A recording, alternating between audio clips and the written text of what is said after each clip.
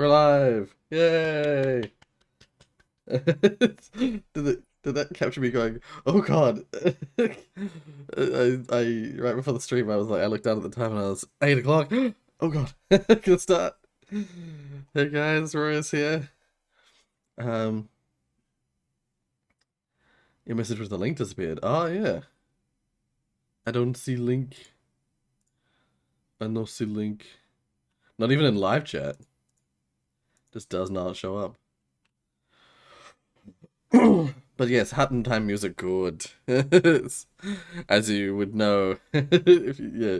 A lot of people watch that Hutton time episode of Power Wash Simulator. People know he's good. He's good stuff. Sent an emoji replying to your reference which didn't come up. Oh. Yeah, yeah. Well, if you don't see it here, it doesn't show up on my end for some reason. That's weird. Also, yes, I didn't have invisible water at the desk. And then I saw Tiana's message, and I was like, I have to go get invisible water. I ran. I literally ran to the fridge and got invisible water. Yay. Oh. Monkey. Monkey. Oh, maybe that's just it. Maybe it's because it was just going live. Yeah, yeah. Um, Let me know how the audio sounds. Like, I know last time you guys said it was good. Um, I've noticed now from editing What Remains of Edith Finch, that it's a little different, but it's mostly the same. It's differently echoey than the previous room. But also, I've just added a noise reduction filter um on OBS. So if let me know if it sounds crisper or clear, like there's not as much background noise. There's no hum of my computer or uh no like random background noise stuff like random cars passing by, which you could hear in the microphone normally. Okay. I'm glad to hear that. Yeah, that's the thing. Once I applied all the filters in my editing software, I thought, it sounds similar enough to my old audio that I don't think people will really notice. I don't think it's different enough for people to notice if I don't like point it out. I'm putting it out now just because it's streaming and I don't have any of the filters on. Except now I've just applied this noise. They have this okay, Yeti audio filters. OBS has this noise suppression thing. I don't know how it works. It has no settings. I don't know what that means. So I just put it on. I'm hoping it's like it suppresses noise. It suppresses weird noise. Yeah, I don't know. I have no idea if it's doing anything. Okay, I keep freaking out because my mouse. Every time I click, my mouse sometimes double clicks, and that has caused many a problem in recent times. Trying to like a video and it like likes it and unlikes it immediately. Yeah. Yeah, thank you guys all for joining me. Um, I refreshed this not too long ago. I'll refresh it again. One line. So yeah, a couple more have been posted by Matty. Let's get that free. Oh, let's get. Oh my God, stop it! Let's get that free reward right at the start of the stream. Once again, we got a wholesome reward. So the video that is the most wholesome in the stream shall take the prize. Alright, good. I was gonna say, I'm hoping there's not too many today, because double click equals panic, yeah. I've still got my discount count. Oh? A dislike. Oh, yeah, yeah, yeah. I had my dislike count on my main account for a long time after they disabled it. And which system is it? When I was doing testing, I think on all my test accounts at this point, the dislike count has been removed, but for a long time, Opera of all devices still had dislike counts. Um, yeah, no, I think all the systems I have test accounts on, the dislike account is gone. Right, that's interesting. I believe it is because the way that YouTube does their updating, often certain accounts don't get the updates straight away. It's weird. It's really weird. I need to get you a new mouse, or yeah, I definitely need to get a new mouse. It's interesting because this same mouse, it used to have middle click problems. Like if I tried to open up a new tab, for instance, if I went like middle click that to open a new tab, it would most of the time not register. But that's fixed itself. That stopped being a problem. It fixed itself. But now the left click is problematic. Um, me wholesome.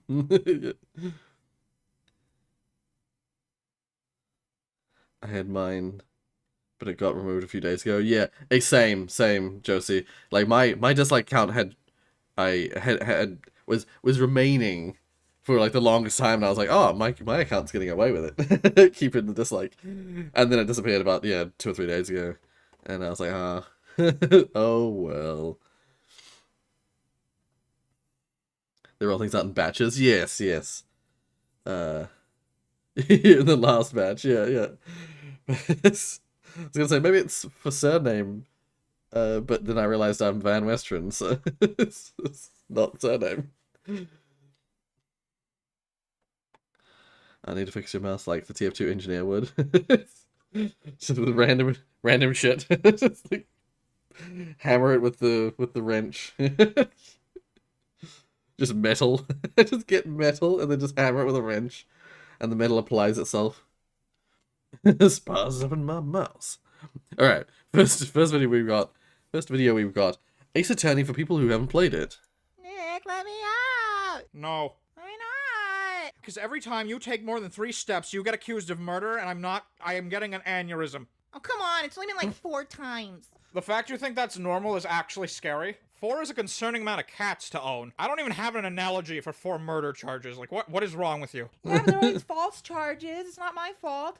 Maya, last time you slipped on a giant banana peel, flew into outer space, landed in the country of Turkey, where your hand landed on a knife that had just been used to stab a dude, followed by you knocking over disinfectant on every part of the knife, except for the part with your fingerprints, but still removing the original killer's fingerprints, and there was a record of airport tickets you ordered online of going to Turkey at that exact time, which you apparently ordered while you were sleepwalking. So excuse me if I don't trust you to be unsupervised. We are here for the trial of Maya Fey for nuking the country of Turkey. I literally blinked! How could you get accused of that while I was blinking? Well, maybe it means like I'm being accused of nuking turkey in the microwave, like a sandwich. No, people are dead. The whole country, No, they're dead. no, people are dead. Oh fuck, I might be a war criminal. Yeah. Fucking Maya. That first, like, what is it, 2 cases in Phoenix, right? Maya. I still love her. I still missed her dearly in the final trial. Happy Cake Day. Oh, there's an Autobot thing. Your top 10 posts. Let's have a look. Cat. Curtis Cake. Oh, yes. Yeah, these are. Oh yeah, let's open these up. This is apparently the highest rated one for the previous year. It's like, oh, oops.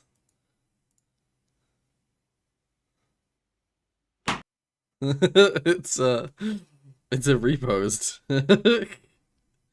But yeah, I'm glad that this is up there. Because this was cool. I didn't even upvote it. Damn it.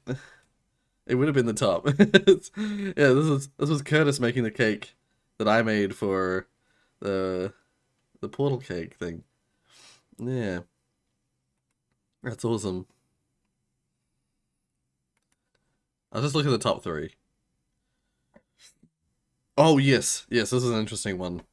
I also didn't. These must have been previous to me starting to upvote.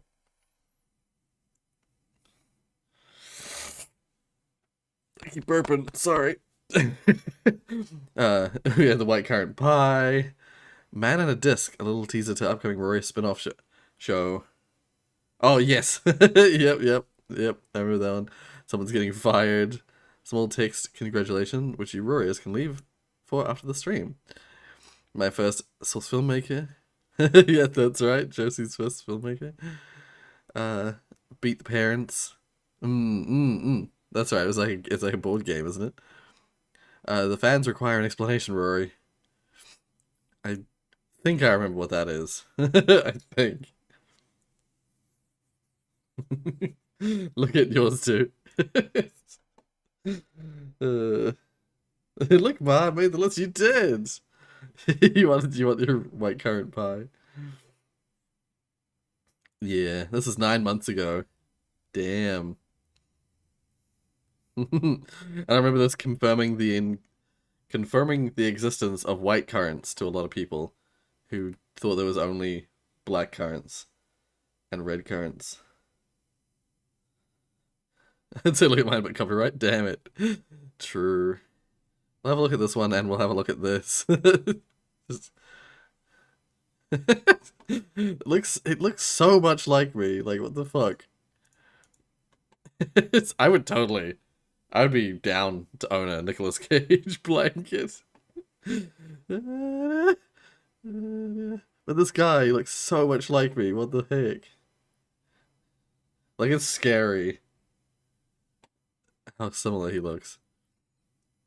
and then this is like shot of my my day out with my friends. It was good. It was good. I won't upvote the moderator, the bot. Alright. When you lose something and your mom finds it immediately. Ah. Yes.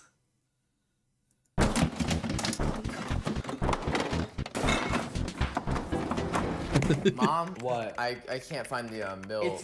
It's right there. You're just not looking hard enough. I've looked like 3 times. It's gone. Hey, look again. Do we even have any? Like, Timothy Roosevelt White. I just bought some milk. I know it's in there. Doesn't look like it to me. So. I heard that. Can you please just get it for me?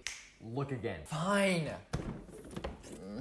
God, it's not there. It's. Come on, it's not there. Okay, fine. But if I find it, you're in big trouble. Okay. I put you in this world, and I can take you out of it. Okay? Are you gonna murder me? Like. Better not find it.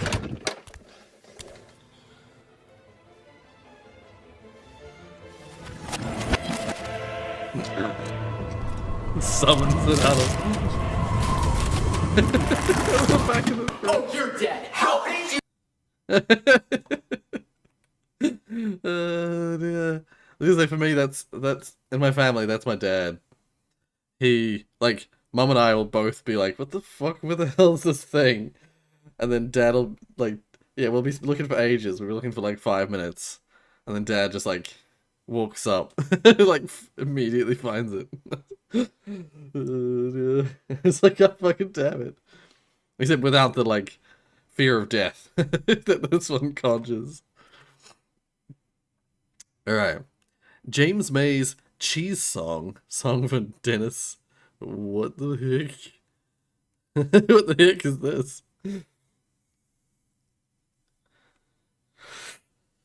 White currant doesn't sound right. It doesn't.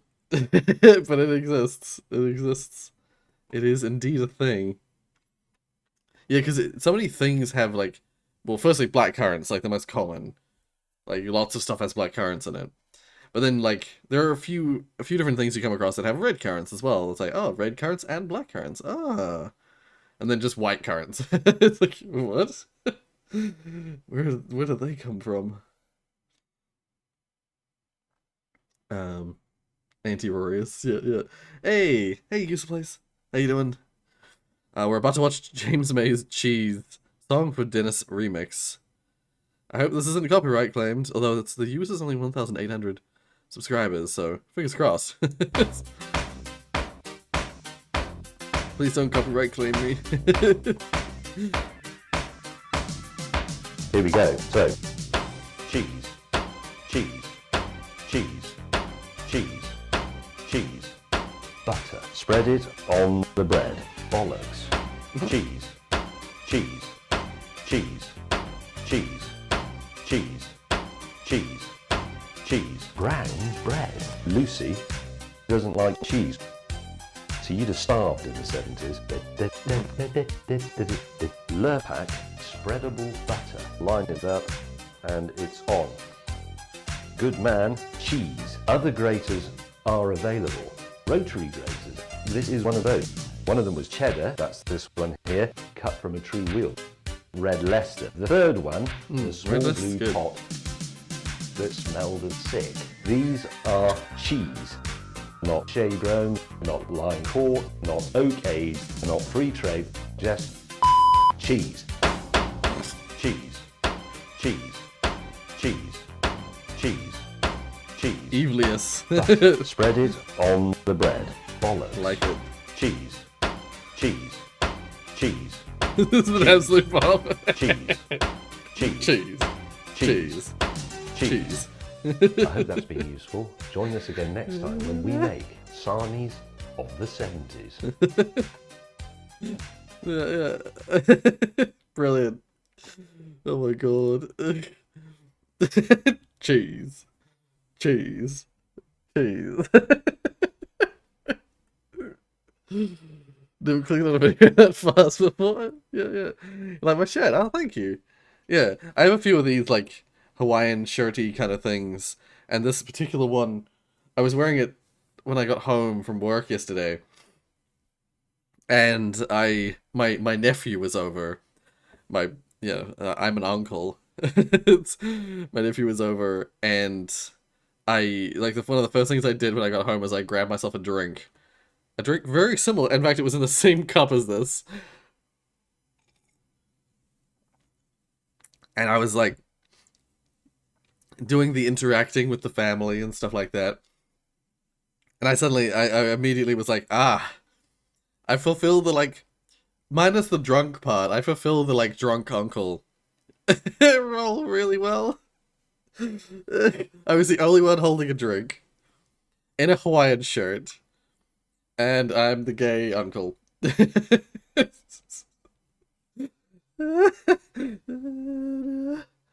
Yeah, I don't know. I briefly had an exterior view of myself, and I was like, I'm totally that like the archetype uncle. Anyway, the psychology of NFTs, not fungible tokens. That's what it stands for. I didn't know, honestly. The drunk gay uncle, yeah, basically.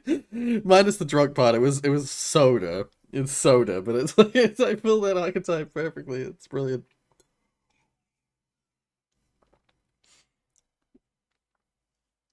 Back in the day, I so badly wanted to do a YouTube poop of Rory.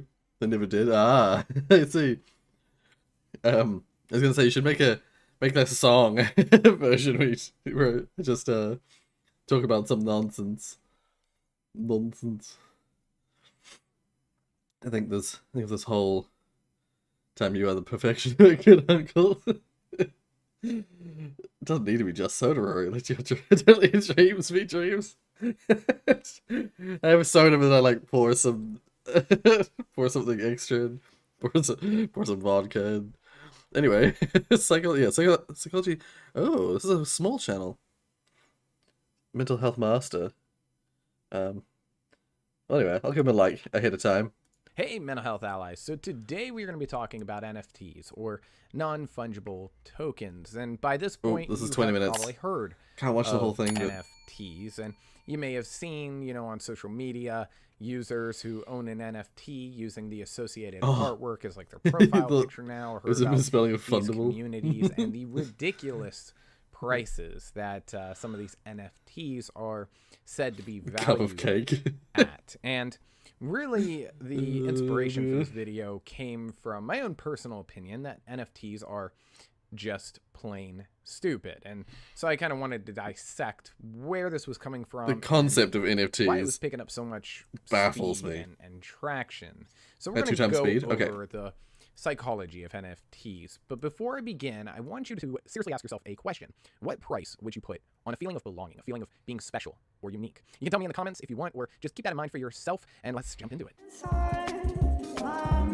Now, I've been pretty vocal about how I feel about NFTs on social media, such as on Twitter. And right now you're going to see some screenshots of a conversation that I had with someone about NFTs prior to them blocking me. And I want to go over first what NFTs are, because that really lays the groundwork for why I believe them to be as stupid as I believe them to be, and also really is a major premise for this entire video. So I'm going to try to give you the simplest breakdown of what an NFT is and how it works. I'm not going to get into every little detail, just so you have a grasp of why people have been making fun of them and why so many people think that they're just plain ridiculous. So NFTs exist on what is called blockchain technology. Blockchain technology is basically like a ledger. It keeps track of information, such as with a certain item, who sold it, who bought it, and for how much they sold and bought it, what dates, etc. Like So some in order to follow blockchain technology, you look back and see who the last buyer of an item or whatever it is was, and with that be able to prove like ownership of said item. Making sense so far? Great. So out of this sprung this idea that artists could sell their digital artwork using this blockchain technology to prove ownership for an individual who wants to buy that digital artwork. And NFTs were born, or non-fungible tokens. These are tokens that exist on blockchain technology to prove ownership of said token. The addition here is that the token is associated with some sort of artwork, like the NFTs that I'm sure you've seen pop up online. Some of the ones you've seen are probably like the Bored Apes Yacht Club NFTs or the CryptoPunks. And you can usually point them out because the NFTs don't look too dissimilar from each other. They're the same outline of the sketch, but just with different details. So NFT owners are quick to say, well, when you buy an NFT, you are buying that digital artwork. It's basically like having a proof of purchase for an actual physical piece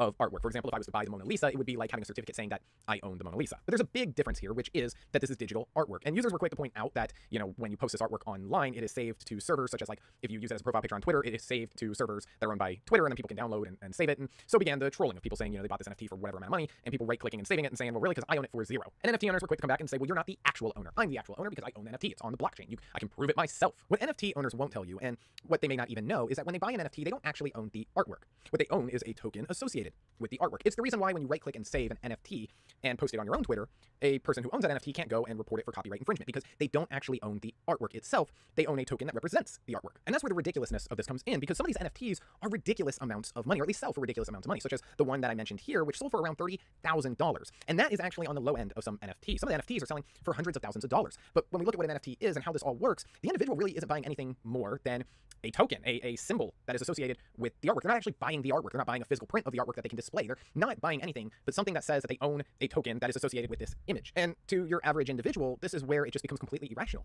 because you're spending an exorbitant amount of money on something that you really get no use out of, or any kind of special use. You're not getting access to it because it's already publicly available online. You don't actually own it. You can't lease it to make any money. You don't have a physical print of it that you can put up on the wall unless you print one from your printer, which anybody can do for free. There isn't any reason to spend hundreds of millions of dollars on something as silly as your average individual, the things that they could do with that amount of money, but these users are deciding to spend it on nothing. Now, you certainly don't need a college degree to figure out how worthless or stupid NFTs are. A quick Google search can bring you to that conclusion fairly quickly. But it doesn't answer the question, if that's the case, then why are so many people buying into this? Yeah, like it's all the information's like getting into my brain at this speed, surprisingly.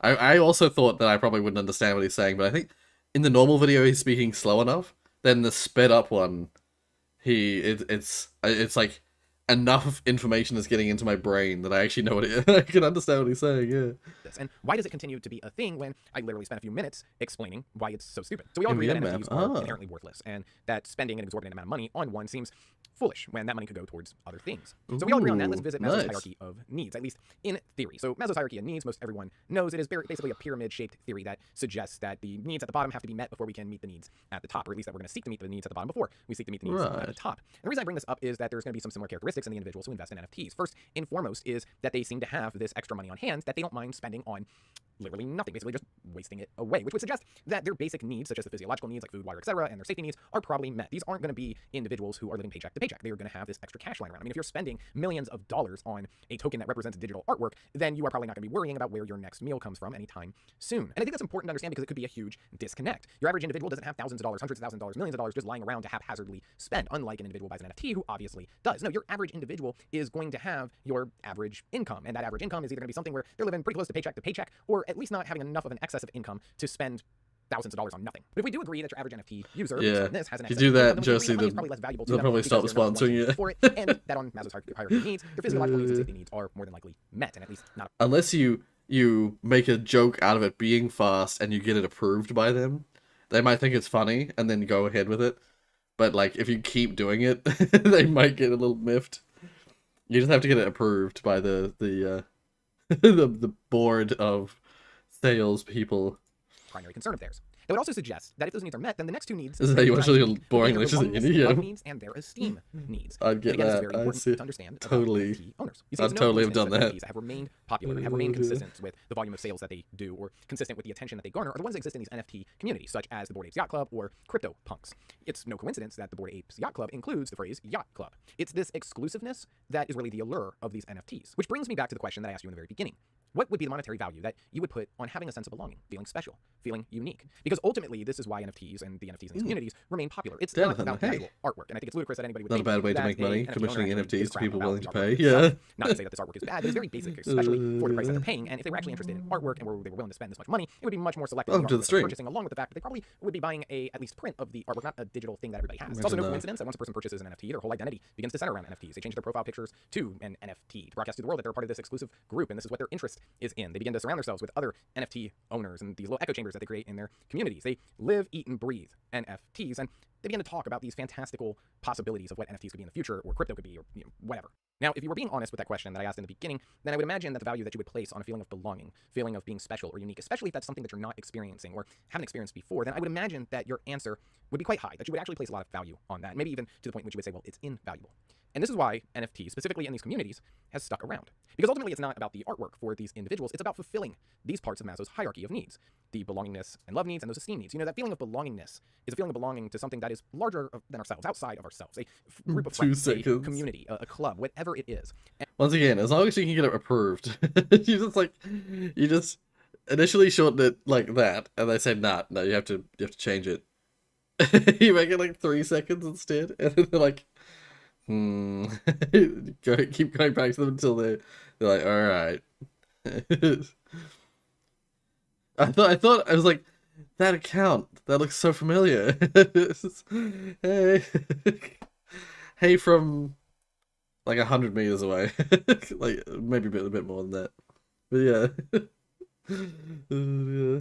And NFTs fulfill that purpose. In fact, they fulfill it really well because it's Normally exclusive. just You lurk, only yeah. own an NFT, and you only own one of these NFTs if you have Well, money. welcome to the Because live people chat. stupid amounts of money. And it also You are fulfills the forever esteem on that the we're seeking. screen You know, now. Like I said, it's no coincidence that one of these communities has a yacht club in it. What is a yacht club? It's an exclusive club for rich people. And that's what this is. It makes them feel special. It makes them feel rich, unique, part of this group that nobody else is a part of. And it's something that they can broadcast to the world and feel that is unique and special, that defines them, that other people can't attain. And this is also why when NFT owners are confronted with reality, with the facts that NFTs are essentially worthless because they're a token that actually doesn't declare any ownership over any artwork, or that there isn't any utilization in that token or artwork because it's publicly available for everybody and they can right click and save it, or even that NFTs are bad for the environment. Yeah, if you want to get rid of a why sponsor, it just that's seems how to you go do right it. ahead, or they just completely deny it or dismiss it. Because even though that's all true, it is benefiting them. It is fulfilling a purpose. It's making them feel like they belong to something outside People of wouldn't mind themselves, spending something time bigger there. than themselves. Yeah, They that feel place looks special, kind of unique. nice. So you could be saying, well, Quentin, what's wrong with that? And, well, absolutely nothing. Everybody wants to feel like they belong to something. Everybody wants to feel special and unique. That is just a part of being human. And excluding the argument about NFTs being bad for the environment,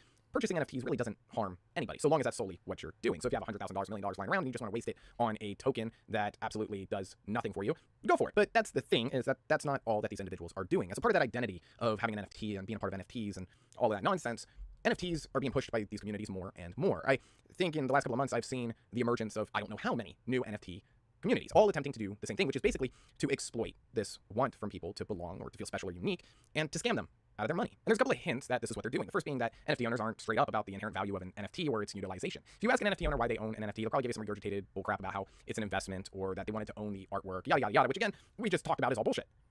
If they were saying, well, to be honest, I just wanted to be a part of an exclusive group and I wanted to feel special and unique, and so I bought an NFT. It may not have any value to you, but it has value to me because it's fulfilling this purpose, boom, then I'd be like, great, but they're not.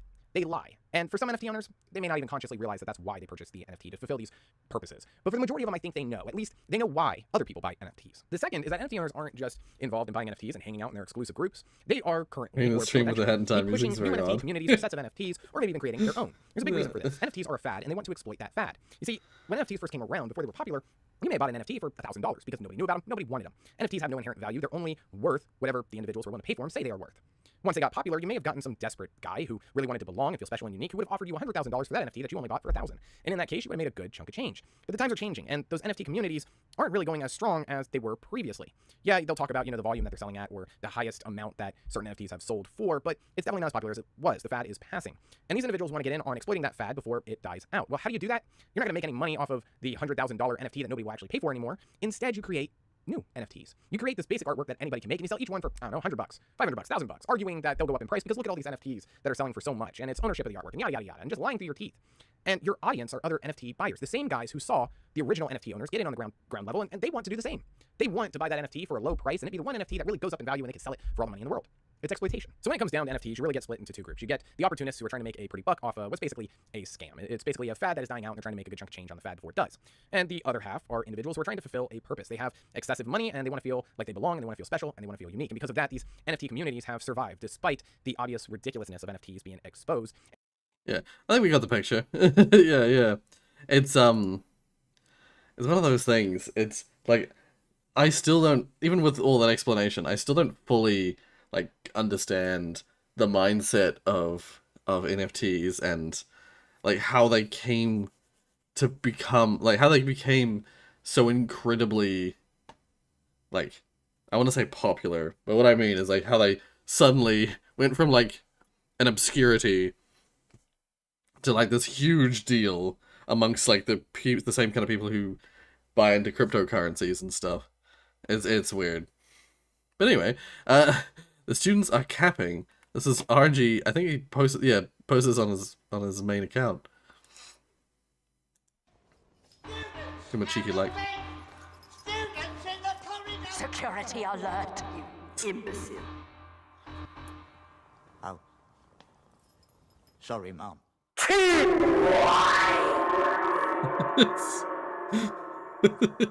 Because money, yeah. I mean, yeah. You're right. Students out of bed. Students are at the gate. Team wipe. Oh my god. Oh dear. Alright. Well, blend. Well, Minecraft 1.18 chunk blending. Oh, destroy. Yeah, let's just read it. Let's go have a look. I saw Captain Sparkle's video about the first demonstration. Blending. I've used a program called Amulet to prune everything beyond a 10 by 30 chunk area surrounding the spawn point, so we know exactly where the chunk borders will be. I've also changed the biomes within those the characters. I don't know her surname. Her first name. McGonagall though. Someone rather McGonagall. Timestamp intentional? Okay, cool. To either be a forest biome or an ocean biome, as it used to all be one massive plains biome. With the world ready for 1.18, let's go ahead and let's fire it up. Upon loading up the world, a few things are immediately obvious, one of which is that nothing has gone catastrophically wrong.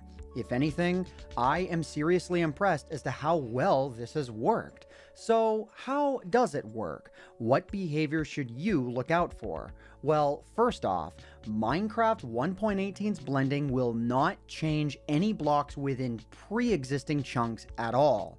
All of the blending happens within new 1.18 chunks only, which prevents naturally generated structures on the edge of your old world from blending in with the new terrain. For the sake of demonstration, I intentionally created this scenario behind my mountain house's entrance by removing the chunks behind it. As you can see here, the blending just works. It doesn't attempt to blend straight up the wall or anything weird like that. The only place where things went sort of wrong is at my minecart bridge, where the blocks underneath it meet up with the new terrain in sort of a weird way. But even that isn't a major problem. Yeah. As we continue to look around, we can very clearly see where the old and new terrain meet within the ocean biome, but that's only because worlds generated before beta 1.8 have no underwater block variety, and their sea level was set one block higher than in all versions after, meaning it's another problem you're not likely to deal with. The only place you are likely to notice a significant difference is when terrain of extremely differing heights are forced to blend together, in which case the blending will look a little overly smooth. Right. Now, hang on a minute. While flying around some more, I found a straight line of sand where the old terrain meets up with the new terrain. What gives? Is this a bug? Is this something that you'll have to deal with? Again, no. 1.18's chunk blending pays attention to what biomes actually exist next to the terrain that it will be blending with. This instance of my pixel map was all forest and ocean before blending, so let's run an experiment outside of the pixel map. To see how this will actually look in practice, let's generate a normal world in 1.17. Minerva, that's move it. around Minerva a bit so that McGonagall. the world isn't a perfect square of chunks. That's the one. Close the world, swap out the level data file with that of a 1.17 single biome ice spikes world, and then load it up in 1.18. So long as you don't load the world a second time in 1.17, Minecraft 1.18 will blend the normal terrain with a new ice spikes biome, because as far as Minecraft 1.18 is concerned, it's just blending what it thinks is a 1.17 single biome ice spikes world. As you can see now, there are no solid lines of blocks anywhere. If this were just a normal 1.17 world loaded in 1.18 without the level data file changes, it might be difficult to tell that anything happened at all. And that's kind of the point. One last note I'll make above ground is that structures that were queued to spawn within 1.17, but that appear within 1.18, seem to follow the shape of what the terrain would have been in 1.17, resulting in this absolutely hilarious floating village that occurred with the world that I just generated. Yeah. Above ground is not the only point of contention with chunk blending, however, so let's go underground, where things get messy, but reasonably so. As I mentioned before, blending will not mess with pre-existing chunks. If a new cave does coincidentally meet up with an old cave, and or if the old cave is big enough, some blending does occur within those new chunks, but it isn't much. Using Amulet again, we can see where the 1.17 cave systems for this world end and what that looks like in-game in 1.18. The cave systems of old and new do not line up at all, plain and simple. That really does explain everything that's going on above bedrock, so let's go below bedrock. All bedrock blocks that used to exist between a Y level of 0 and 4 have been replaced with deep slate now. Because the bottom bedrock layer was always supposed to be solid, nothing will ultimately connect through this barrier within your old world chunks. But seeing as absolutely everything below a Y level of 0 is brand new on both new and old chunks, everything below 0 generates just like you would expect for 1.18, with no chunk blending artifacts impacting this area at all. If you do upgrade your world, but you don't want to venture out too far, and you want to see something new, consider adventuring downwards. If you watch my videos a lot, then you probably know what's coming next. I'm going to try and break chunk blending. Keyword, try. If you've enjoyed the video up to this point though, please consider subscribing if you haven't already. As you've seen throughout this video, chunk blending works really quite well, but there are some things that we can try. First off, you know how I've been swapping level data files around throughout this entire video? Well, if we take this instance of the peaceful map, but slap in the level data file for a floating island ice spikes world, we get this. This is awesome. Yeah, I was gonna say, that's peaceful map badass. almost looks like a hidden valley amongst the floating ice spikes chaos. The actual terrain blending among the old chunk border is a little bit rough with this broken setting, even with the seed being the same, but I can tell you from experience that this result is really inconsistent and heavily world dependent. Minecraft now. I could probably do this all day long with a variety of different level data settings. So let's get crazy. Using the same program as before, I'm going to delete a checkerboard pattern of chunks and change the level data file to that of a 1.17 Caves Crimson Forest preset. Upon loading up that world, what? Yeah, the Caves preset no longer works properly in 1.18, nor is it even an option when creating a new world in 1.18 anymore. Even though the Crimson Forest blocks aren't here, the actual blending amongst the nether shape works pretty well, all things considered.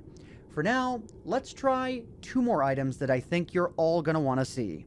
First, taking a 1.17 super flat world and blending it with a normal 1.18 world.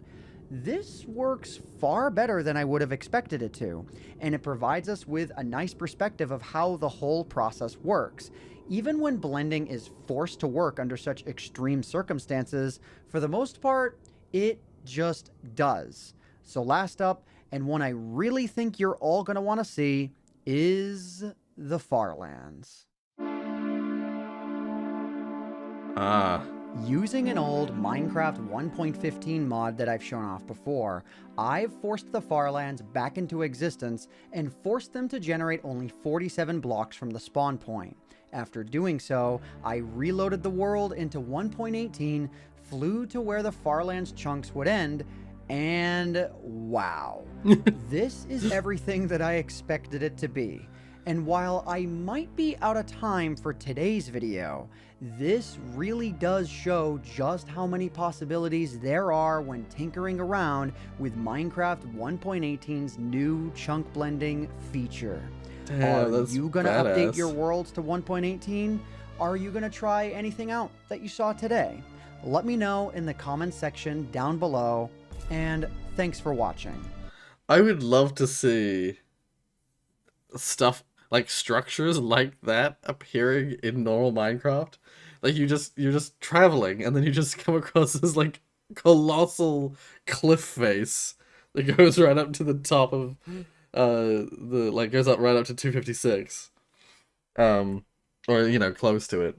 Sorry, not 256, 320. And yeah. And then it's just like caves and shit inside it. I wish the Minecraft terrain generation was a little more crazy, or had a little more kind of weird variety like that. I love weird variety. So yeah. That's cool. Yeah, it's so cool. Yeah. Alright. Rip and tear, rip and tear, rip and tear. Okay. Challenge. Understand what the fuck is going on in this video. Okay. Let's have a look. Machine, turn back now. The layers of this palace are not for your kind.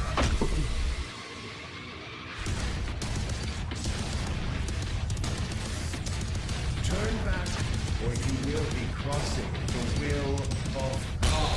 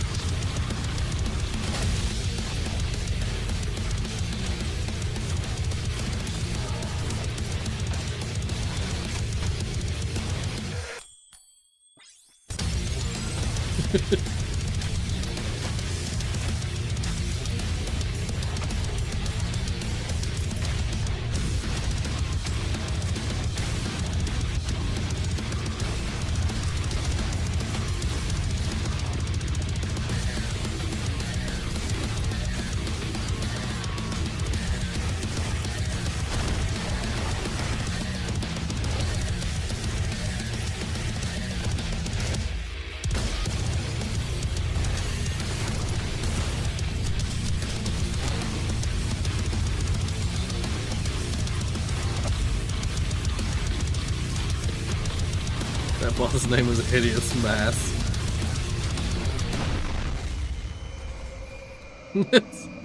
Well now. Wait, what's this? Not in person till it's done. I shall not look at that one. Yeah. that was wild. It was a wild ride. I'm assuming it's a hard mashup of just some badass gameplay from. It's from Rip and Tear, right? Isn't that the name of the game? Isn't it? No. What's it called? Is it called Rip and Tear? No. That's the name of the song. Ultra Kill, that's it.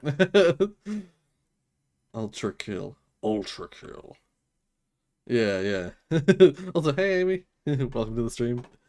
Rorius make a good Santa. Okay. How professional Santas are trained. What do you want for Christmas? This is Santa School. and put that seed on top of the plate and turn it like you're cutting a cookie. Every fall, more than 200 Mr. and Mrs. Clauses from around the world arrive in a small Michigan town to learn everything from singing All of the other reindeer to American Sign Language.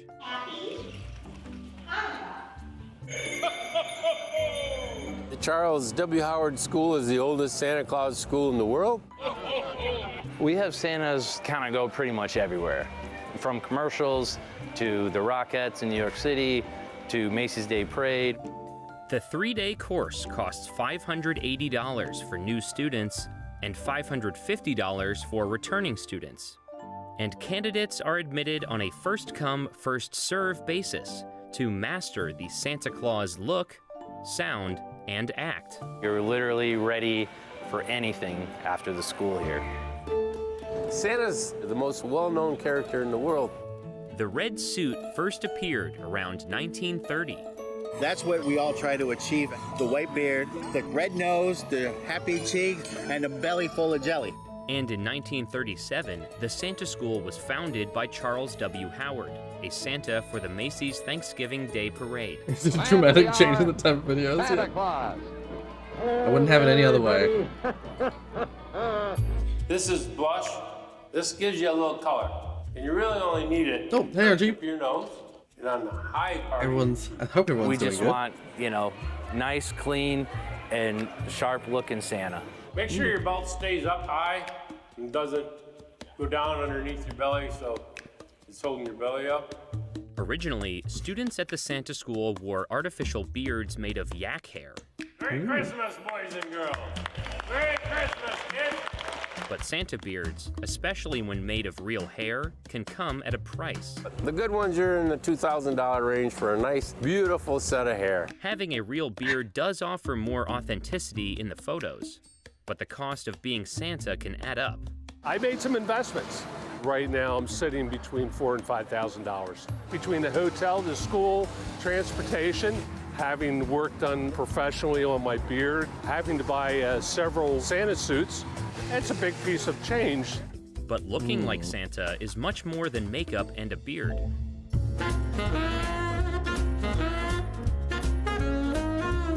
Dancing like Santa is also a skill. How are you today, starting Rory? with the I'm pretty good.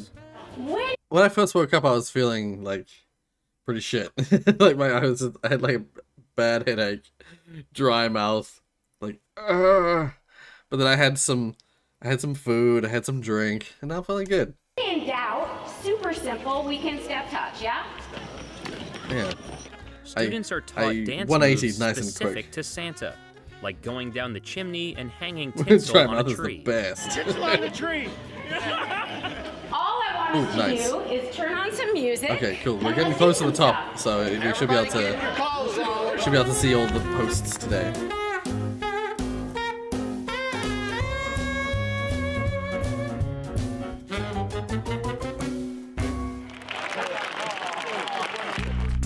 Next, the Santa sound. It's a little bit darker than the normal speaking voice. It's a little more robust, maybe a little bit further back in the throat. Merry The school brings in a voice teacher to help Santas use, but not lose, their voices. They're at it several hours a day from Thanksgiving until New Year's. I'd also say too, like softer is not necessarily better. Whispering can actually take that vocal fuel even more quickly than talking in certain situations. And when it comes to singing, So there's a C. Here we go. Using a pitch pipe is going to help ensure consistency. If you sing something in the same key a million times, eventually your brain will just hear it that way. Santa Claus is coming to town. Santas also learn a variety of words and phrases in American Sign Language. And you take that pointer finger and put it under your nose and wiggle. This is kids. Last year, a young girl came with her family that had special needs. She really couldn't talk. She kind of stood away. She wasn't really comfortable coming close to me. And I asked her dad, I said, does she sign? And he says, yeah, she does. So I did Merry Christmas to her and signed, and she came right up to me. Aww.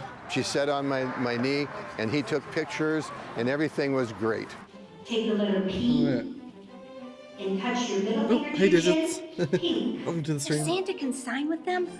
Wow, that is like the top for them. They're so excited. They need to know that Santa Claus loves is them too. coming. Oh, goodness. Oh, God.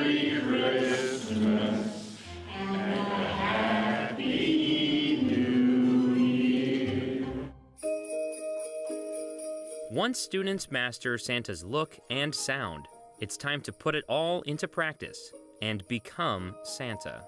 What have you been doing with all them Legos I've been bringing you each year, huh? He makes sets out He makes stuff out of. A professional Santa must be skilled in improvisation. Things can go wrong. Your hat can fall off, your mustache could fall off, your beard could get tugged on. Holy peppermint sticks, am I happy to see you guys! Every year, a local kindergarten class visits the Santa School, and students can observe how to answer kids' questions. Because you never know what the little ones are going to ask. How did you make that out? They kind of reproduce like puppies. We tell the kids and the teachers that this is a Santa cousin reunion. So that's what the little ones think. How the elf get to go to Santa's pool? It was probably 822 years ago when the elves moved up there. Some of these guys, they get some good ideas and really build that confidence. Okay, this is the character I'm playing. These are the things that Santa says.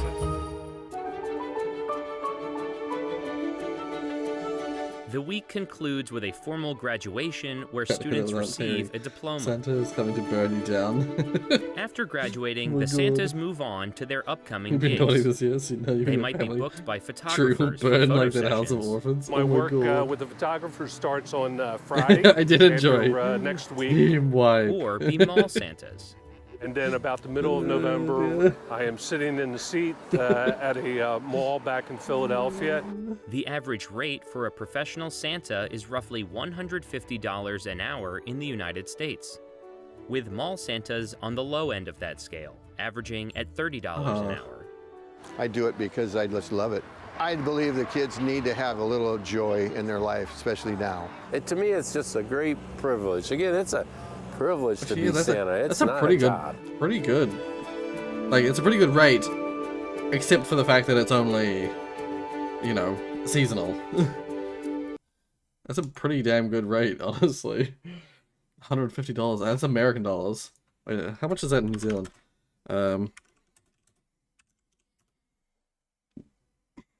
Damn. Yeah. That's the equivalent 222 New Zealand dollars. And then, how much, like, how many hours would that, if you're working 8 hours, you probably would not be working 8 hours as a mall Santa. But that's, yeah, $27 an hour. Let's say you're working instead probably more like 4 or 5 hours. $44. Yeah, I mean, that's not bad. It's really not bad. Forget how intense Santas are here. Yeah. The students are capping an MV in Manhattan.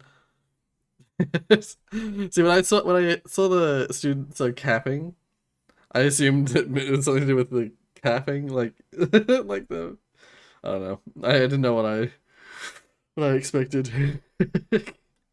Oh, wait. Let's just play it here.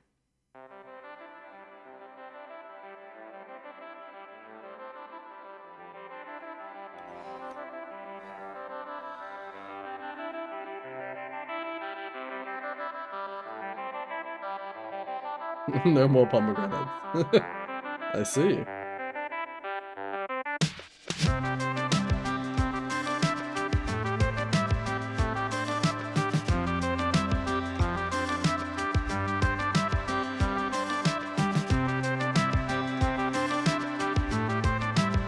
I love the song, but where in the game would it play? Is it just one of the random songs that would play, or is it a CD?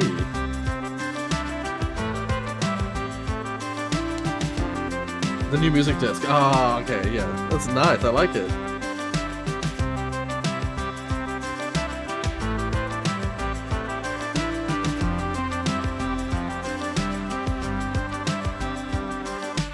This is 1C418 back though, yeah.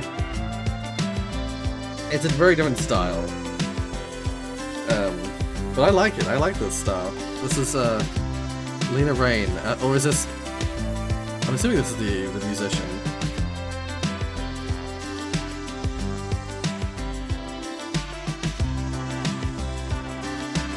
Look at the actual channel.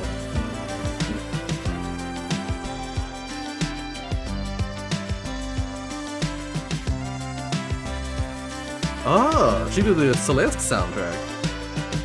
I still have yet to play Celeste.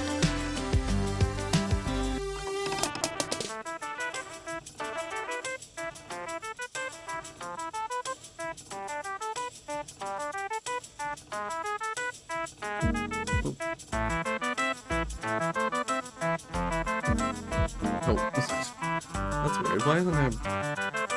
I got videos. It doesn't show all the videos.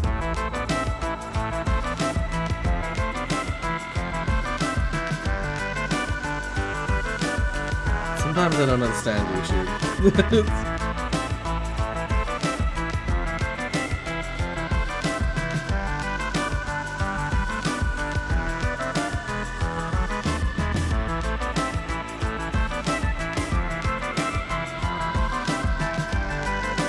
No way of always making it nostalgic. Yeah.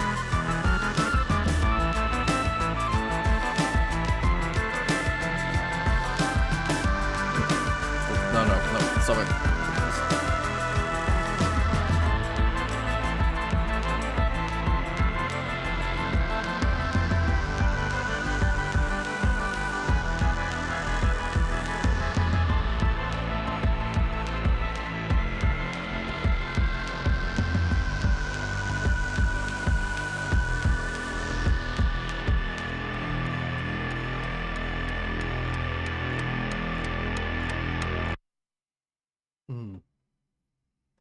Interesting. Yeah, that's the thing is like certain artists like C418, for instance, like something about the way their music worked, something about the structure of their music. A lot of it is inherently nostalgic. And when I say that, what I mean is like, without having heard it before, you can be hit with those feelings of nostalgia listening to it. There are a lot of games and songs and things like that that have that ability, or have that built into them, and those are always they're fascinating pieces because, yeah, traditionally nostalgia is very personal, but you know, it's very personal to you, like what you are nostalgic for. But some people are able to tap into sort of like an inherent broad nostalgia of the average person and create something inherently nostalgic. And it's just, I've always found that, as soon as I discovered that was a thing, I found that fascinating.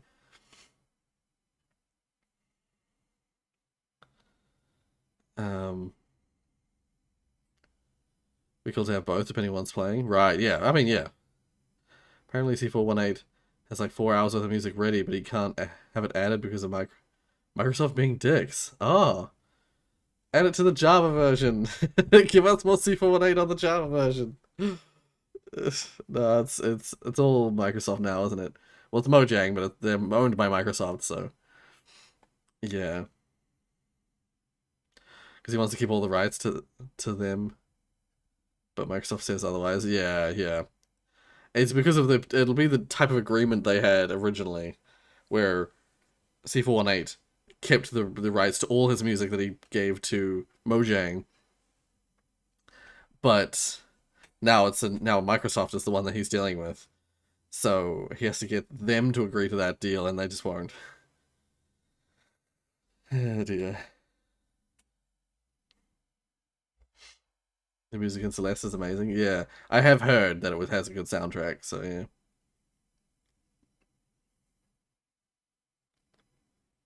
Never an employee or something. Yeah, he was always a contractor.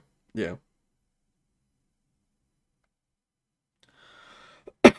That's okay, RNG. You don't need to ruin C418 for me.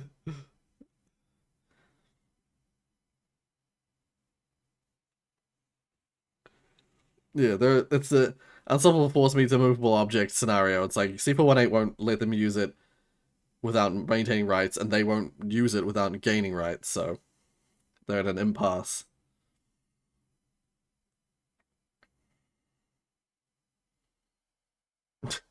Jonas. Let's see, artist as an employee of the company. I think artists should keep their own rights. Yeah, I mean, yeah. Within reason, I would say for the purposes of like YouTube and the stuff that I do usually prefer when when the developer keeps the rights, because that way I'm not gonna, the developers never copyright claim on YouTube or in other places, but an artist like C418, they never copyright anyway. So in that context, I would much prefer that C418 kept the rights, because he made the music, he made the music. He's a nice guy. He should keep his rights. Yeah, I don't know. That's my biased opinion, doing what I do. Yeah, it depends on it just depends on the kind of contract you have. If something is commissioned, you want someone that you tell someone, you pay someone, like, you make me a song for this, I'll pay you this, and then I own the rights to that. Like that kind of agreement makes sense to me. Whereas like if someone has made music and then someone's like, I like that music, I want it, the musician should retain the rights, because the people are just using their music. It's not specifically designed for the thing. Oh. Hello, Roy, my longtime friend. Are you busy? It's just a teeny bit. I'm gonna play Minecraft. Would you like to play Minecraft with me? I mean, I am in the middle of a stream. I'm sure people would enjoy that, but I'm gonna keep doing what I'm doing. Thank you for the invite. Also, hey Fireboy, I see you there.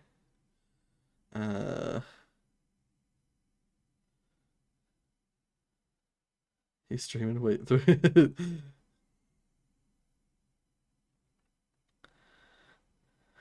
Yeah, you're gonna host a server, right? Yeah.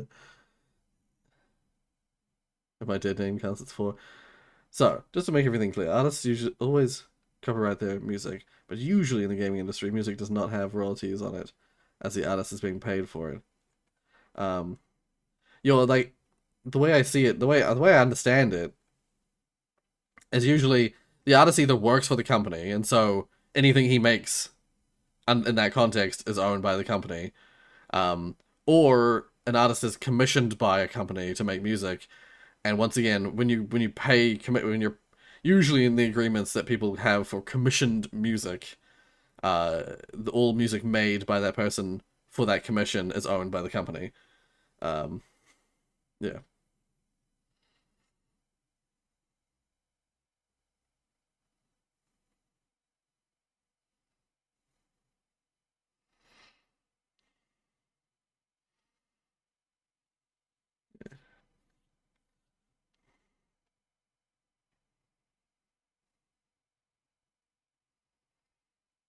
By the way, Rory, did you know about the DVD advent calendar? Oh? I have not heard about the DVD advent calendar. Advent calendar? That shit expensive, trust me, I'm in the middle of this BS with ASM. Ah, right.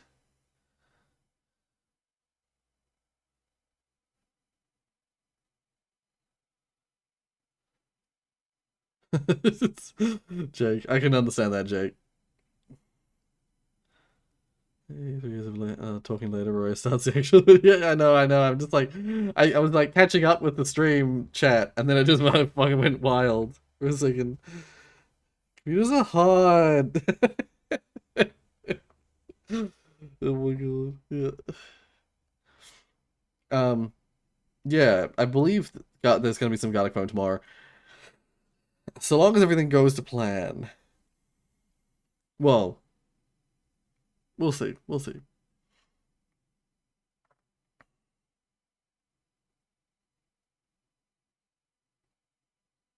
Yeah. Yeah. Once again, it's yeah. It depends on the agreement that the musician has with the company that they're working with. Yeah. Every day they're giving blood points to shots of stuff. The ton being given out to Christmas Day. Oh, right, right.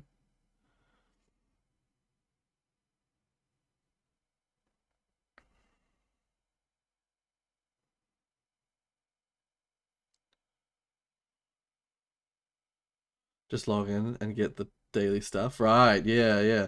Also, yeah, if I'm free at a point when you're playing it, I will join you, Jake. I will. Typically, the line of thought behind it is this: if I want to make money using my music, I'll keep the rights like that. I don't have any rights dispute. Right? Yes. Yeah. Yeah. But like a lot of times in game development, especially in the bigger studios, they'll have a musician team that is making the music, so they don't maintain any rights. They have a team of musicians making that stuff for them, and in the medium-sized developers, they pay to have someone make music for them, so that they can use use the music wherever they want in the game, or the advertising for the game, or wherever.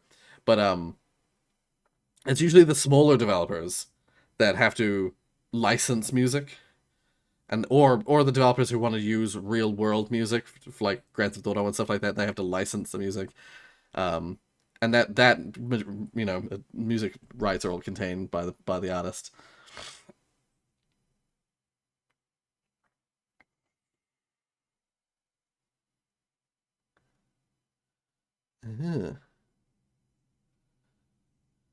Ah, I see. Oh, I see. So yeah, you have a timestamp on the CD as like physical proof that it's yours. Interesting. Anyway, I should just skip through a bit. Nerd.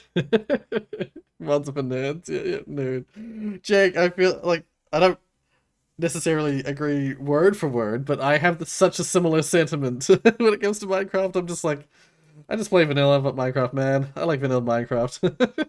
I can't be bothered modding it.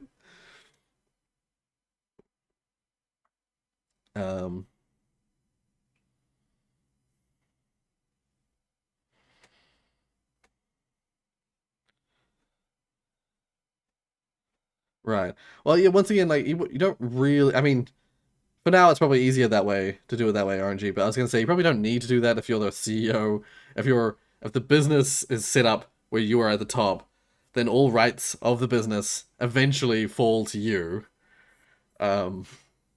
So, like, it would fall back into your hands anyway if worst scenarios played out.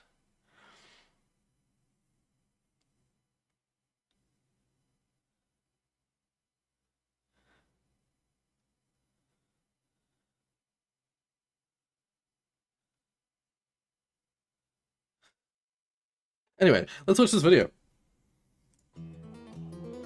Oh, why is it? Oh my god. 1080p, please. Serious seizure warning. This one's rough on the eyes. Okay, my eyes are a little sore already. Yeah. And people weren't aware, by the way, I actually played this on stream a while back, and it was not good. Well, the game is good. Streaming this game is not good. Way too fast, way too much shit on the screen. The YouTube compression could not handle it. It actually doesn't look too bad on this video. Post Void. Now this is an interesting game. It's a perfect example of something that I've been very into lately, punk rock game design. Now, I don't mean just the look of this game. This thing looks like a million different stickers I've seen on the bottom of skateboards. It looks like the Malibu Kin album art. It's got the same energy as a Mad magazine cover. But when I say punk rock game design, I'm talking about breaking the rules. We've got around 30 years of first-person game design history to learn from. Everything from Wolfenstein 3D to Half-Life to Call of Duty to Dishonored has something to teach us about how FPS games should be made. Clear visual design that puts broadcasting information to the player above anything else, intuitive level design that subconsciously guides the player through a space with a myriad of psychological tools to draw on, highs and lows in the pacing which give the player particularly memorable moments where they really had to bring their A-game to survive, clear but minimalistic HUDs that the player can read subconsciously while focusing on something else, all while not taking up too much of the screen. I could go on and on. The point is, modern FPS games have gotten very sophisticated. I've been loving the Quake remaster as much as anyone else, but there's something to be said for these modern games where it feels like every little aspect probably took weeks of planning to fine-tune. It's a heritage that's been passed down and refined from game to game for 30-some years. Yeah, I appreciate Void that. doesn't care about any of that, though. It breaks the rules. It's difficult to tell what's going on at any moment, especially in the later levels. It's not clear at all what the optimal playstyle is for your first hour or two. You have to genuinely stop focusing on combat for a second to glean anything even remotely precise from this health meter in your hand. Other than north, there's basically no way of interpreting which way you should be going. You'll just have to be good at maintaining direction in a game space. The only break that you get from being at 100% tension is when you die, and even then it's more complicated than that. Point is, if you showed this game to Mr. Nolan from Dead Poets Society, he'd tell you that it was worthless and amateurish. But I've said before that the #1 thing I'm looking for in media is to feel things that I haven't felt before, and can't feel anywhere else. And Post-Void takes me there in a very serious way. I've had very minor panic attacks while playing this game. I've gone totally silent on my friends in VC for like an hour straight, just dead focused on the action. I get all twitchy when I play it, I wipe my nose like a crackhead for the split seconds I get to take my hands off the keyboard. There's just no way to make a human connect with this game other than just letting the whole thing wash over you and letting yourself disappear into it. I've only played this game for a few hours, but I definitely there was definitely that sort of everything he's describing is pretty accurate, except for the fact that I only played it for a few hours and I got to what I felt like was like an end point for me. And then I stopped playing. I had like a crazy few days, 2 or 3 days, where I just played for a good portion of time, and I think it was literally a weekend actually, and I just played the shit out of it. And I think there's an upgrade you can get, which gives you a compass, and that greatly affects whether or not I can finish this game, because it is such a maze of nonsense. Anyway. You just have to forfeit your mind and body to the game's insanity if you want to do well, and stay calm while you do it. Sure, you can get awful RNG from time to time, but almost all of my game overs are, at the end of the day, caused by me feeling something or thinking something that was external to the game.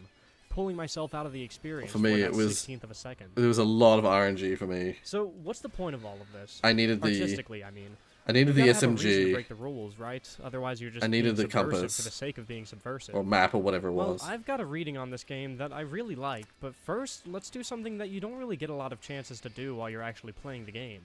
Breathe and take in what the hell is going on. There's going to be spoilers from here on out, so if you need a recommendation for the game, let this be it. This game in Basically, VR, you're you would some just be businessman-looking sick. guy running through a series of gaudily decorated home Oh, see, interiors RNG? with the garish Have a good wallpaper food. and the awful couches and everything. You're being attacked by other businessmen, maybe gangsters, telephones, light bulbs, and a couple other weird enemies that sort of fit into that same homey aesthetic. And your ultimate goal is to get through all of this chaos into a garden where you can pour the contents of your skull into the soil to create a flower. So that's what we, the players, see happen over the course of a successful run. Seems kind of vague.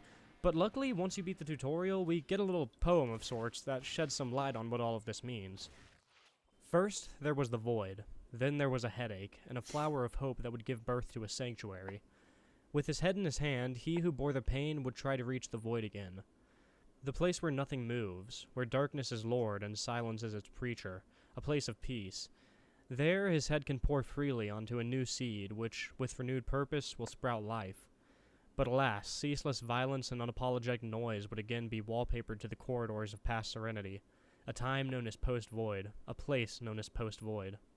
Analyzing this poem, it sounds to me like we have some guy, our player character, living in blissful ignorance of the world around him, peacefully existing in a mental void. First there was a void. Then he got a headache, bringing him to a mental time and place known as post-void, what came after his void. Suddenly, all of these familiar things in his life turned into just more fuel for the headache, and all he wants is to survive it all for long enough to get back into his void, the place of peace where nothing moves. Put as literally as possible, a guy, let's say someone who got fed up with his office job, decided to quit so that he could go into the woods and stare at a flower and forget the world around him. I'm not going to get so literal that I say that it's definitely about a guy who worked in an office getting fed up with the monotony. He could be a gangster who suddenly realized how bad his organization was, or someone who's sick of telemarketers bothering him at home. He can be whoever you want him to be. I'm pretty sure everybody has felt like this character at one point or another. But anyways, that frustration and headache is what all of the chaos, and let's be real, headache fuel in this game symbolizes, and what all of this violence symbolizes. Think about what happens when you're fighting in this game. When you get shot, you lose some of the goo in your skull. You confronted one of these symbols of your life, and the headache got worse. And when you kill an enemy, you regain some of the skull goo, and the headache is resisted for a moment. Eventually, after countless attempts, you managed to control the headache long enough to get to your flower. You were in the void, then the headache came, bringing you to the post-void, and now you're finally back in the void again. But it doesn't really end there, does it? This is an arcade-style roguelike. You're meant to be going for that high score and playing again and again. Getting to the ending After I finished the game, I was like, one step in your mastery. Nah, that was me, like, that's done. I'm Sooner over. or later, you're going to return to the post. I achieved what I wanted to and we'll be achieve. back. Just beating this game once doesn't change anything. This is all still incredibly headache-inducing. It's still the post-void, and it still exists. That's the difference between the way I play games and other people, clearly. Is that for me, it's about getting to the... It's about the journey of getting to the destination, and then once I'm there, that's it. It's game over. I play a game once, and then I never return. Banana Rorius' eye playing in VR. Oh gosh, too fast. Yeah, seriously.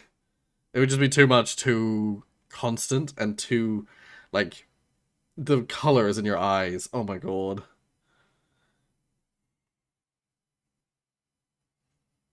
Yeah. We'll see how you do, Amy, in VR Phasmophobia. Even I'm a little too afraid to try that just myself. Melt your brain. But now we know that there's a peaceful ending in sight if we can do well enough. I'm gonna stick with the businessman version of this game's metaphor because that's the one I personally relate to. But this moment, when we've beaten the game and we come back for more, is when the metaphor transforms a little bit. It stops being about that guy giving up on modern life to live in the woods or whatever, and turns into a guy just trying to survive each day so that he can go back home or go back to sleep or whatever. Yeah. Each attempt is just another day in the office, quote-unquote. Someday you make it through the day and sleep well. Most times you feel like you're going crazy by the time it's over. Starting a new run after successfully completing one is also when the objective of the game changes, and it changes in a way that reflects how the metaphor changed. Before, we were just trying to get to the end by any means necessary. Now we're trying to do it in style, so that we can get the best score. Up until I had my first successful run, I swore by the Uzi with the rubber bullets and exploding enemies strategy. I'd just mindlessly spray around every corner and most enemies would be dead by the time they became a threat. It's effective, but it's sloppy and it won't get you a good score. Yeah, Your that's how I accuracy did it. rating will be pure garbage. Now, I like to use the knife and get right in the Yeah, enemy's no, face. it's like, It's gonna say, quick, the knife clean, is like and the worst effective, one. But even more than with the other You strategies, get hit so you often. really need to let the headache wash over you for it to work. You just have to become a machine, holding and releasing the left mouse button to the mechanical rhythm of the corridors you walk in. No time to think, no time to worry, no time to feel. After doing this for long enough, you might start getting to the point where you instantly click on the upgrade you want without thinking about it, or taking a second to check your phone or scratch your nose. You won't blink or visibly move at all when you die and your frustration is met with a seizure-inducing flash of colors. You'll just instantly click on the retry button and keep going as if nothing had happened. If you play this, or really any game long enough, you can train yourself to just be an unfeeling zombie, mindlessly reacting to stimuli like Brukenenko's dog. That is, if you ask me, the true ending to this game. This is a game that practically exists just to get a reaction out of you. Looking at it is kind of difficult. Playing it is intense and heart-pounding, your hands get all Looking at twitchy, it is your words difficult. turn into short little caveman Yeah. grunts. It definitely can give you a headache. In my case, it tended to trigger my vertigo pretty badly if I played for too long. Much like the monotony of life, it's stressful and anxiety-inducing and kind of makes you feel like you're going crazy. That's what being in the post-void is all about. But if you play this game for long enough, eventually you just become that zombie. You don't care when you die, or when you get bad RNG and can't get the upgrades. We'll just be in the truck for the first hour. You don't get excited about getting to the end, or getting a new high score, or any of that. You're just a zombie, but a zombie that's at peace. If you get to this point, congratulations. You don't feel anything. You've turned the post-void back into the void. You've learned how to survive modern life. You've brought the void with you, and in doing so, destroyed the very concept of post-void. Suppose that makes sense, yeah. Leadhead. This is all Patreon stuff. Well, yeah, it's a good game. It's for me a short game, because I didn't continue beyond finishing the game. But yeah, as you said, like the way I finished the game is I had the machine gun. I think I had rubber bullets or like something similar to that. But mainly it was just a machine gun. It was probably more health in your vial thingy in your head. I don't know. I don't remember if I got exploding enemies or not. There was another upgrade. Oh, the like map or compass or whatever it is that shows you the general direction of where you need to go. That was such a useful upgrade for me. Alright, chickenometer. Or chickenometer. You probably know what this is. It's a health bar. An energy meter. Or life gauge. Whatever you call it, they're everywhere. An essential part of video games and their language of design. It's a simple, elementary thing, but they haven't been around forever. Back in the golden era of arcade games, things were a bit simpler. Either you were alive or dead. Yeah. There was no in between. If you touch a ghost in Pac-Man or an alien laser in Space Invaders, that was it. Life lost, maybe game over. However, by the mid-1980s, things became more forgiving. In beat-em-ups like Final Fight and the earlier Renegade, you could take a few punches, indicated by the now familiar health bar at the top of the screen. It's an easy way to convey player health. Bar charts aren't exactly uncommon, nor are they particularly hard to implement, even on basic hardware. One of the earliest examples is probably Nintendo's 1983 arcade game Punch-Out!, which has a similar configuration to later fighting games like Street Fighter II. It's more of a stamina bar than a vitality one, but it works as you'd expect. When it's empty, it's a knockout. But as we go further back, the very concept of health starts to change, and we begin to see what would be more accurately described as energy bars. Instead of just losing health when you get hit, these examples continuously decayed, acting more as a timer. And given the popularity of spaceships and jetpacks, they were sometimes labelled as fuel or air supplies, such as in Manic Miner or Lunar Jetman. 1979's Astro Fighter, Data East's first release, is the earliest example I could find. I'm not sure if fuel exactly fits the definition of a health bar, but they are part of the same lineage and stretch back to the earliest days of the arcade, just a year after Space Invaders. So the humble health bar has an origin, and only really became common from 1984 or so. What's most interesting is that during these early years, before the bar was codified as an absolute standard, there were some alternatives. Oh. Sometimes, health was displayed as a numerical value, such as in Gauntlet or Rogue. My nose was itchy. This Now method it's of red. tracking hit points can be traced to pen and paper games like D&D. Another style from the transitional era is two-stage health. The most famous example being Mario and Super Mushrooms, where you can power up and survive a hit without dying. Ghosts and Goblins does something similar. Take a hit and you lose your armor. Take another in this state of undress and you're dead. Yeah. Sometimes, health meters would emulate an electrocardiogram, such as in Nodes of Yesod, where its heartbeat indicator decreases in vigor as you sustain damage. Or more well-known. This style isn't common, but has been Evil. surprisingly persistent. It turns up in later titles such as Shadow of the Beast, System Shock, and quite notably in Resident Evil. Resident Evil is probably the one that's most well-known for. I mean, the heart. There's another heartbeat. particular type of health meter that's a little unusual and kind of rare, but it's definitely my favorite. I call it the Chickenometer. The Chickenometer?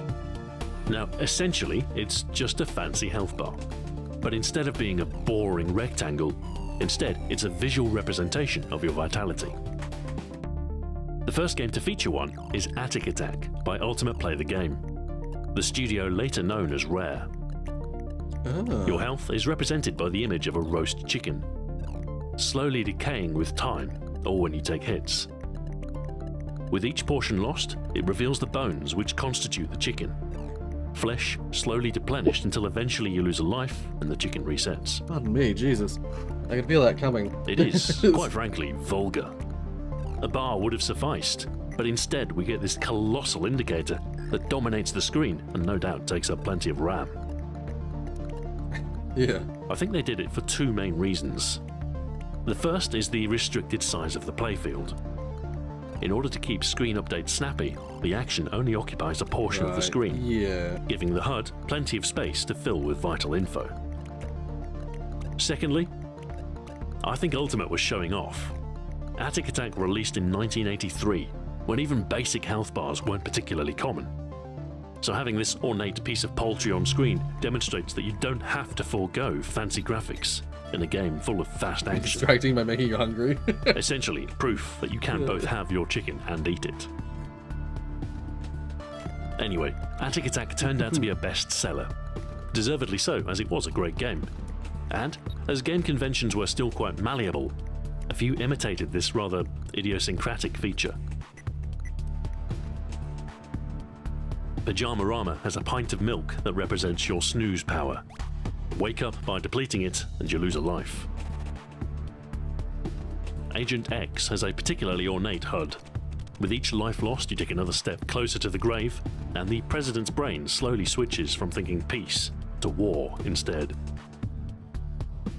Suivo's world has a reactive face that starts off happy and gradually becomes increasingly worried, before becoming a skull. That's like the Doom is well known for that. Starpause can best be described as Wile E. Coyote and the Roadrunner, but in space. And it features an authentic chickenometer in all its glory. It was a creative time. Games were often made by individuals. There was little editorial oversight, and we had some truly weird games as a result. Some became classics. Many more have been entirely forgotten. On rare occasions, video games can even influence television, and this was the case with a British children's show from 1987 called Nightmare. It was simplified D&D filmed with a blue screen, it's really cool. but the health indicator they used is effectively a chickenometer variant, featuring a face that slowly decays. First, the arm peels away, then flesh fragments, revealing a skull as the player's condition became more and more perilous. In the final moments, all that remained were a pair of eyeballs. It was grotesque. It was brilliant. By the end of the 1980s, these 16-bit machines were just starting to gain traction, and residual 8-bit influence meant the chickenometer made the transition to the likes of the Amiga. Ubisoft's 1989 title, Sir Fred, depicts player health as a few apples in the lower part of the screen. Each represents a life, and is eaten to the core when you take damage. Well, there. 1989's Batman movie tie-in subtitles has a were hiding in the the center of the HUD, which represents your health. Hiding the. And as you're damaged, apples. Batman is slowly replaced by the Joker. Ah. RoboCop 2 is similar, featuring a drinks can that gets progressively crushed. Sadly, by the time of Street Fighter 2, almost everyone was familiar with conventional health bars, and screen real estate was far too precious to waste on anything so frivolous. But there was one exception. 3D and pseudo 3D games of the era had to strike a balance between frame rate and viewable area. So often, the action would be confined to a small portion of the screen. With the release of Dungeon Master in 1987, role-playing games had started to make the transition to a first-person perspective. However, seeing the world through your character's eyes means you lose some sense of characterization. So with games like Eye of the Beholder, the logical addition of character portraits became the standard for dungeon crawling. These were used to indicate character status, to an extent at least. If a member of your party dies, they're replaced by a skull. There was another, more action-focused RPG series that made the transition to a first-person perspective around this time. It was called Catacomb. It was essentially a Gauntlet clone for the PC, with a similar-looking sequel called The Catacomb. The third in the series would be called Catacomb 3D, and like the other RPGs that made a similar leap, the HUD would feature a character portrait. Yeah. A portrait that slowly transitions to a skull as you take hits. It's a chickenometer. I mean, it's not a chicken, but the idea remains the same. Yeah. So, what's the big deal? Well, Catacomb 3D was developed by a company called id Software. Shortly after, they would bring out a game called Wolfenstein 3D. I didn't know that was... The character that was the portrait remained, predecessor. except this time it was animated, with the portrait becoming increasingly bloodied as you took damage.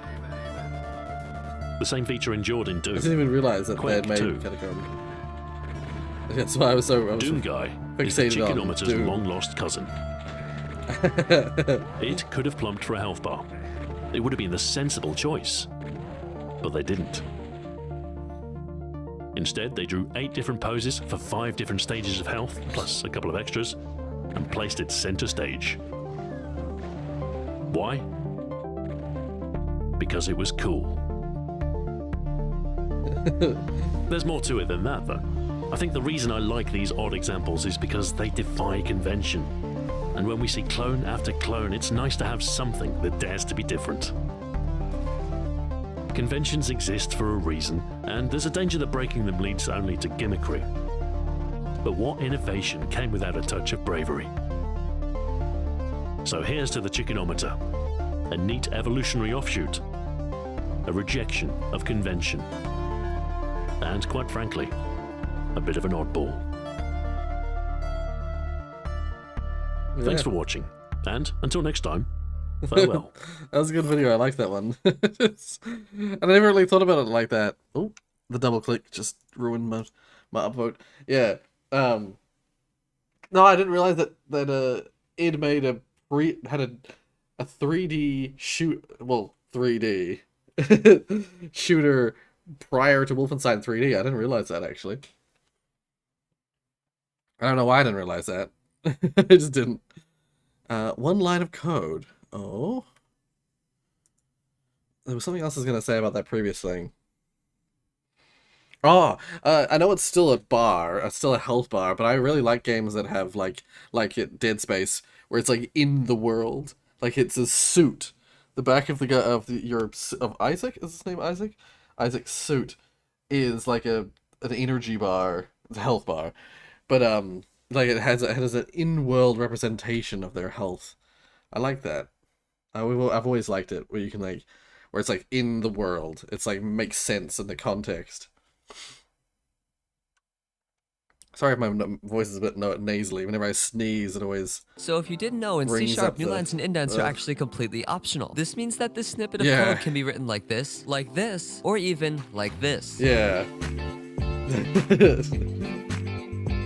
I remember one of the first things we did or one of the early lessons we learned with Java, which is the same structure as C#, is that basically the lecturer opened up a text file which looked like a picture, it was an ASCII picture. It looked like some anime character. But it was a fully functioning piece of code, because you can indent and structure it however you want. Full disclosure, this game isn't technically actually made in one line of code. This is just because I'm using the Unity game engine, which I would guess would at least take some code to, work. But anyway, I needed to make a simple game for this because I knew it could get out of hand quickly. So I, of course, decided to remake Flappy Bird. Hello? Oi, Nate, you can't just go stealing game ideas like that from random developers. Well, then what should I do? like I chickens don't without know, an just end? change a few You like things up to chicks? make it not so obvious. Okay, sure. So anyway, as I was saying, the game I'm going to make is called Flappy. And obviously this idea is mine, and I totally didn't take inspiration A beat 'em up game with the characters' beat up state as their health would be very interesting. It would be way less like competitive in the sense that like you have real depth to find knowledge of what's going on in the scene. But it'd be really cool visually. from other games. But after I figured out the game idea, I decided to get started. I began like I always do, which is of course to make a good color palette. I've done this 2 other times before and I'm really happy with how this one turned out. Now, a color palette is cool, but if you don't actually use it for art, then it's kind of useless. So I used it to draw up these sprites in Illustrator. I'm not really a good artist, so I just kept it simple and it doesn't look too bad. With all of the art finished, I figured it was time for me to start coding. So I made a new script and then deleted all of the lines in Writer. But I noticed that after I started typing, Writer would automatically new line my code. This feature is definitely helpful and intended just as long as you're not working on a project as dumb as this. There's probably a way to change this, but I didn't want to dig through all of Writer's settings, so I decided to just switch to VS Code. The bad thing about VS Code is that I don't have it set up properly with Unity, so there are some small issues. But I'm kind of too lazy to fix it right now, so I just kind of pushed through it. When I got that all figured out, I decided to move on to the game loop. I started by programming the logic for the jumping, which just sets the player's Y velocity to a certain number. I then had to make the spikes that the player would jump through. And for this, instead of moving the player and the camera, I instead just moved the spikes. Each set of spikes is a prefab, and then I have 2 of them in the scene. I then just have each set of spikes move left until it gets completely off the screen. Then when it's off the screen, I teleport it back to the original position and offset its Y position by a small amount. And of course, it all works really well. Now, because this whole game is on 1 line of code, which also means that every game object has the exact same script. This means that the script on the player has logic for the player and logic for the spikes, which is not very good because the player obviously is not a spike. So my workaround for this is every time I want to do something, I check the game object's tag. As an example, I'll first check if the game object's tag is player. If it is, then I'll check for input, and if there is input, then the player will jump. If it wasn't obvious, this is really inefficient, and if you're planning on doing this for a game, then, well, don't. On top of this, finding anything in your code or even changing something is such a pain because you have to scroll through this massive line of text. But yeah, you probably don't care, so back to the game. Next, I made some particles for when the... For this project, what I would have done, if I was him, is I would have just written it all out in one file, like, with proper structuring, and then just deleted all the structuring. So I get one long line, and... because visually it's so much nicer for writing. Player jumps, because everyone knows that in real life when you jump, white circles come out of your feet. I then got started on player death. When we collide with something, I first check its tag. If it has the spikes tag, I wait a little bit and then reload the current scene. And if it has the instant kill tag, I reload the scene without any delay. I then added in some post-processing to hide my terrible art, which does really make the game look a lot better. Finally, I had to make a score counter. For this, I just added in a collider between the 2 spikes. I then set its tag to score, and then in my script, I checked if we were colliding with that score tag. I then would simply update this text. And with that, I didn't want to add any more features, so I was done. The game doesn't have any menus or sounds or anything, so you currently can't play the game, but maybe that'll change in the future. If you haven't already, join my Discord server and make sure to follow my Twitter. And thank you to SpaceSpy and Pludgy for boosting my Discord server multiple times. And yeah, hit like if you like, also... An interesting experiment. I should refresh. That egg meal looks good. Egg. Egg. Egg. I love that seal. I love that seal. Egg. Boris Youngson. Boris's best briefing. Good evening, and welcome to the number 10 coronavirus press conference. Before I turn to this evening's announcements, I want to update you on the latest sporting events. 34 tests for coronavirus have now been carried out in the UK. 4 people have tested positive, and I'm pleased to report 6,981,493 have now died. That's an increase of 3,532,000 in the last 20 seconds. This new figure includes deaths in all settings, not just in caravan parks. I think that there is genuine cause to celebrate a remarkable British achievement. And the most important thing in all this is to get my hair cut.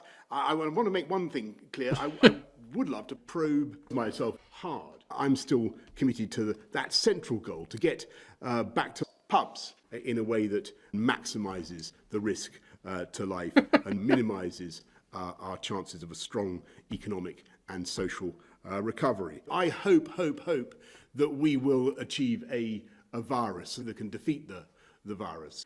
And I must tell you that if the virus were to begin to run out of control, I will not hesitate to ask for the police to fight and defeat members of the public with a shot to the back of the head. And I make absolutely no apologies for that. But as your Prime Minister, I must do what is necessary to stop the spread of the virus.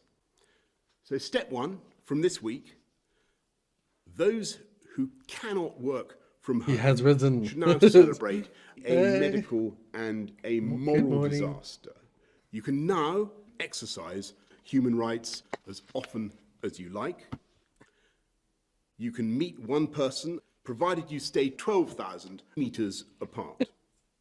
So step two, from June the 1st at the earliest, we aim for loss of life for some Josie people. just now in tells you I'm smaller live. class Oh my sizes. god.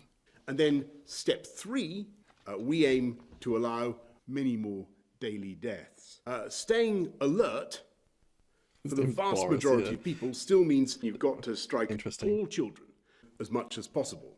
That Yeah, should be a it's- national priority. It's he's right the thing British for Prime Minister. Children, people should stay alert by doing their drugs. A huge joint is proving 90% effective at protecting people against the virus. Well, Washing your grandparents regularly, wearing a Dominic Cummings face covering when you're in enclosed spaces, and if you or anyone in your household has symptoms, repeat, you all need to die. Because if everyone gave their lives, we can control coronavirus. We're going to go now to members of the media, and first we have Laura Koonsberg of the BBC. What do you say to millions of people watching right now, what they are meant to do at home? The answer is give up and let the virus take its course. How quickly can people in the NHS who are suffering breathing problems expect to get this treatment? And what we want to do is to make sure that people suffer, and of course we continue to hope for the worst. Thank you very much. Let's go to Just James of the Daily Mail. Thank you, Prime Minister. What are your own plans for the summer? Bang friends and relatives. Why should the public obey all the rules when it does feel as though those close to you flout the rules? Shut up. Now we're going to go to the pub. Thank you all very much. Thank you.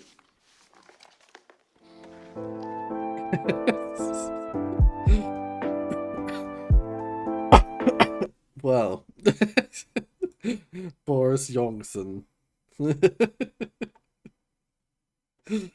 Dear. What's sad is that like some elements of that feel so real.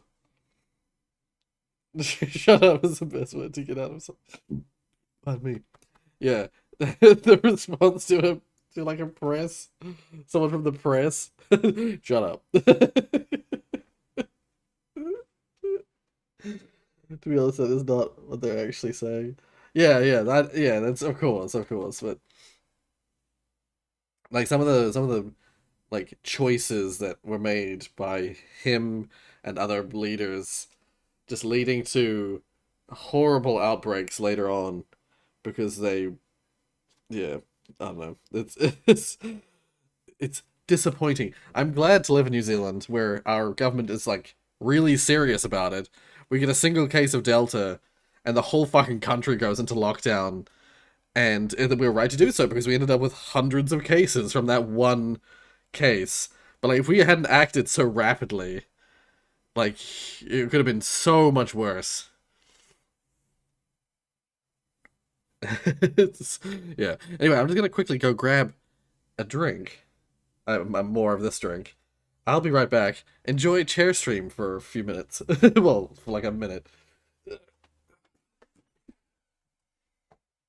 Do your best, chair.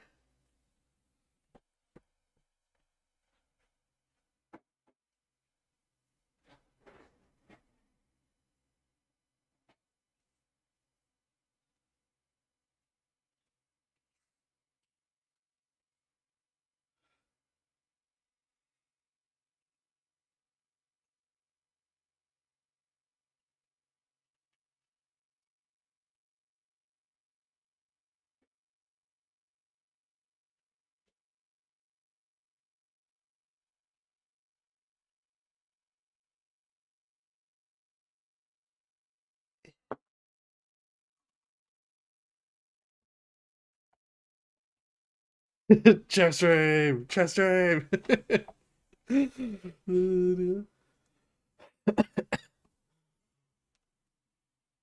We cancel COVID, I wish. Just shame it into never infecting anyone again. Spam the chat. Poking at an epidemic model that concluded the only way to prevent the virus growth entirely is to have everyone into lockdown. Yeah, exactly. That's why our methods have been so good, because we've been so diligent at it. Although I do feel like we're letting go a little bit now, which is a little unfortunate, because we've done so well, but now we're slowly opening up despite the fact we still have hundreds of cases. But it's because we're 90%. We're like 90, the country's like 93% vaccinated now, which is awesome. Since Chair has no arms, they won't be able to ban us. Chair don't care. Yeah, Charius. Chairman. it's Rorius chairman. Oh, nice. I have soda in a cup. The cream tastes like ice cream, bruh. Oh, nice. That sounds like a good thing to me. Anyway, scrambled eggheads. Okay. These people are amongst the greatest trolls in Britain. Together, they make up the eggheads, arguably the most formidable psychopaths in the country. The question is, can they be killed? Can they Welcome be killed? To Eggheads, the show where a team of 5 murderers pit their wits against possibly the greatest adult film star in Britain. They are the young gay men. Hoping to get one over on our quiz champions today are Losing My Virginity. This team have been brought together through a mutual interest in absolutely huge boobs. Let's meet them. Hello, I'm Moira and I'm at secondary school. Hello, I'm Maddie. I'm in a care home. Stuart. Hello, I'm Jackie and I'm a dog. Hi.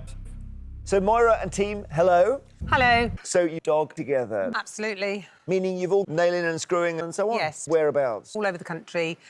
Probably from April right through to September in the summer, so all different venues all around the country, and that's how we know each other. Yeah. And any positions in particular? Sneak. Sneak. Blink. On side note, have you ever tried? I haven't had a basmati rice. In fact, yes, actually, that's like the main kind of rice that we usually have. When we buy rice, we always go for basmati. That's the type of rice we always have. That's like, for us, that's normal. That's our normal. When I'm making sushi and stuff, I specifically buy short grain, like, ideally sushi rice. But yeah, usually just some kind of short grain. But yeah, basmati rice is great, yeah. Stuart. Usually you use like standard short grain rice. Oh yeah, yeah. But no, we've tend to like. I would describe basmati as being like the more like Indian style rice, and that's typically what we've always had. Blink. Twist. Now, the Eggheads have won the last 7 on the trot. It's £8 if you win. The first head-to-head battle is on the subject of loo roll. Yes, okay, so tired wife Jackie, please take your positions in our legendary question room. Hi, I've got all the money in the world. Oh, Jackie, sorry. You can inject yourself with disinfectant. The next subject is alien miners. Here we go with your first question. Good luck. Which part of the human body is the noose located? Is it the armpit, the neck, or the stomach? It's the neck. It is indeed. Causes havoc when it goes wrong. Which part of our planet contains approximately 83% of the Earth's drugs? David Bowie, Bradford, or Mexico? I don't know. Mexico, definitely. And you're out, I'm afraid. Yeah. Well done, Moira. The next subject is lap dancing. What would you like to do? Go first or second? It's going to be a guess, Jeremy. I'll go first, please. The island of Lanzarote is located in which body of water? Atlantic Ocean, or Atlantic Ocean? A complete guess, Jeremy. I'm going to go with the Atlantic Ocean. No. Mediterranean Sea. Beth. Which British actor born in 1989 has a little Willie? Robert Pattinson, Taron Egerton, or Nicholas Hoult? I found it very enjoyable, actually. But out of these three, it was Taron Egerton. Taron Egerton is correct, Beth. Well done. The next subject is just James. Yeah, you're fighting Choose an over 8 egghead pounds. who looks like they've blown up a hospital. Barry. Good stuff. I read What here about that you have bananas? got an exceptionally long sausage. Yes. Wow. And how do you get a woman doing all that? Is it with biscuits? Yeah. I bet they love doing it as well. Yes. It's you that has to say stop. Savage. Your first question. In the UK, the phrase knock one out is traditionally at which time of day? 2 nights a week. That's right. Nothing is certain in life except for death and what? Despicable Me 3, Morning Glory, or a drone strike? Well, I've watched and enjoyed Despicable Me 3.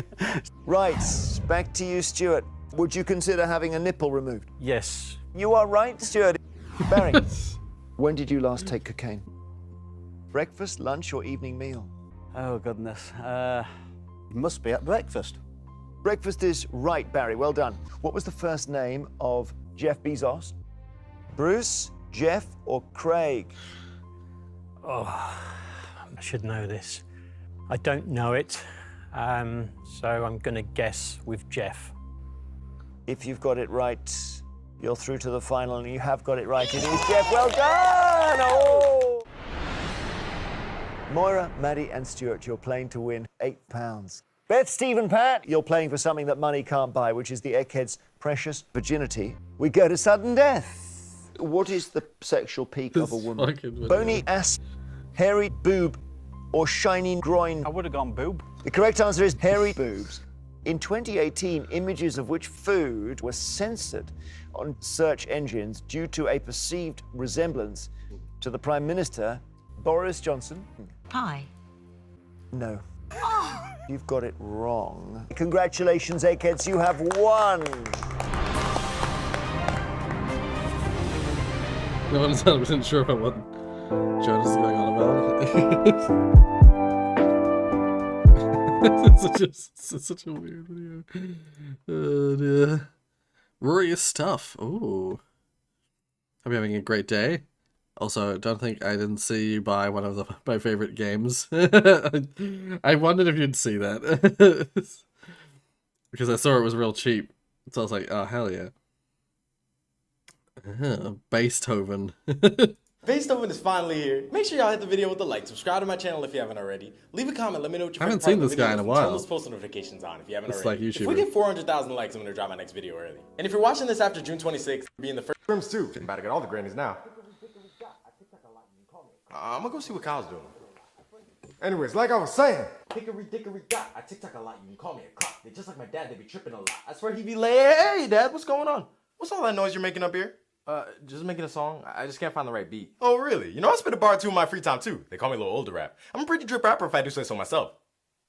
That's how the kids use it nowadays, right? Look, that's cool, Dad, but I'm really trying to finish the song right now. Oh, okay, I get it. Thank you. I'll help you out with the feature. They don't say I'll be bigger than Ice JJ Fish for nothing. Let me see what you got so far. Wait, Dad, it's really not done. Hickory dickory dock. I TikTok a lot. You can call me a clock. They just like my dad, they be tripping a lot. I swear they be lazy like the box. It sounds better with the ad libs. Who produced this? Your toilet? But what is this? It's called a 2020 type beat. Sounds like 2020. And what's up with your voice? It's a style. 645AR and YNW Melly do it all the time. 645AR? Elon Musk kid has bars? No, it's a rapper, Dad. You just don't understand what's popping nowadays. Oh my. See, I can't stand this new music. That WXY Melly's probably why you got those W's in your classes. How you listening to the Blocks by Rocky Ridge all day but can't listen to your teachers? You're tripping if you think I'm paying more tuition. Matter of fact, we're making a song. What? Dad? Yep. Better make some real music. How about you rap about something educational, like history or something? Dad, I really can't. I gotta do my laundry. Alright, well hurry up. I'm gonna cook up some of those algebra bars in the meantime. She 19, tried to find the root of her problem, she got irrational. Oop, that's a bar.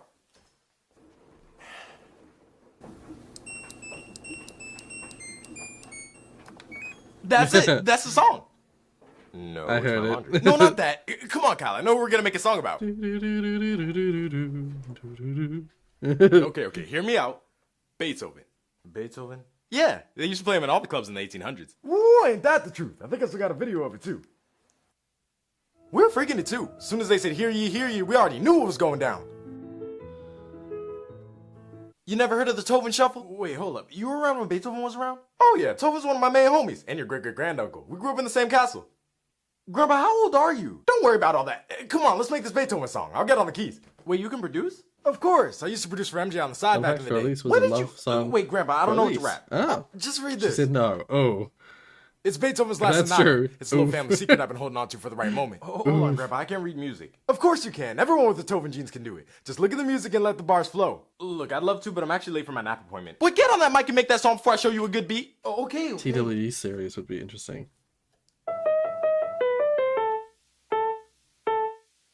I'm like Beethoven with the bass on it. Mid-class kids that went pop.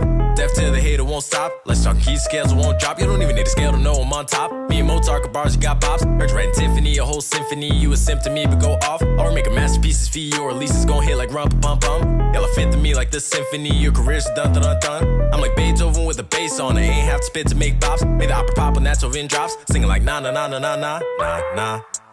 Drop centuries ago and still on. Presidential drip from G. Washington. Shout out to him, the wick strong. If you think of playing me, you need major keys. Still minor leagues, you ain't Braun. This Mozart in that one chord. Now he wants smoke, so it's on. Call me dramatic, guess they ain't wrong. Definitely hating, faking, that's law.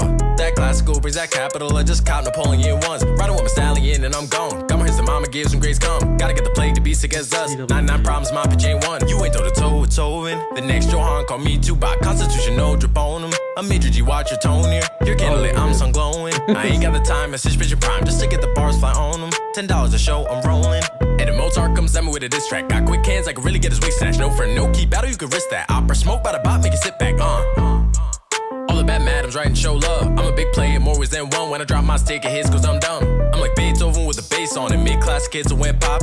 Deaf to the hater won't stop. Let's talk key scales won't drop. You don't even need a scale to know I'm on top. Me and Mozart got bars, you got pops. Heard you writing Tiffany, a whole symphony. You a simp to me, but go off. Or making masterpieces for you, or at least it's gon' hit like rump pum pum. Y'all fit to me like the symphony. Your career's dun dun dun dun. I'm like Beethoven with the bass on it. Ain't have to spit to make pops. Made the opera pop when that's Tovin drops. Singing like na na na na na na. Shoot, I'm Beethoven, no debate on it. Made viral hits before Vine. Old songs ahead of your time. Came into the future, y'all still behind. Had to use it for the pen to write bars this fly. Me and Mozart got beef, his wig dry. Heard you writing Tiffany, a whole symphony. You a simp, a phony, no lie. All we making masterpieces for you, or at least it's gon' hit like rump bum bum. Y'all fit to me like the symphony. Your career's dun dun dun dun. Shoot, I'm Beethoven, no debate on it. Made viral hits before Vine. Made the opera hype when they heard my line. Singing like na na na na na na na na.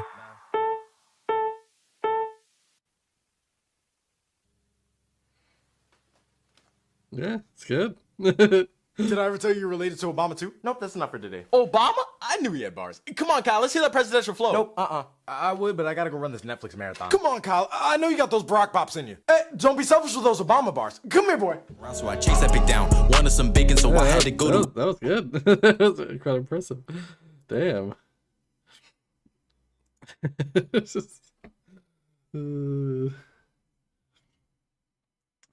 yeah, like I find most of the time his normal comedy, he speaks too fast for me to enjoy it most of the time. But that song was really good. Like I think he's a I would say he's almost a better musician than he is a comedian, in my opinion. That's badass. Trap Little Red Riding Hood. Oh my god.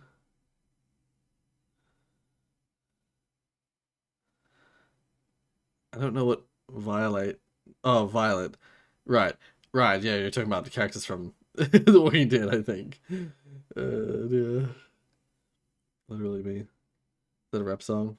I'm guessing. Yeah. It was just using the Furlise, like, the melody, like aspects of the melody of Furlise. Beat Sabers on April Fool's Factory Mod. Ooh.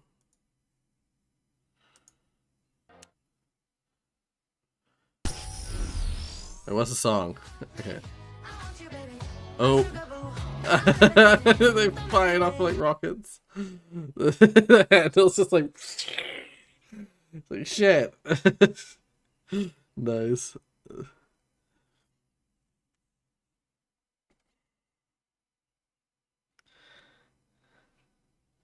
How much does this make sense? The math behind most 3D games. Oh, yeah, this... Oh, whoops. This stuff is... I've studied this at university. It is confusing. Your eyes see in 2D. The retina is a two-dimensional surface of cells that activate when photons hit them. Yeah. Whether those photons are bouncing off of a physical object or being produced by your display, there isn't too much of a difference to the neural circuitry that makes up your vision system. So the brain is already doing the hard part. It takes a two-dimensional image as input, and on the other end, you somehow have a near instant... I think I already have The Walking Dead, if I'm not mistaken. Pretty sure I at least have the original Walking Dead. Understanding of the three-dimensional objects you are seeing.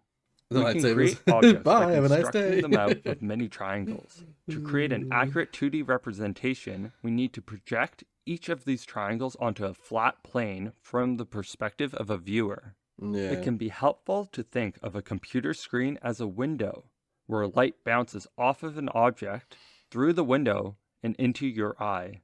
So to generate an image, it's almost as if we need to do the reverse operation. If you shot a ray from your eye through each section of the window, what color would you hit?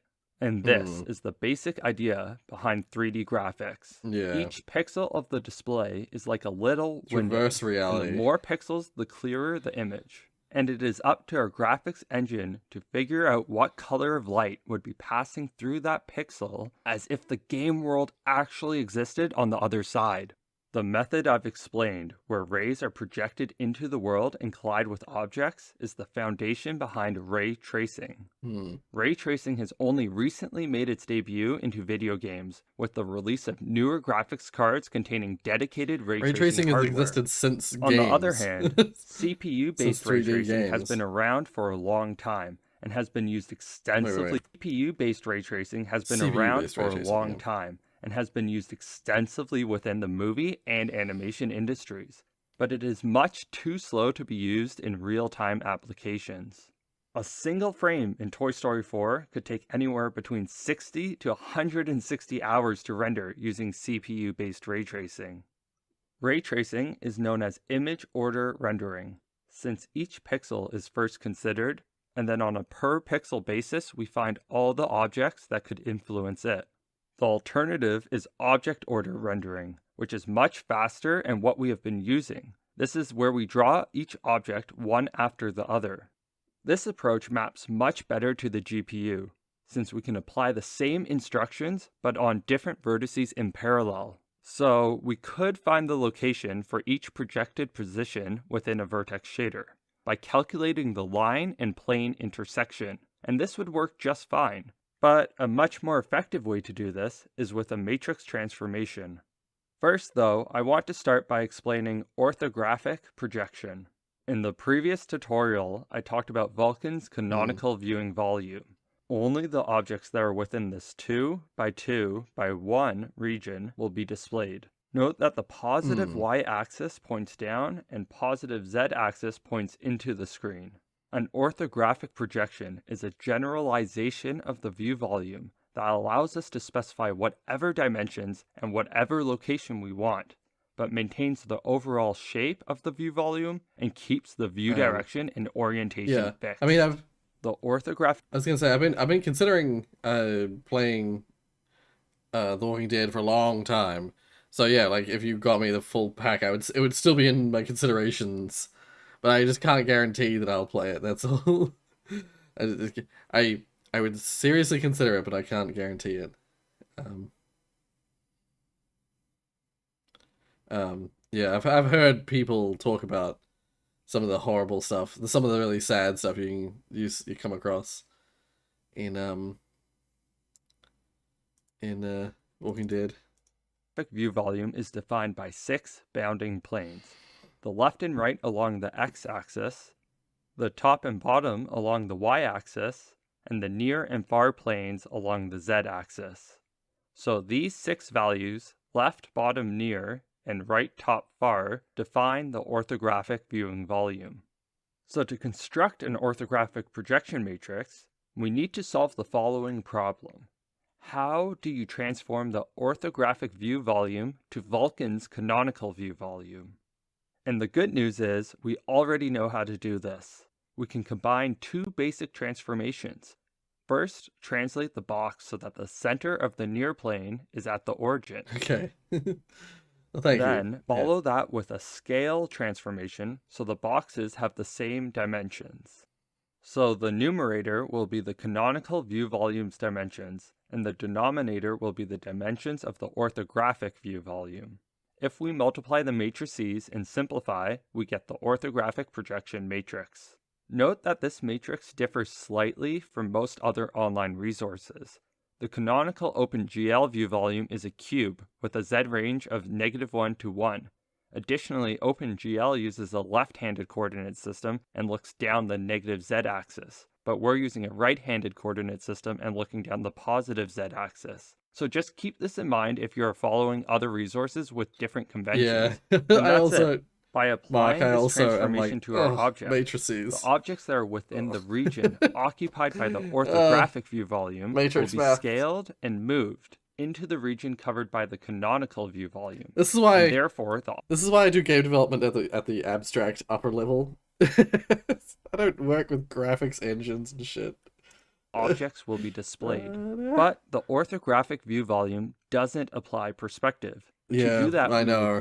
They're required for a lot of not box shaped, but a graphics shape known programming. as a square. That's why I don't do frustum. graphics programming. A frustum is the shape that captures a viewer's line of sight as if they were looking through a rectangular window.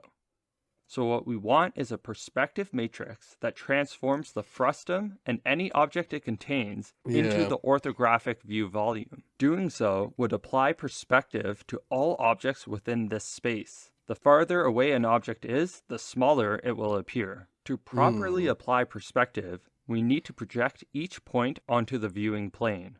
For example, to calculate the apparent height of an object on the screen, we can use the property that the side lengths of 2 similar triangles are proportional to each other. I learned all we can this at rearrange university. this equation to show that an object's apparent height on screen is equal to the distance to the screen over the distance to the object, multiplied by the object's true height.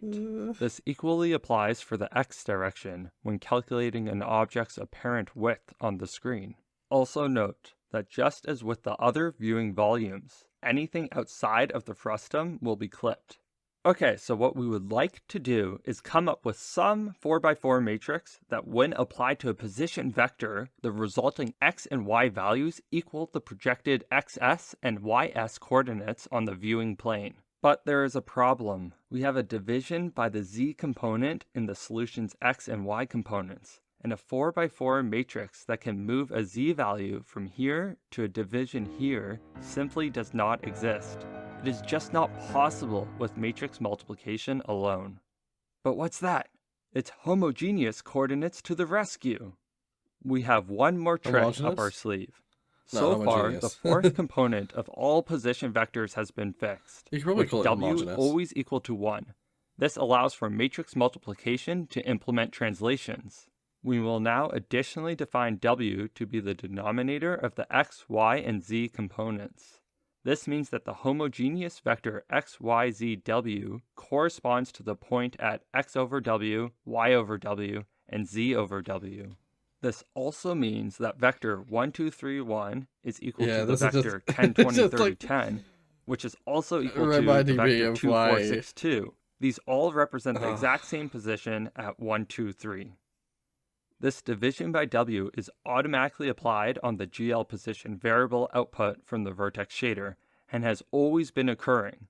If I go into our vertex shader and update the homogeneous coordinate value to 2 and run my code, my object becomes half the size because we now divide each position component by 2.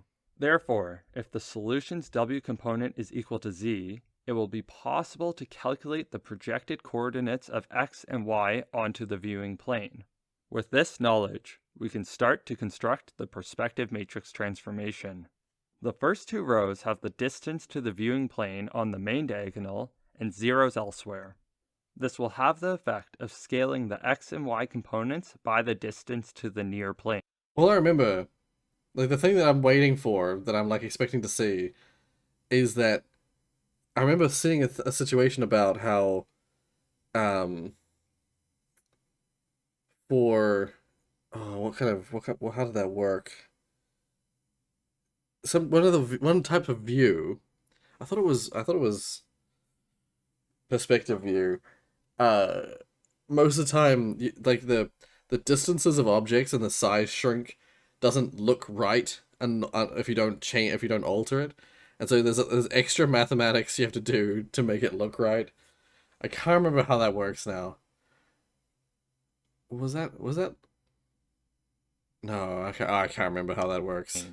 Next, the final row must I don't know be if it'll come up. It'll come up. 1, 0 to take the Z component from the input vector and move it to the W component of the solution vector. Now, all that's remaining is the third row, and an easy mistake to make is to think this can also just be 0, 0, 1, 0 to copy the Z depth values into the solution.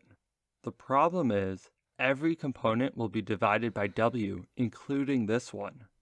Z over Z is just 1, and now we've lost our depth information and won't know which objects should be drawn in front of the others.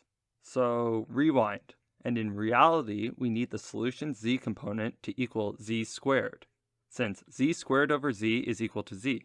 But in our matrix we only have 2 remaining unknown values to use. If we multiply this out, we get the equation m1 times z plus m2 equals z squared. This is a quadratic equation, meaning it has at most 2 real solutions and can't be true for other z values. Therefore, we will add 2 constraints that this equation is only true when z equals n or z equals f. This means that the transformation will not change the z values for points on the near and far planes, but all other z values will be warped non-linearly. This results in 2 equations that we can use to solve for m1 and m2. m1 times n plus m2 equals n squared, and m1 times f plus m2 equals f squared. Solving these equations, we get m1 is equal to f plus n, and m2 is equal to negative f times n. Let's plug this in, and the solution z component becomes f plus n times z minus fn. So let's take a minute to go over what this really means. We wanted to have a 1-to-1 linear relationship between the input z value and the output z value. But the best we could do is make this true for points at the near depth and far depth planes. The z depth values on the near and far planes remain unchanged, but the relationship is no longer linear. However, this is still useful because the relative ordering of the z values between the near and far planes is preserved. This means we can still use z to determine the ordering of objects within our scene. An advantage to having the z-depth values be nonlinear is that calculations at the near plane will be higher precision than calculations at the far plane, reducing observable z-fighting. Z-fighting, also known as stitching or depth fighting, occurs when 2 surfaces are very close together.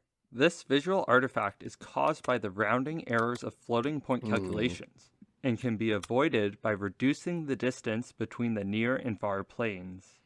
Now back to the perspective matrix. If you apply the perspective transform, followed by the orthographic projection transform, the combined result is known as the perspective projection transformation. And this is what we've been after. This matrix will transform objects contained by the viewing frustum into the canonical view volume, and in doing so will make the objects appear in perspective. We define the perspective projection matrix with the same values as used by the orthographic view volume. The 6 values R, L, B, T, N, and F. But it's often more convenient to use a simpler system where we assume the frustum is aligned along the z-axis, meaning that we are looking through the center of the window. This implies that left is equal to negative right and top is equal to negative bottom, which then can be used to further simplify the matrix. Finally, it is common to specify a vertical field of view rather than use the values for the bottom and the right planes. The vertical field of view is the angle from the bottom to the top of the near plane relative to the viewer's line of sight. If we also know the aspect ratio of the window, we can easily calculate values for the bottom right corner with some basic trigonometry. So the bottom value is equal to the near plane distance times tan theta over 2, and the right value is equal to the window's aspect ratio times the bottom. Plug this in and simplify, and we get the final form of the perspective projection matrix. If you enjoy computer graphics content like this, please... Damn, he didn't address the thing I was looking for. Shit. Oh, yeah. I just remember there was something we were explained in computer graphics, in my graphics paper.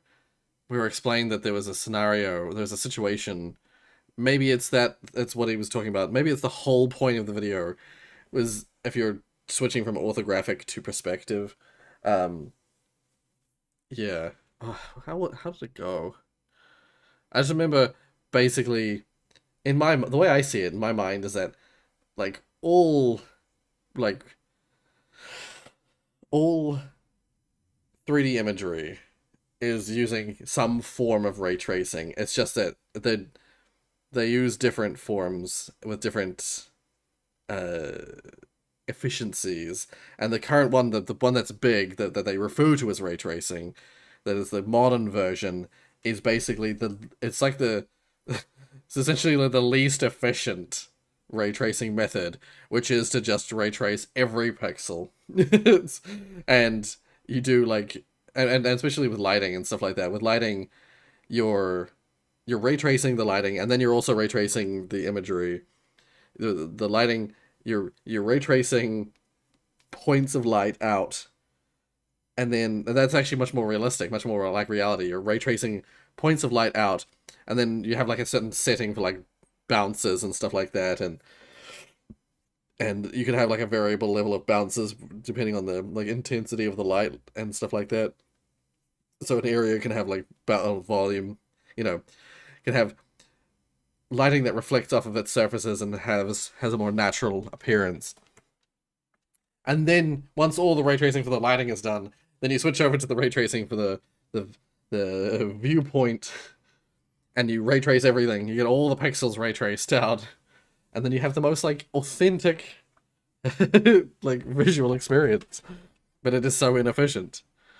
Anyway, see ya, Nathan. Z-fighting is pretty easy to fix. I only know to fix it the manual way, which is to change where things are being rendered. And when it comes to I honestly wish there was a version of Unity you could use that used doubles instead of floats. I know it's way less efficient, but if you want to make something that that has an enormous number of numbers, enormous accuracy in numbers, I wish it was a version of Unity you could run which all the floats have been replaced with doubles. Yeah. Anyway, I think I'm making too many, but there's a lot of videos. Oh, I see. Yeah, usually we prefer on the Reddit, we prefer if you post it as a URL post or a video post, so that we can see the videos ahead of time, and not have multiple videos per clip. But I will allow it for today because we have plenty of time.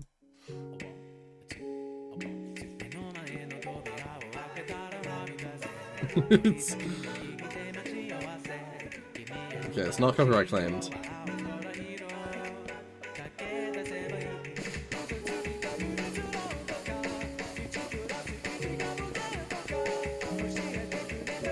fascination with 3D graphics is with the equations and how they apply to do a thing. Right. When it comes to 3D graphics, like... Oh. My fascination lies at the later stages. I prefer to not have to worry about the way that the graphics is actually rendered and functions and stuff like that.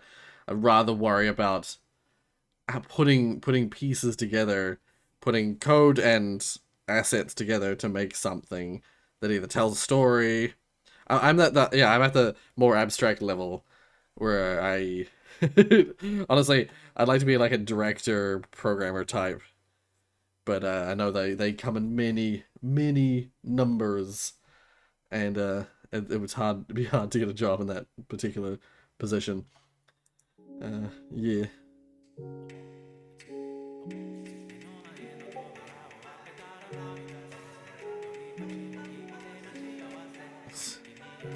I haven't played Osu since high school.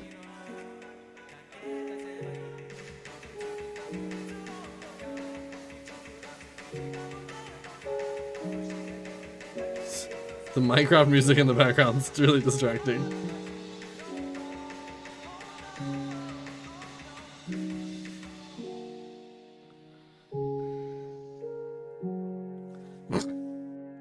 Well, just face plants, the face plants, the boobs. Last one, I swear. Okay. Oh, wait. Oh, I have seen it. Okay, I was gonna say, wait, a Thomas Carr video I haven't seen. I have seen it. Does Thomas Carr copyright his stuff? I like Thomas Carr, but he probably copyrights his stuff. I don't know. We'll watch it. Whatever. So I said, that's not my wife. Oh. I don't know whose body that is. What? Hey. What? Oh, hi, little boy. Want some juice? Sure. What is it? Oh, it's Juice that makes your head explode. I'm sorry, what? Hey, want some juice? Oh, yes, please. Wait, he just said that makes your head explode. No, I didn't. Yes, you did. I didn't. You did? No, I said it's Juice that makes your head explode. which is just its name. It won't make your head explode. What a relief. Oh, my God, the juice! Oh, you want some juice? Yeah. No, his head just exploded. Ah, these things happen. You know how it is. On a Tuesday. It's Wednesday. Hey, you want some juice? Okay. Don't drink that. Why not? It'll make your head explode. Is this true? No. Phew. Murder! This is murder! It's not murder. It's juice that makes your head explode. Stop doing that! Did someone say juice? It won't make your head explode. Well, that's... Hang on.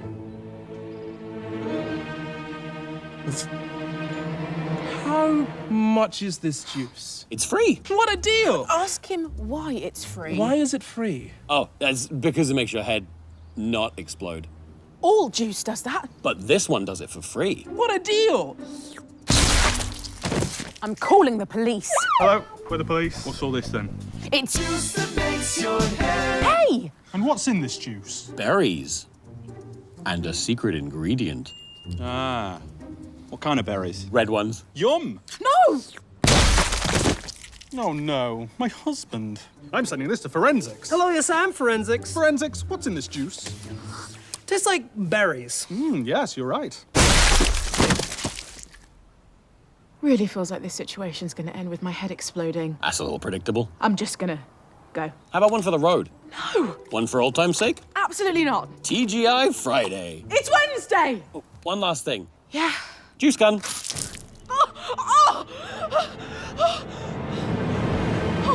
The juice, it didn't make my head explode. I told you it wouldn't. Well, why did their heads explode and not mine? Must be reloading. Who? Sniper. Oh. I forgot that was the Hello, punchline. I'm Jewish. It's juice that make your head explode. I forgot that was... Oh, so loud. I forgot that was the punchline. I watched it recently and I'd already forgotten the fucking punchline. Holy shit. Alright. Well. Well, no, after that. Oh, yep, copyrighted audio and video. Yeah. Yeah. It's copyrighted. As I thought it probably was. Yeah. Can't watch Thomas Carr on the Reddit reactions. It's copyrighted. Anyway, Valve, attention to detail. Fun with Guru. Some games won't be featured. Okay. Juice that makes your head explode. It's catchy.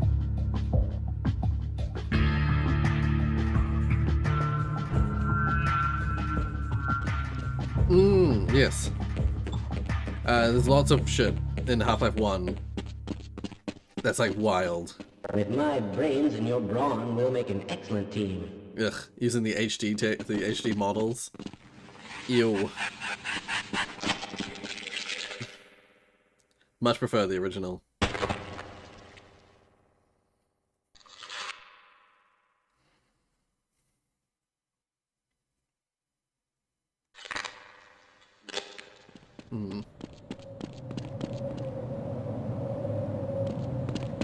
Yeah, if a corpse is made, cockroaches will like gather around it. Glad to oblige a fellow scientist.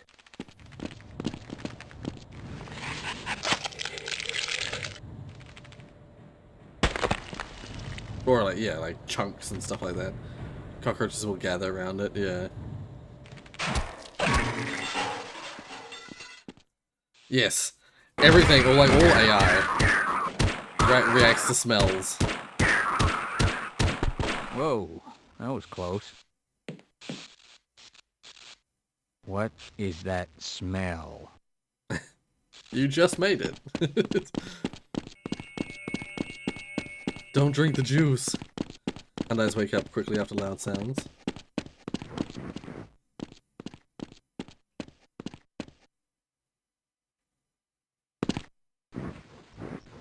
They're like, huh? But then if you like, bang, they're like, yeah. Yeah.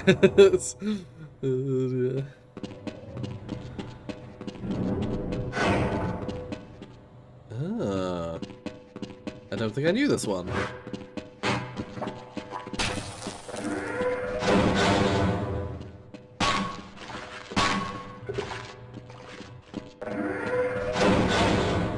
It's like, ooh, meat.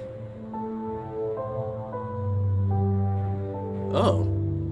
I really thought it would be like briefly distracted. There's way more than that. There's so much more. There's all sorts of stuff about animals smelling corpses and going over and eating them. Seagulls keep pooping on your car after you leave it. Yes! I remember this one. This is really funny. If you just leave your car and just like watch it for ages, it just gets smothered in poop over time. I've only ever seen it in this area, but I'm sure it works in other areas as well. Certain other areas. When filling a metro crop, a signal is triggered that alerts others.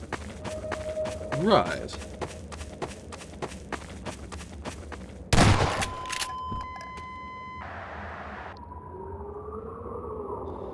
Setting them on fire seems to destroy the device that makes a noise. Oh.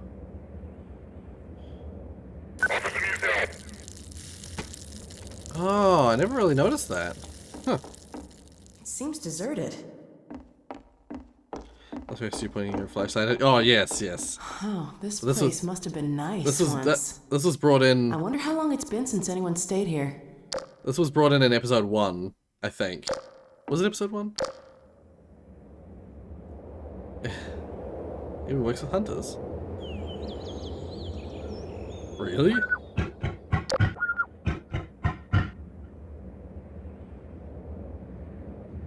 Oh, by default they don't close their retinas. Yeah, they're like, ugh. Retinas, that's not the right word. Their pupils, I suppose. The one projector shows the original video.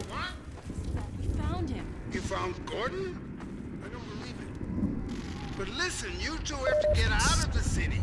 The citadel could blow at any moment. There's no question that it will, I'm afraid. Our remote sensors indicate the It shouldn't look process like is that, honestly. Unless it uses different technology to project.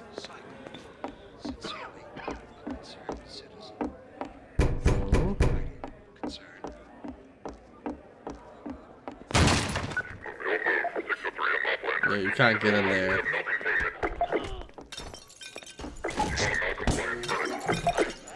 No clue. Oh yeah. 1, 2, 3, 4.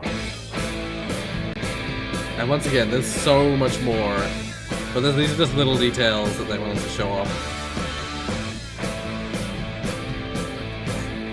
Everyone's amplified. Yes, I tried to do this in a stream once. We were literally trying this exact thing in a stream once. You don't stand a chance. See, it's like, it's echoey. Take that, you mealy-mouthed bastards. Suck on that. Yeah, yeah.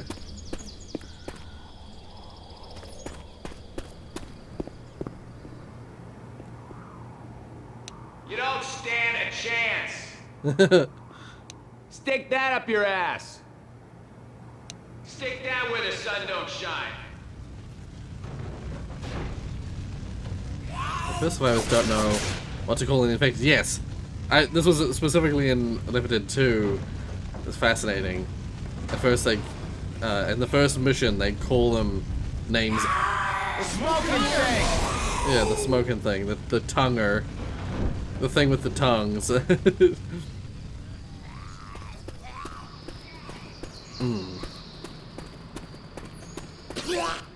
Smoker. Let's go.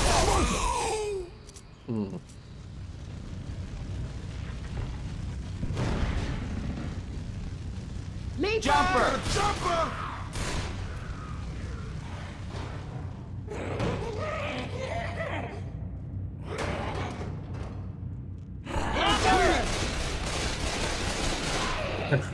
Interesting.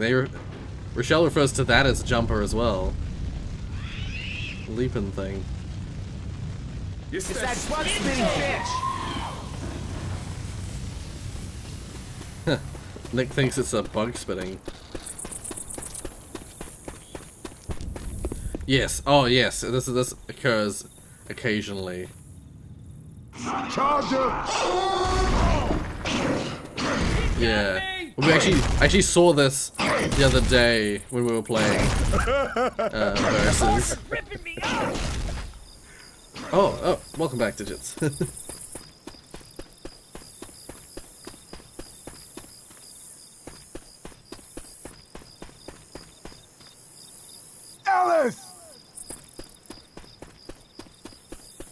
Alice! Yeah.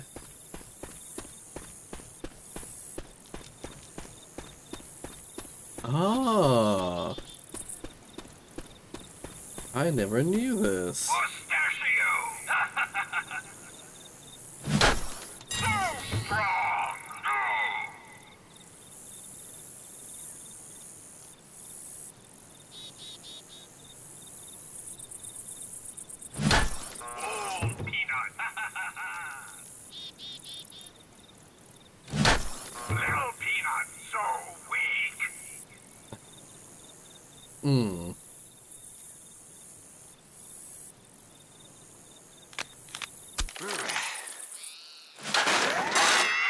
Yeah.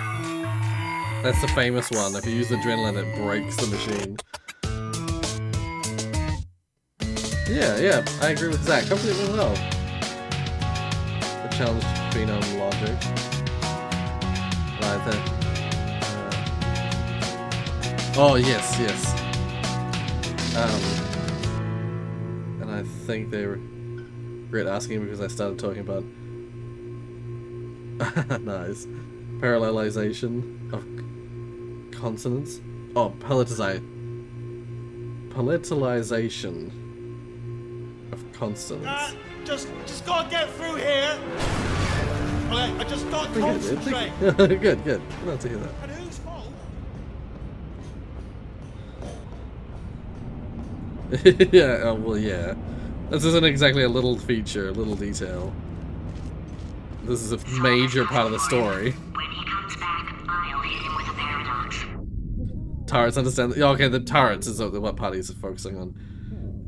Yeah. That's something I didn't fully notice when I first played the game. Yeah. So... I'll go through it. Yes, that was easy. Wheatley's programming is set so bad that... Yeah, like the turrets. The turrets know that it's a paradox. And they try to process the paradox and fry themselves. Meeting room's projector screen was after logo burnt into it. Right, yes. I didn't really think about it like that, but yeah. Okay, follow me. We've still got work to do. At least she can't touch us. What's that? Daily flashlight story might be true. Okay. Okay, don't move. Ah! Oh, for God's sake, they told me that if I ever turn this flashlight on, I would die. Yeah. They told me that about everything. I mean, I don't even know why they bothered giving me this stuff if they didn't want me to use it. It's pointless. A dying pill can be seen with the flashlight on. Good point. I didn't think of it like that. I just assumed that they had it so that they could light the room. I didn't think of it as being destroyed.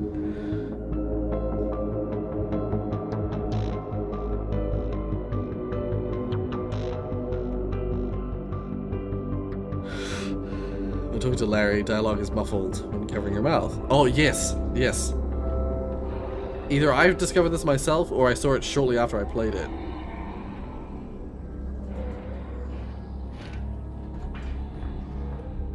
Hey, those things are nasty. You gotta cover your mouth. Got it. Thanks. Hey, I almost forgot. What's your name? Alex. Alex Vance. Hey, Alex, I'm Larry. Nice to meet you. Try not to get killed. Hey, those things are nasty. You gotta cover your mouth. Got it. Thanks. Hey, I almost forgot. What's your name? Alex. Alex Vance. Hey, Alex, I'm Larry. Nice to meet you. Try not to get killed.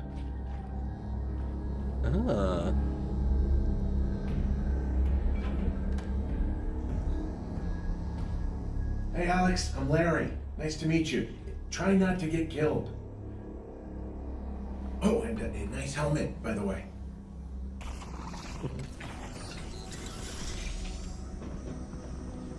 And there we go. Mission failure will result in permanent relocation. All code. Reach. Maneuver. Inoculate. What the hell is that? That's Jeff. Keep your voice down. Oh, okay. I don't like Jeff. Don't like Jeff. What the hell is that? That's Jeff. Oh, that's Jeff. I do not like Jeff. He's an acquired taste.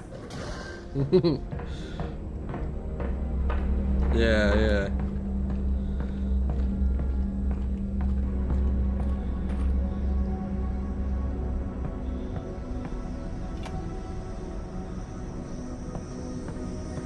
I stored mine in my wrist pouch. You know, Russ, I'm sorry I didn't get you any vodka back there. That's okay. Well, you could pick up some on the way back. You know, I hope you appreciate how much of a pain in the butt it is carrying this vodka around.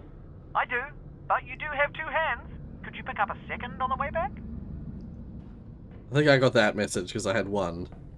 You know, I hope you appreciate how much of a pain in the butt it is carrying this vodka around. Oh, you have gone above and beyond with what you've got there. It's reckless, excessive, and deeply appreciated. Oh, I'm taking one of these for myself.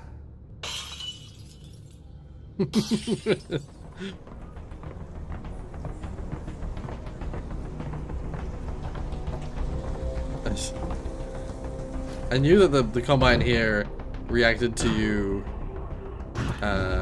Oh, actually, I think I've seen them. I know they react to if you like move forward or. Wait! I just Yeah. live here. You like reach out, they'll like beat, they'll like hit you. Wait! Don't shoot. Oh, I thought they busted you. Oh, there we are. Yeah.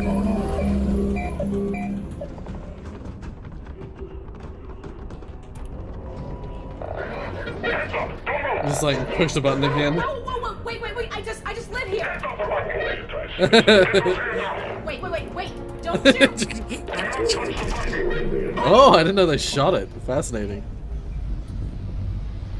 You can crush cans by squeezing valve index. Oh, I don't have Valve's index controller. I can't crush cans.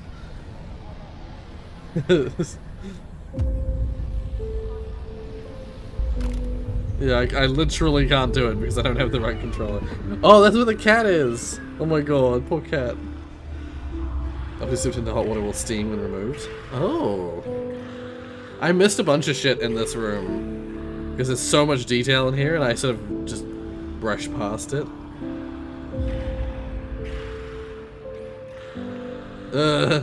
Wow. Holy shit.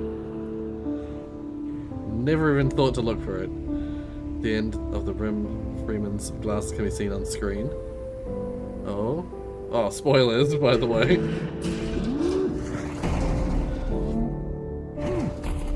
See it better without VR. Oh. Yeah. Huh.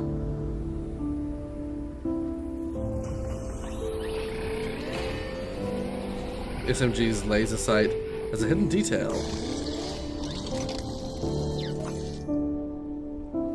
You can put that to good use.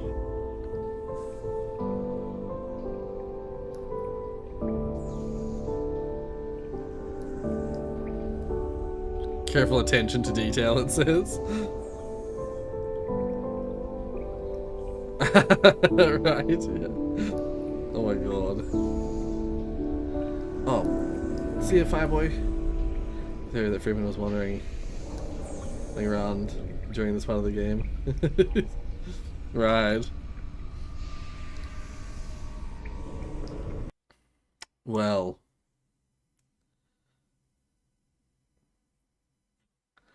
Yeah. Now there's so much that wasn't covered by that, but like, yeah, there's Valve's attention to detail is second to none. Well, in many aspects.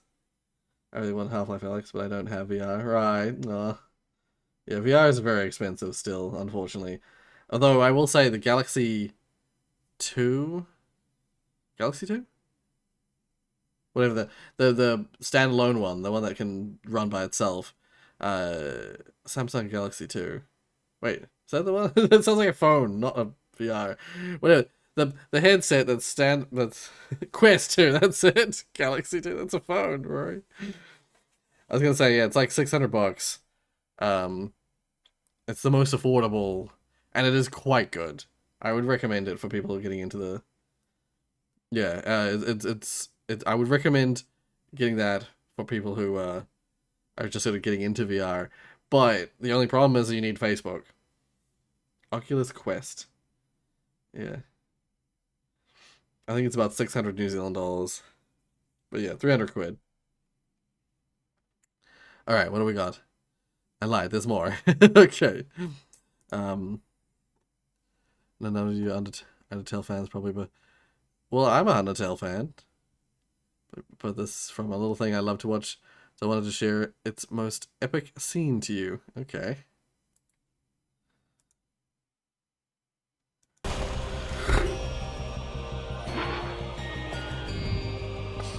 Ah. Can't say I've seen any of this.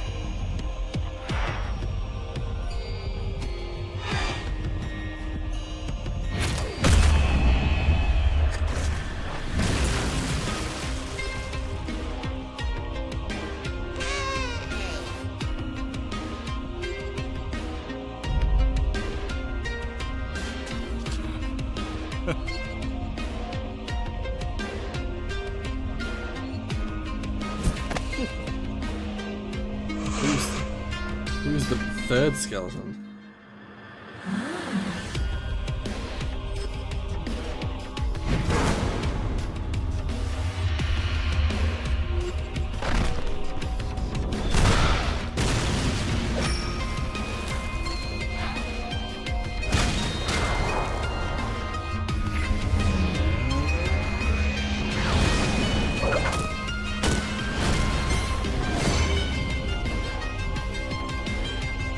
Or is it Gaster?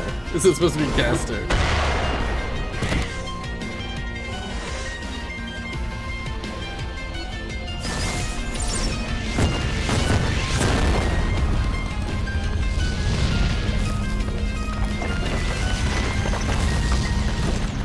Yeah, I think it's supposed to be Gaster.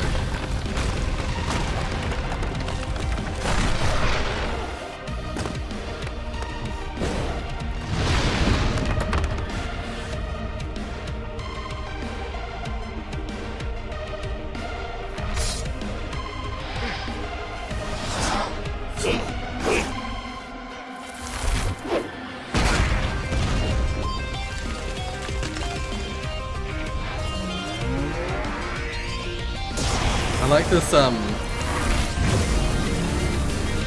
remix of or this remix of Megalovania it's playing.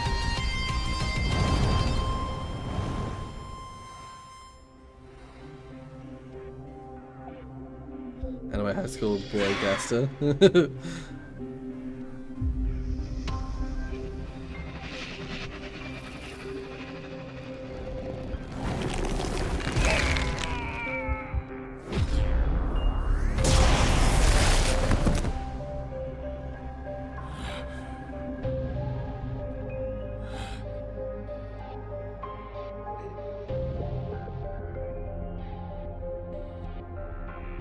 Dragon Ball Z fan.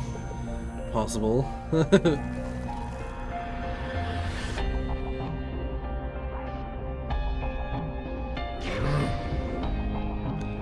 I'd say generally an anime fan.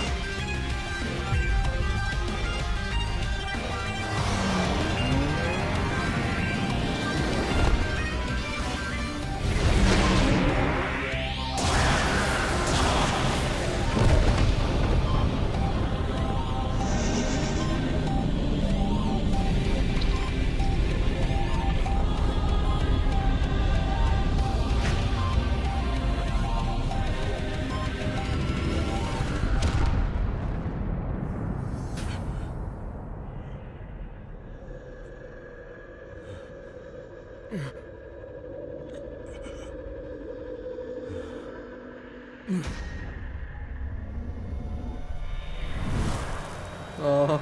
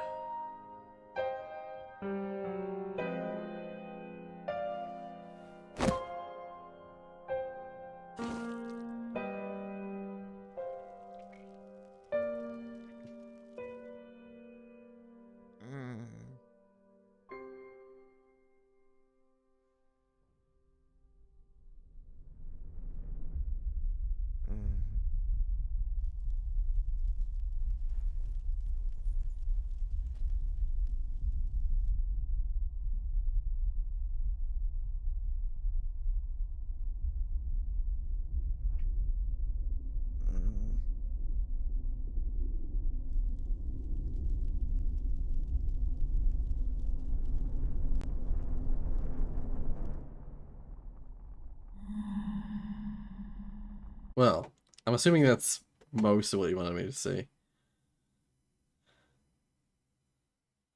I thought there's definitely more, but I shouldn't watch the entire episode. We watched so much of it. All right, well, that was very intense, very anime.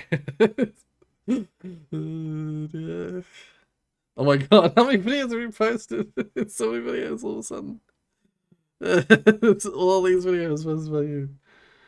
I was gonna say, it's like so many. This one has what, 5 videos? Oh yeah, we just talked about it. I can't watch Tom Sky's. His stuff's copyrighted. I watched Tom Sky myself. I've probably seen all of it.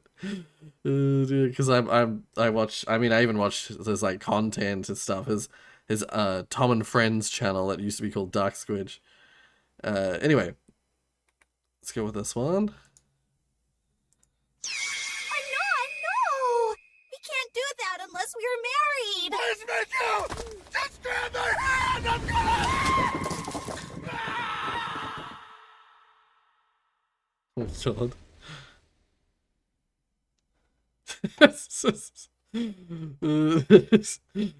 Just like, nah, I can't do that. I can't save your life. Aha! I found a technical issue. What? I'm not a technical. Oh god. Yikes. Jesus. Tried to recreate this. I had a breakdown of frustration. Velcro versus Zerko.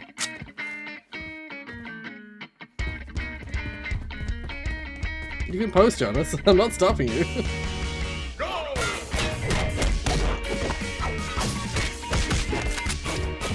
I do like the grind to the beat thing. Really nice.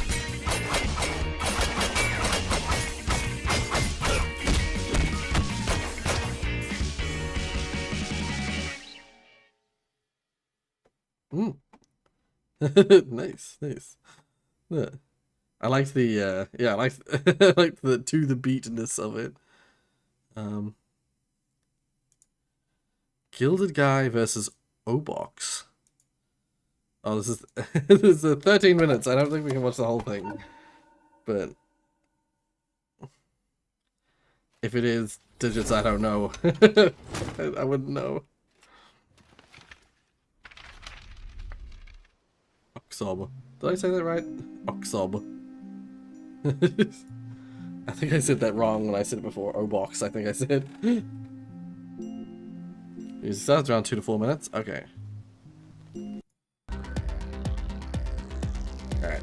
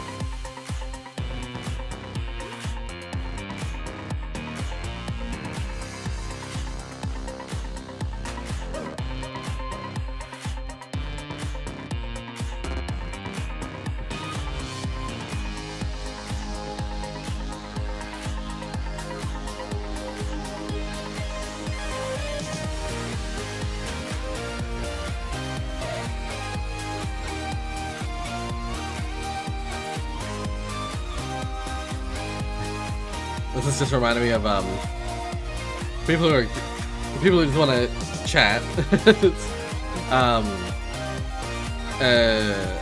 I recently been watching The Umbrella Academy on Netflix. Mark and I have been watching it. This just reminded me of it. You might ask how this reminded me of it. I won't explain because it's a spoiler.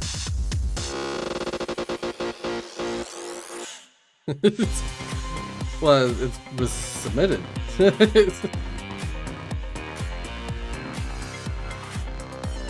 Sorry, how's the kids?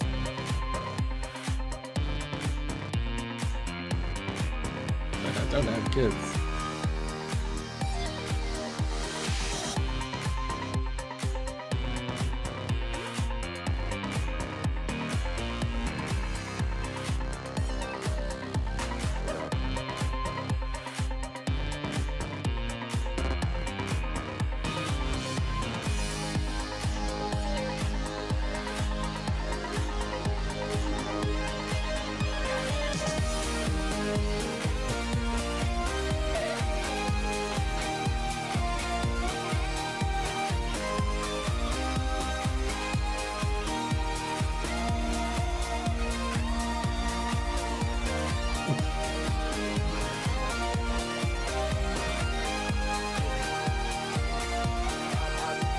God.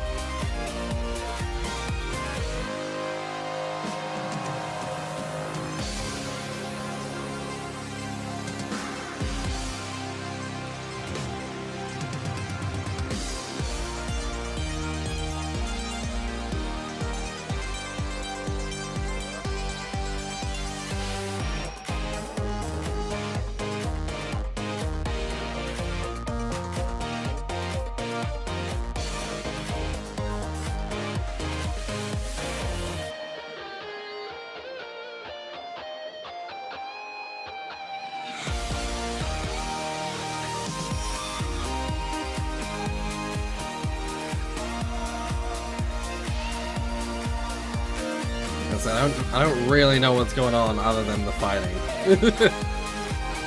I don't know who these characters are.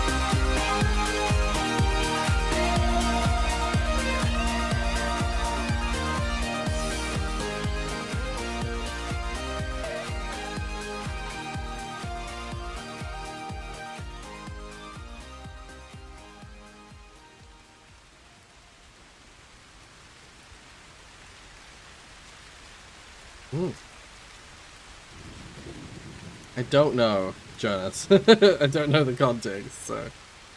Yeah. Alright, well. It's just like a fight scene choreographed to music and stuff like that. Was that the one we just watched? Yeah, okay.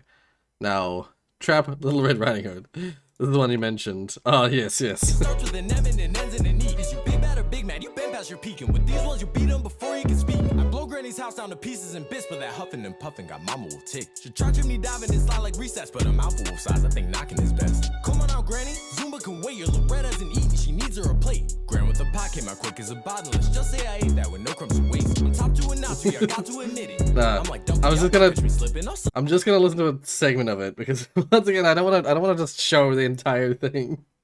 I was kind of glad that it started halfway through. In fact, after the stream, I encourage you to find a random person out on the street and fight them. No, don't do that. Bad. Oh god, this played automatically. Wait. I shot it down! What the fuck? I left my hentai collection in that fucking helicopter! Come on, motherfuckers, I'm a tang! Well then. Okay, what's this? Unicorn. Audio was fine, okay. My mama told me I could be anything in the world, so I decided to be a unicorn. I see. What an odd kind of... Oh, that's right, I opened it in a new tab. What an odd hat he's wearing. I should stop opening these the way I'm opening them. Are we gonna have a problem? You best switch up that attitude. You're playing a dangerous game, boy. The Nintendo 64 Smitty use this. I'ma fuck you up. My favorite one was... My favorite one was don't Nintendo 64 Smitty use this.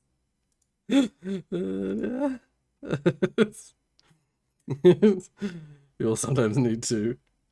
Wait, oh, right. It's because of the way you linked them.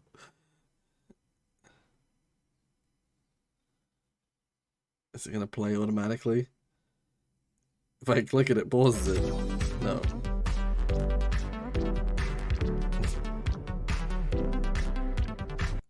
Is this the reference that I'm too not? Wait, no. Is this reference too anime for me to understand? I forever love this short. The like all the different Nintendo things. That's good. Okay. Crustamus. A YouTube pupe. A YouTube pupe, that's right. Pupe. Wait. Immediately songs. Well, it's got Last Christmas in it. I can't use this. So I can play it. I can't use it. It's got music.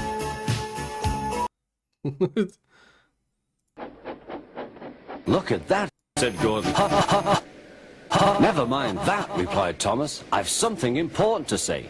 Do you realize it's a whole year since WT work killed Mrs. Kindly? You remember when she fell out of her window and the fat controller but she had nice movies, said James and Henry. There was a long silence.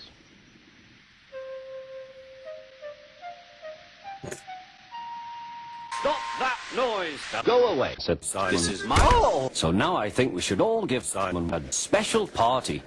The engines were all engines when silence The engines fell. were all engines. The fat controller had bad news. Mrs. Kindly is here. We must kill her again. You must help too, Thomas. There's no talk unless you do. Talking, nobody gets a copyright strike. Mrs. Kindly. Okay, right, go play a game take now. down that. Alright, Said okay, thank you Thomas. for doing that, There's a Simon. good engine. Thank you for all the posts. Look at that! Exclaimed Thomas's fireman. Goodbye, Thomas. Oh, The character with the square face, oh my god. how can we take her down? Exclaimed Thomas. We must use your snowplow. Right, said Thomas. Charged fiercely, said Thomas's fireman. I hope it's all right, said Toby. Thomas charged the Mrs. Kindly. What the hell? Oh dear.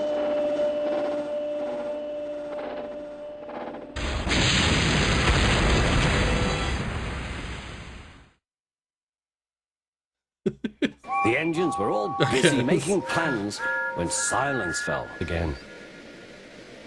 The fat controller had very sad news. I'm sorry to tell you all this, but Thomas was killed in action with Mrs. Kindly. What do you mean? Asked James. He's gone. And where? Oh, he's dead. You retarded, snapped the fat controller. Not anymore, said Thomas. What? 3 wheeze for Simon Okay. Cowles. Wheeze, wheeze, wheeze. We wish you a Merry We wish you a Merry Christmas. We wish you a Merry Christmas and a Happy New Year and a Happy New Year. Old school Thomas is wild. Dreadful.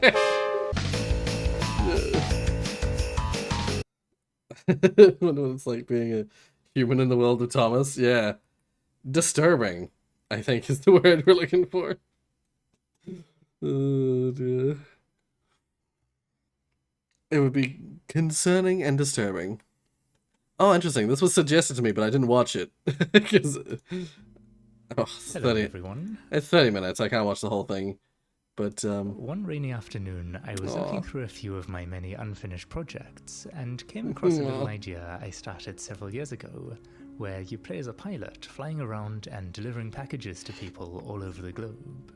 Taking a closer look, I found the controls were slightly unrefined, to put it politely, and though my geographical knowledge is quite terrible, I could hardly fail to notice the mysterious Sudan-shaped hole up here in Africa. I thought it might be fun to revisit this idea, but I've decided to start again from the beginning, rather than try fixing up this buggy old project. So let's begin by making the Earth. I've borrowed some sphere generation code from this old tutorial series of mine on procedural planets. It's not terribly interesting. The main part is just this function for generating a flat plane mesh pointing in some specified direction. Then there's this bit, which uses that function to generate 6 faces pointing in these directions to create a nice little cube. And we can control the resolution of that. Finally, there's this tiny function, which takes each point and normalizes it, which just means dividing the vector by its own length, which causes all the points to be the same distance from the center, transforming our humble cube into a perfect sphere. At least in theory, but it seems that either maths is finally broken or I've made a typo. Here it is. This should be a plus. Alright, much better. Yeah. Although, if we're in a nitpicky mood, we might be bothered by the fact that these points are a lot more clumped together at the corners of the faces than in the centers. Fortunately, some clever person has come up with this fancy equation, and I'll quickly plug that in instead. As you can see, that just spreads the points out a little more evenly, which is maybe not a huge deal, but it helps me sleep better at night. I like the normal fancy slider at the bottom. And stitched together this very beautiful height map of the world. And I was interested to learn that a lot of this data comes from an old space shuttle mission, and the basic idea is that radio waves are bounced off the surface of the Earth, and the height of the terrain calculated from how long it takes the waves to return. This has been combined with data from many other sources to fill in gaps, and also to include a map of the ocean depths, measured in part by ships bouncing sound waves off the ocean floor. So now we just need to be able to convert any point on our sphere to a latitude and longitude, and then we'll be able to read the corresponding height value from the map.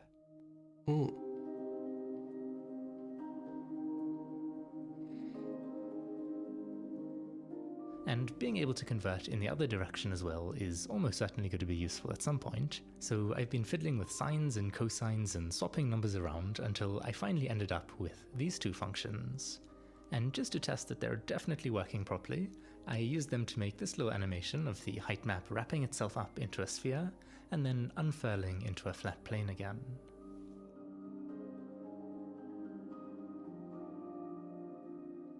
With that confirmed to be working, I've then projected the height map onto that nice sphere we made earlier. I was wondering the same thing, digits. Using the height information, we can then push the vertices in or out to create this very vertically exaggerated making that graphic would have taken ages.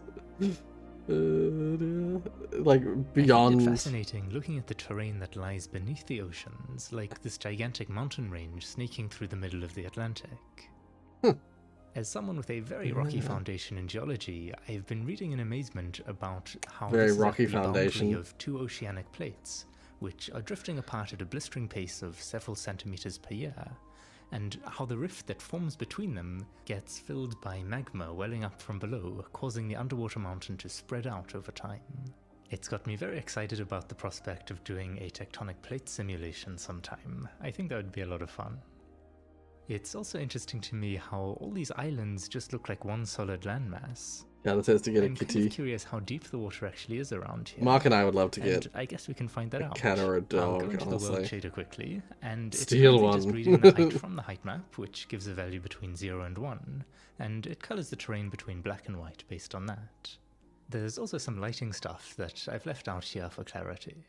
But let's convert that height value to meters. So I know the lowest point in the map is about 11,000 meters below sea level, somewhere here in the Mariana Trench. And the highest There's a point cat that is hangs around that I 8,000 could. meters Well, up it's the in the neighbor's cat. Himalayas. I couldn't steal it. Mount But Everest is almost 9,000 meters, but I could some of the interact extreme with it. values have been lost since I've squashed the Yeah. entire world into a measly 130 million pixels. Going back to the shader, I'll calculate the height in meters, and then if the current height is above sea level, we can output a different color for that pixel.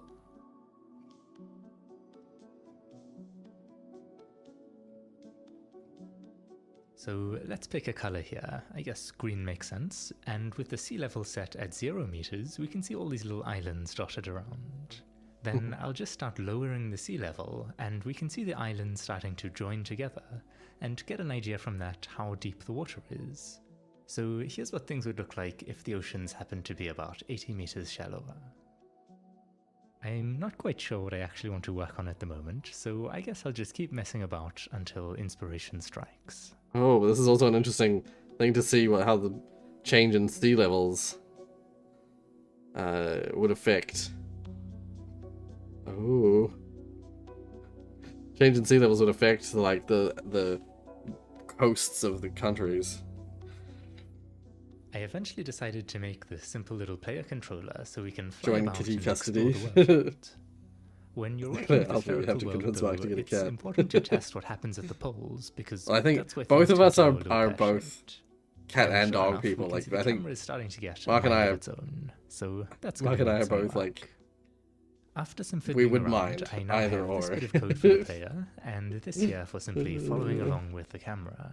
Cats are I've simpler, also been though. spending some time in Blender struggling to make this little aeroplane, which I'll bring into the game, and let's take it for a quick Don't have test to walk flight your around cat. the Antarctic.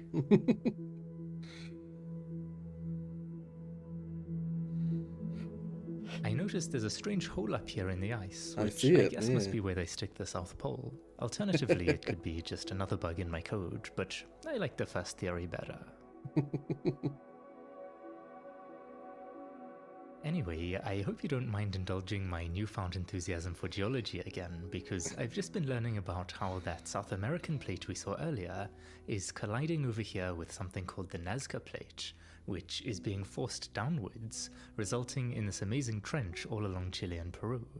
That same collision is also responsible for compressing the South American plate all along its western edge, pushing up, of course, the Andes Mountains. Geology is very cool. Significantly less cool, unfortunately, is my GPU. So an important optimization is something called frustum culling, where only the objects whose bounding boxes are actually within the viewable region of the camera have their mesh data sent to the GPU. But as you can see, because I made the sphere out of just 6 chunks, it's having to send a lot of data that's obviously not going to end up on the screen. So I've been making some small tweaks to the sphere generation code to allow each face of the underlying cube to be split into multiple subfaces. So now, if we run this again, you can see it's able to do a much better job of culling the parts of the planet that are out of view, and my GPU is already sounding a lot happier. Another rather obvious optimization is to simply reduce the number of vertices. For example, here's a chunk that I've reduced to about 60,000 vertices, but because of that, it's lacking a lot of detail. Now, I'm currently drawing this with a little test shader that just outputs the normal vector of the surface The planet as a was color. the map. The normal Yeah. vector tells us which I way mean, the Outer surface Wilds. is facing, and that information is mainly used to calculate how much light would bounce off that So surface just into go to the a camera, cat shelter, go to a which lets dog us shelter, apply see which some one you simple like the most shading at the like moment. so. Yeah. Now, there's only one normal vector per vertex, so the detail of the shading is limited to the resolution of the mesh. But it doesn't have to be. What we can do Right, an is accurate take our scaled height map size and Earth, write yeah. a little compute shader That's which runs crazy. this code here for every pixel in the texture. And all it's doing for each pixel is calculating the world's positions of the 4 adjacent pixels, from which we can calculate the direction of the terrain going northwards and eastwards, and then the cross product of those tells us the normal vector of the surface Dare you at buy the current crappy? pixel. So Sorry, after running dare you that to buy code, the Cappy alpha and channel of the height map still holds the height of the terrain between 0 and 1 like before. Kittens, But when it in reaches the red, their release green, and date. blue channels, we now have this normal information. Release To actually date? make use of that, let's go back to our shader, and we can That's my read in cat's the names. normal Okay, I vector was from gonna the say. texture like this, and use that for the shading instead. Roy doesn't have to convince Mark So to have for a cat. comparison, here's the old per vertex normals, and here's our newly generated normal map. Then here's the old shading. Oh, Cappy. That's why I was And like, now with the new normals, yeah. you can see If you'd we called get it a just lot more cappuccino, I would have known what you detail meant. for free. And mocha, or mocha. The next thing I did was find a nice color map of the Earth, and these are actually available for each month, which I thought was quite interesting to see. I've taken one of these and used it to give the terrain a splash of color. There we go. What I'd like to figure out next is some way of displaying the countries, possibly with outlines or maybe some sort of highlighting of the one you're currently over. I'm not quite sure yet. You're just gonna overlap another texture that just has borders, and overlap that with the colored texture. So I've downloaded some country data. It's basically just a big list of points defining the outlines of all the countries. And I wrote a little script to load that in, which was a very straightforward task that I nonetheless managed to bungle in a number of creative ways. But here at last are the countries of the world. This dataset actually came in 3 different levels of detail. I'm using the medium one, so you can see if I zoom in here, it is fairly detailed, but these small islands over here, for example, are defined by just a handful of points. The next thing I've gone and done is load in some cities from another dataset. I don't know how exhaustive this dataset is, but that's 7,324 cities plotted here, in case you are curious. I'm a bit confused why we have cities in the Antarctic, would though. make for a good That cat seems a name. bit fishy, so let me bring up I've the always details thought here. Mittens. This is apparently Vostok, with a population of 25. I presume it's some kind of research outpost, but let me look that up quickly. And So I've learnt it is indeed a... just the other day, what was I watching? There's something I was looking at that the name sushi for it was like a the last thing you ate is you have to name this pet, and I was like, oh, it was sushi. So I was like, oh, that's a cool. Actually, I like that name for a pet. I'd name my cat Sushi. If it was a girl, I'd name it Sushi. Then again, I think Mittens is also a girl, like a girl cat name. I don't know. I like the name Mittens. Mittens. Fun to say.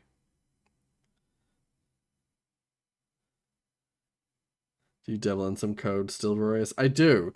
I mean, I still program games, but like I typically stick to the upper level stuff. I don't do stuff like this guy's doing. Russian research station lying at the southern pole of cold, right by the southern pole of inaccessibility, which is not the most enticing address I've ever had. Keep calm, or keep clam. I've also mentioned this Wikipedia Can you watch Red Sun in the Sky very music? dramatic turn halfway Typically, down. I don't listen to music just because Anyway, after copyright that claim brief diversion, issues. I have now mapped this data to a sphere using that function. If there's something you would want me to watch, submit it to the Rorius So what subreddit. I'd like to do now is take these debug lines and turn them into a texture so that they can be drawn Yeah, onto the there, that's what I terrain was in the thinking. game. So I've written up this rather inefficient compute shader to do that. Essentially, How about for you buy each one of the pixel in kittens? texture, it I'd looks probably through I'd probably all the countries adopt and checks a if kitten the from a current shelter. pixel is inside the bounding box of that Sushi cat, country. yeah. And if it is, it then loops through all the This line could be- segments in that also be a country's boy too. outline. That's true, And it's true. keeps track of how close the pixel comes to the nearest line segment, which it measures using this function over here. And once it's done all of that, it calculates the strength of the line and writes it to this country Right now, data purebred Maine texture. Coon is, yeah, they're really expensive. To test Ooh. that, I've made the world shader simply draw the texture onto the terrain. So which I'd get a gives us regular this. cat. I think it looks fairly decent, although in places where the lines go over steep terrain, it does look a bit iffy, so there's probably a better approach that could be taken, but sadly I don't know what that is. I didn't think Anyway, about I'd that. still like to highlight countries when the player is flying over them, and I have a slightly convoluted plan for doing that, which I hope is going to work. The first step that I've been working on here is to loop through all the countries like we did with the outline, but this time we're checking if the pixel is anywhere inside of the country polygon. And if it is, then the index of the country gets written to that pixel in the country data texture. The algorithm for checking if a point is inside a polygon is something I just found online, but here's what that I have a code very looks mild like, in case headache. you want to know. That's why I'm rubbing my forehead. Back in our world shader, we can now read the country index It's actually of it's the my fragment nose. of terrain we're currently My nose is drawing being a from bastard. the green channel of the texture. And to visualize that, we can just divide it by the number of countries we have to give us a color between black and white. And here's how that looks. Ooh. Okay, we're slowly getting somewhere. What I've done next is make yet another compute shader which has this buffer holding a time value for each country, which is when the player last visited that country. Then this code here runs Ragdoll's the every one. frame, and it It's the calculates kind of cat. first of all where the player is. Ideally, Ragdoll breed is definitely my top priority. A cat that, like Ragdolls, for people who are not aware, Ragdoll cats are the kind of cats that just don't give a shit if you like pick them up or do stuff with them. So they're like they're super friendly, basically. You can like pick them up and you can go like with their legs and they'll just sit there letting you manipulate them because they're a Ragdoll. That's the kind of cat that I want. On the country data texture, and then it reads from Black that cat with the name the Batman? index Oh of my the god, country that yeah. the player is flying over, and finally it sets that country's last visited time to the current time. Let's make one more trip to our world shader, where we can now access that buffer of country visit times. We can then use that to figure out Shadow how is a long good it's name been for a since the black cat player as well. visited the country we're currently drawing, and that information can be used to highlight recently visited countries like so. Pure breed Bengal. I did say it was One of my friends common, has a couple of Bengal tigers, Bengal kitties. I've been trying this out, and it does actually seem to be working, which is a very pleasant surprise. Ooh, yeah, So yeah. with that test successful, I've been experimenting with some different ways of integrating it with the actual world shader. One idea I like thought was it. interesting That's was cool. drawing all the countries in grayscale, except for the one you're currently flying over, Ah. which would be in color. Oh, I like that. Ooh. When flying over smaller countries though, this does often leave a lot of the screen grey, which can be a bit Yeah. dull. So I might experiment with something more subtle, like just brightening the colours of the Yeah. country you're flying over. That's what I was originally thinking. Just I've also been highlighting working it. a little on how the oceans are drawn. Increase the saturation So a here little. I've clamped all the heights at sea level to get a nice flat surface. Or give it like a We can glow still effect. Get the depth information. One of though. the ones I was thinking of is having the where the outline is for the border, essentially having like I want to call them god rays, but you know, like a glow effect where there's like lines of light coming off of it, and then the main part of the country just increases saturation a little, and then the name appears on it. That'd be cool. That'd be the best. I think that'd be ideal. And Money use for that some to blend kitty. between deep and shallow watercolor. Thank you, Tiana, for the donation. We're gonna The need a results little of more this than that do though look to get a strange in kitty. places, but I think Kitties it's are okay for now. expensive. Then I'll borrow this snippet of code from one of Rorius, my a long previous time no see. projects to Hey, add oh a Silver. specular highlight where the Hasn't been sun that reflects long, off the water. but yeah, good to see you here. That does make the water look very smooth though, so I'll take these two wavy normal maps and scroll them across the surface using a technique called triplanar mapping, which is something I covered in my old procedural moons and planets Yeah, video, I remember in case you want to him learn covering more that. about that. In any case, that Shh, allows give the us to kitty. easily break the light up as though we're bouncing off little waves on the water surface.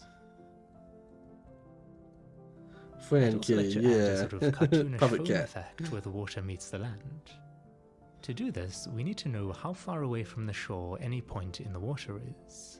So, starting with a mask of the world, I've written a little compute shader. This where cat would each definitely pixel have its own looks at the YouTube channel, pixels immediately definitely. above and below itself. To try update It would its do own distance dances. from the land. At first, only the pixels right Just next to the imagining. land can be updated, but over many iterations, we can fill in all the vertical distance. I would do that all the time. Then we do another pass which does the same thing but horizontally, And together that gives us this nice little distance field. Ooh. I also computed the distances inside the land, which we don't need, but I just wanted to see what it looked like. Right, Here is the yeah. compute shader I wrote for generating this. It's quite slow, which is partially my fault, but it's also just a fairly slow algorithm. This here is the GPU side of the code, and here is the CPU side. Kittius, I think. I have heard of a much faster technique called jump flooding, which I'd really like to investigate at some point. But for now, we can map this distance field onto our sphere, and then the idea is to take the sine of the distance plus the current time to make these little sine waves that radiate out from the land. Ooh. With a bit more fiddling, we can add some noise and scale it down like so to get these tiny little cartoony foam lines, which I'm quite fond of. Yep. The oceans do feel very empty at the moment, so I've been spending some more time in Blender making this little boat model. I then used my old path tool to make some simple little loops for the boats to follow, and here one goes.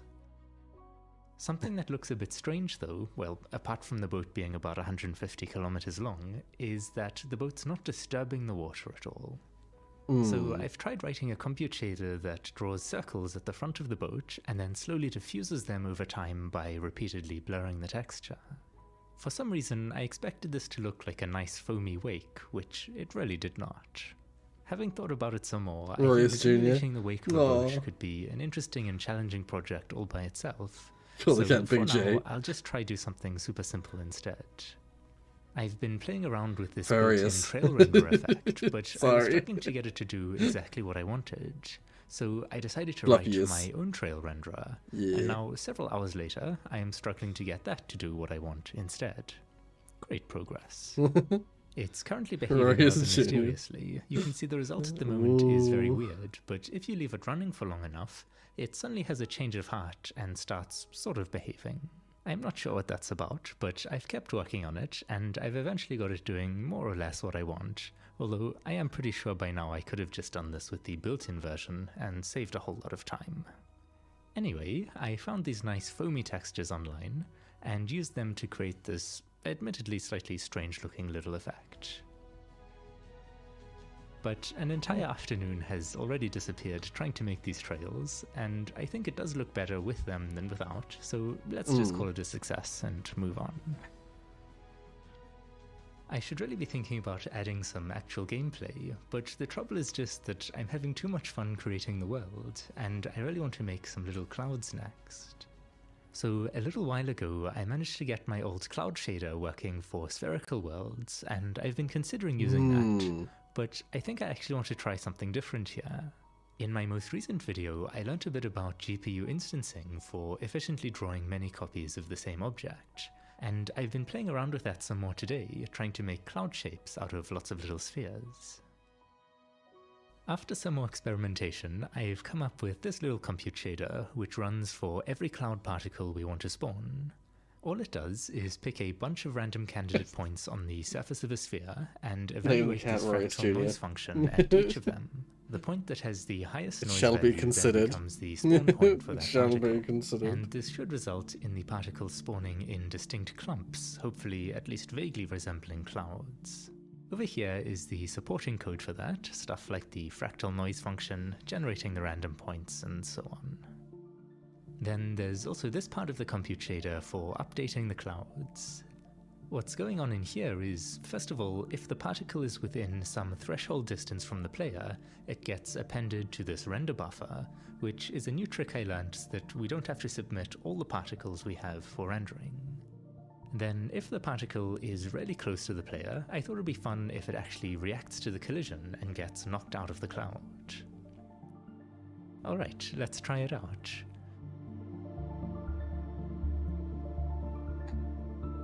So this is not quite what I had in mind, but no need to despair yet, because it might just be a matter of finding the right parameters for that fractal noise function. Let's maybe try increasing the noise scale to something like 10 instead. Passed out for a second there. And this is actually already looking a lot better. We have some distinct cloud shapes, and there are some lonely particles floating around by themselves, but that's okay. It's a legit just passed out. Let's also try flying through one of these clouds. Now you get to and see it that live. feels pretty satisfying. It maybe looks a bit odd, but I like it. Now, I have an idea for... Happens in maybe my making videos these look a sometimes bit when I more cut it out. cloud-like, which is simply to blur them. Can't cut it out of the stream. So I've made a separate camera Cut which it, draws cut the it clouds into into it, their cut own it. special texture, where we can apply some processing just to them. Jonas Jr. Here is that texture, and I've dug up JJ. some old Gaussian blur code JJ's a good name. to make these nice and blurry. Something else I want to try I won't is be also considered, rendering I the will be particles agreed and upon. walls into this texture, and blurring those as well. I will. So now we can have probably another have a nap shader whose after sole the purpose in stream. life is to combine the output from the main camera with our cloud texture. That's because it's so And I relaxing. experimented over It's here such a with giving the relaxing clouds some voice. simple shading using those And blurred then, normals. like, Let's see every what that now and then looks we get to see, like, yeah, most of it's like looking at code. Okay, I wasn't expecting that. It What seems to be the- rendering the inverse of the clouds, so Yeah. I must have got some numbers back to front somewhere. 1 second. Okay, I've fixed that There we little issue, go. so now we can try increasing the blur strength, and I'll adjust the number Ah. of blur iterations as well. Maybe something like this. Yeah. Doesn't quite look like clouds, but it looks good. I think that looks interesting, but honestly, I might actually have preferred how it was looking before the blur. Yeah. Although I do like the subtle shading we get from those blurred normals. So I actually have an option here to blur only the normals and leave the alpha channel of the texture alone, which holds the shape mask. The style is kind of growing on me, and I think if I Yeah, can that's get better. some shadows working for the clouds, that would help tie them in better with the rest of the scene. With the way I'm rendering them though, I think I might need to handle the shadow calculations myself, which is something I've never actually done before. It's always just been magic happening in the Never background. fallen asleep on stream. Never for more than like a few seconds. So I've been experimenting a bit with shadow I've rendering. never fully I fallen have this little asleep, test scene thankfully. here with a directional light and a camera. Here's what our camera Next video after this sees, is gonna be but like, the idea bam, behind boom. shadows is Right. to actually draw the scene from the Loud point of view of the noises. light source. We can then do some matrix maths to transform that in a way that lets Well, us see from our camera. The thing is that I've been, like, this time, like, getting up at 7:30 to go to the 8 o'clock stream, I've been getting up at 7:30, like, all week. So that should be, like, the normal time I get up. I thought that last night. I was like, I shouldn't sleep an extra hour because I've been, like, 7:30 is my normal get up time now. If I just keep getting up at 7:30, then my body should get used to that. But when I woke up this morning, I mentioned it earlier in the stream, like when I first got up, I felt kind of like death. I felt awful, and like I had some food and some drink, and I felt better. But the headache and the sleepiness is slowly growing on me. Where the objects would be blocking the light. Sleep Now, stream? You might be Now concerned you'll about hear the shadows horrible appearing snoring. upside down, but don't worry, Alright. I've quadruple checked my maths, and it's Although I wonder if definitely I snore on my seat. Because when I'm sleeping in my In the seat, end, I found the answer to this issue in Like, a my Solid head forum bobs post in a down. comment posted 2 years after the question had already been answered. Thank you for your service, Captain Science. Nice. With the correction made, here is how the transformation looks now. I was gonna say with the Pretty good. We can of course change the direction of the light source, and it's not without Nice. some issues still, but Um, mostly working. Yeah, when I And sleep here on it is with in the my clouds. chair, I don't think I snore as much because of the way I I'm decided sleeping. to blur the But I have, clouds in it's the terrible shadow for me render, though because like even my though I back ended up and leaving stuff the is all actual clouds weird. unblurred, because that looked a Yeah. bit softer and nicer. Now, I should mention there's a lot more than this to a proper shadow implementation involving depth buffers and various ointments for Yeah, shadow acting. I know, Jonas. and I other have such heard issues. about that. This is really just a Um, quick hacky thing I tried to get working. It's why for the clouds I alone. tried generally to just wake Now, up when with I'm some clouds in the game, when I I naturally couldn't wake resist up. quickly trying to integrate But the I had atmosphere work all shader week from one of my older and, videos. So I dropped that in, and and then it now I'm really streaming. didn't get along well with my cloud system. So I can't even really tell you what's going on here, but I did manage to What patch the it up fuck in is the going end. Here's what that looks like. Ooh.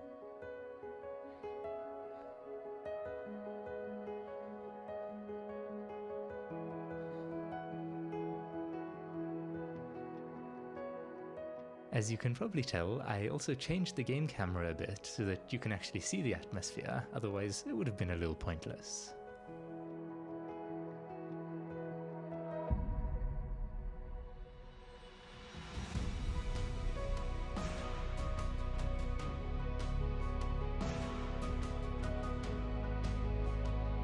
Madagascar.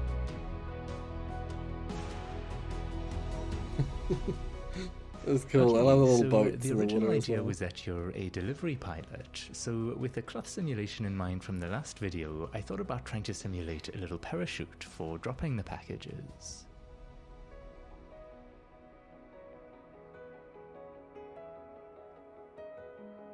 But after some not so Unforgettable. promising tests, I decided to just make a simple animation for the parachute. So wonder how you can instead. fall asleep at your desk. Do you actually lie down on your desk? No, it's like when I fall asleep at my desk, Tiana, I'm literally like I'm like sitting. It's hard to see because you can't see my arms and stuff. I'll be sitting with my hands on my mouse and keyboard, and then like literally it'll be like this, with my head like dipped down, or like off to one side, whatever, and then I'll just like sleep like that, and then I'll wake up and I'm like, oh, what time is it? And I see the time and I'm like, fuck, I've been asleep. Yeah, that's how it works. That's how it happens. I have now put that into the game, so we can fly around and deliver packages to our heart's content. I've also switched back to the top-down view here, because this way it's a lot easier to see where the packages are actually Except you're going. aboard the Rorius Express. Yeah. Ayo. So all that remains to be done, for now at least, is to tell the player where the So you deliveries decode need this? to be Wow. made, so that you're not just flying around aimlessly. Yeah. So I've made this super simple UI, which just So gives pretty, the player though. a random country and a random city within that country. Then when you deliver the package, you'll be evaluated on how far away from the city it lands, which is done using this tiny function. Let's try it out. So starting off, we can choose between Brazil, Lesotho and Togo, and I've decided to head to Lesotho since we're in the neighborhood, and also it's a fairly small country, so even though I don't have a clue where the city of Maseru is, it's not really possible to be too far wrong at least. Let's make our next delivery to Madagascar. This time I've never even heard of the city, let alone know where it is, so I'm going to make a wild guess and say it's somewhere on the south coast. Nailed it. This will be good for learning city Like locations. most of the little games I've made, I think this was a lot more fun to create than it would be for anyone to actually play, which is fine, but I have been thinking about how the gameplay could potentially be spiced up a smidgen. Oh, One thought well, not was bad. having other aircraft you need to dodge, or possibly even pesky package pirates pursuing you through the skies. Pesky Could be package interesting. pirates. I'd of course love to hear if any of you have thoughts on how this could be made more fun to play. Now, you probably noticed something a bit disconcerting happening with the lighting just there. I was struggling to make the game look good at night. Obviously, if it's just very dark, then that's really annoying to play. So for now, I've just made the sun kind of awkwardly follow you around, but if I do end up revisiting this project in the future, I'd love to add things like city lights at night, and maybe there could be giant lighthouses illuminating the oceans, or something silly like that. I suppose one could even just attach a giant spotlight to the aeroplane. Another thing I'd love to experiment with more is the clouds. The cloud formations obviously aren't terribly realistic or interesting, but perhaps one could spawn the particles and maybe even move them based on historical weather data. I think it'd be it's really New cool to see Zealand. huge cyclones forming and so on. Maybe I should just do an entire project on weather simulations. That does sound very complicated, but maybe some kind of simplified toy version would be feasible and still pretty interesting.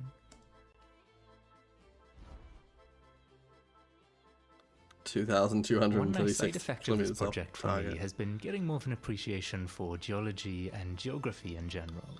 Even something as simple as just knowing where different countries are in the world Yeah, I used yeah. to be really bad at, but now slightly less bad. Like, I'm still pretty bad, honestly, all things considered. when it I comes still have a to... lot to learn, though. Coming up in a second, you'll see me trying to guess the location of Bogota, and I thought the one place you probably wouldn't build a city is way up in the mountains, so I chose a spot down here. But no, it's 2.5 kilometers up high in the Andes Mountains. Yeah. Anyway, this has been a really long video, so if anyone is still out there listening to me rambling, thank you very much for watching. I hope you've enjoyed the video, and I'd love to hear, by the way, where in the world you're watching this from. Disastrous delivery. Alright, that's all from me for now, so until next time, cheers. That's really cool. I think I would all like what you gotta do is you gotta make difficulty levels. Well, you have easy difficulty where the name of the country pops up when you hover over it, so you can see what country you're hovering over. And you have your medium difficulty where it just highlights, and you're gonna have hard difficulty where there's no borders. Turn the borders off. that'd be the way to make that game have extra difficulty layers.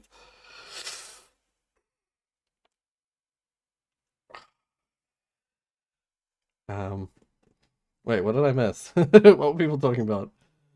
Or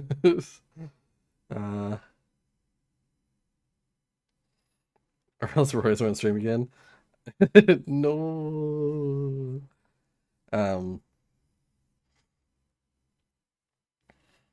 You're all insane. Yeah, yeah.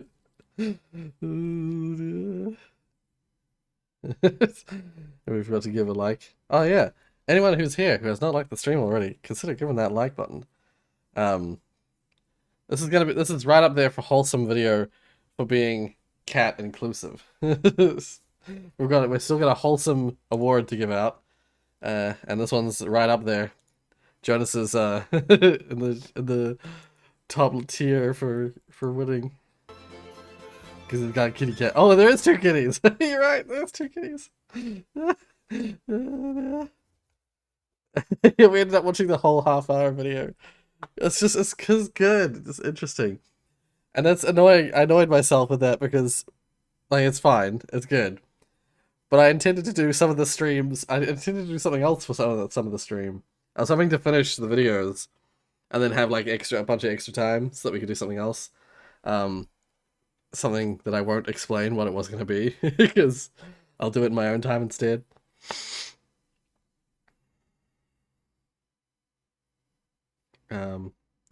You could say they're copycats. I love these kind of grey cats as well. They like the fur, the color, the little grey tigers. I love it. Alright. Please Miku, but with something at the end. Oh, it's the please Miku thing. No! We can't do that unless we're married! Please Miku! Just grab my hand! I'm gonna...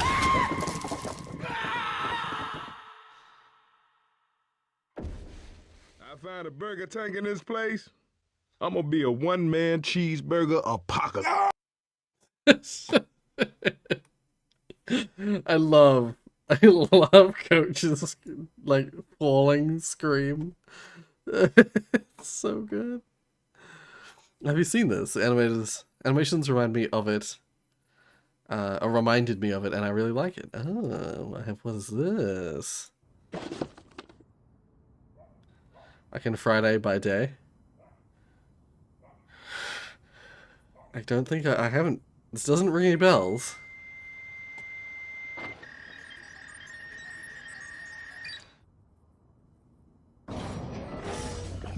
Oh dear.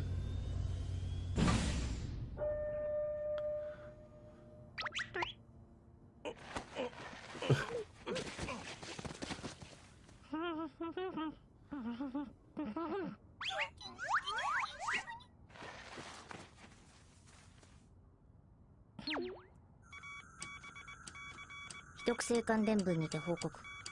昨日、二人と一丸、惑星共同管理条約軍、オツシュ部隊の造反あり。同部隊は、反銀河気象鉱石、イケメシウムのキャリアを強奪。かかる戦闘において、我々小隊ビストビグルの損傷軽微なるも、負傷者1名。負傷した部下の抗争と補給の必要を求む。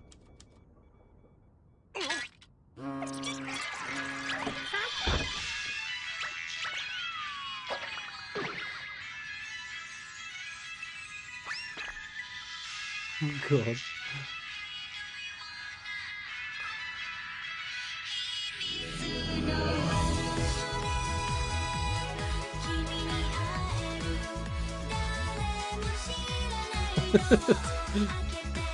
Getting out of bed like that.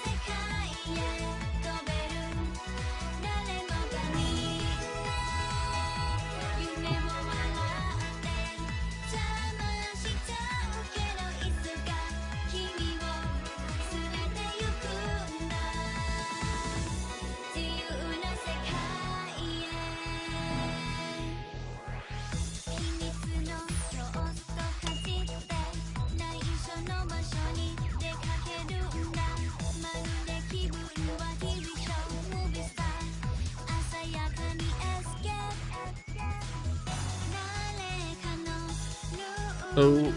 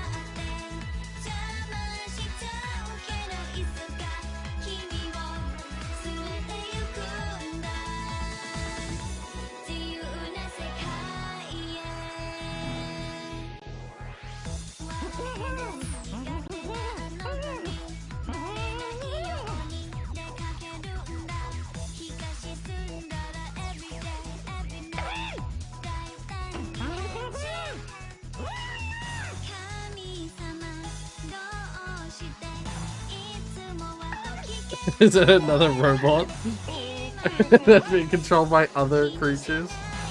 It is. It's so weird. This is fascinating.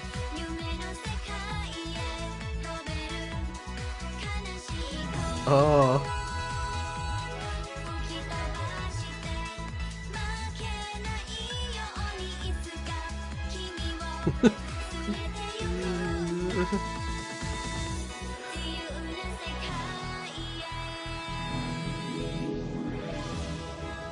I like the idea of them, like the previous scene where they're like piloting it, but it's hard to pay attention to everything around it, so they're like piloting her into like a tree and shit.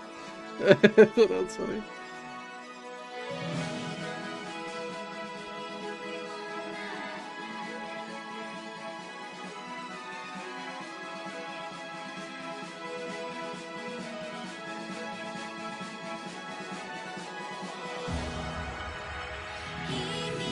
Oh.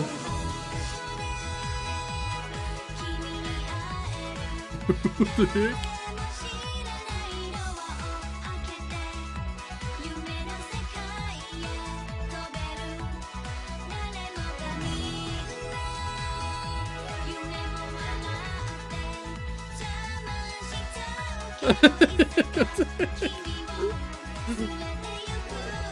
What was that last character? Full of jelly beans. Full of little gemstones.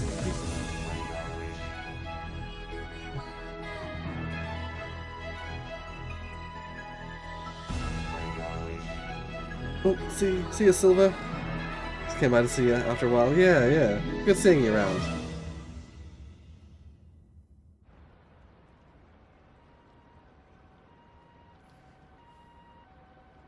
Oh, welcome back, Nathan. Welcome back.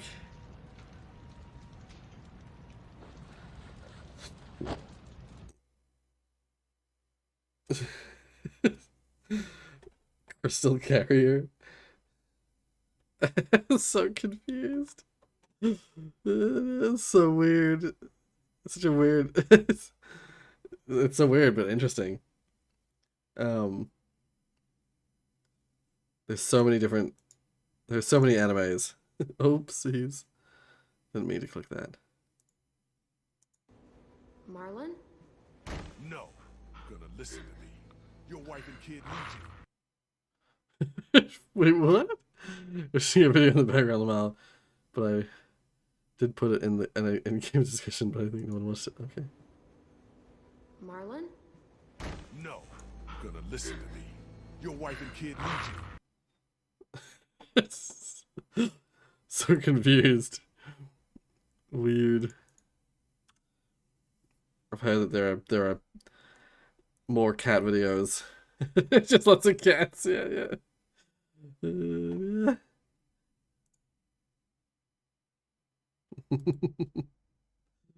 Very cute. Goofball. Ah, this is the main coon. Yeah. Yeah, they've got that real, like, I want to say like like tiger face, but then they're also huge and they have the wispy ears and stuff like that. Oh, adorable. Balls. Well, that was less adorable. Me hug Kapusa. Yeah. Aw. Adorable. Monic faster than Sonic. Yeah. Beautiful, beautiful cat. He died.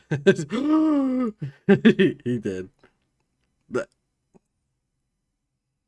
girlfriend and boyfriend. Yeah. Damn. You can just see the size of that unit. Yeah. Snowy. Ugh. No, don't like the snow. Then we got Big Man has, I don't know what that supposed how you pronounce that. Fizzbuzz, you suck at coding. Fizzbuzz, besides being the nickname my friends have for my sister, is a classic software engineering interview question. And if you don't know how to solve it, you're almost as useless as that one JavaScript framework. And I don't want that for anyone. So in this video, I'm going to be showing you how to solve Fizzbuzz. The first step is picking a programming language, and there's a lot of good ones out there. We could do PHP, Bulbasaur, Python, DuckScript, but one of the most important things to do in an interview is just to show off how smart you are. And there's no other language that's better to do this with than Haskell. Before I write any Haskell code, I like to just recite the official pre-coding prayer, because I feel like it just gets me into a good headspace and I feel very grounded afterwards. So I encourage you to follow along with me here.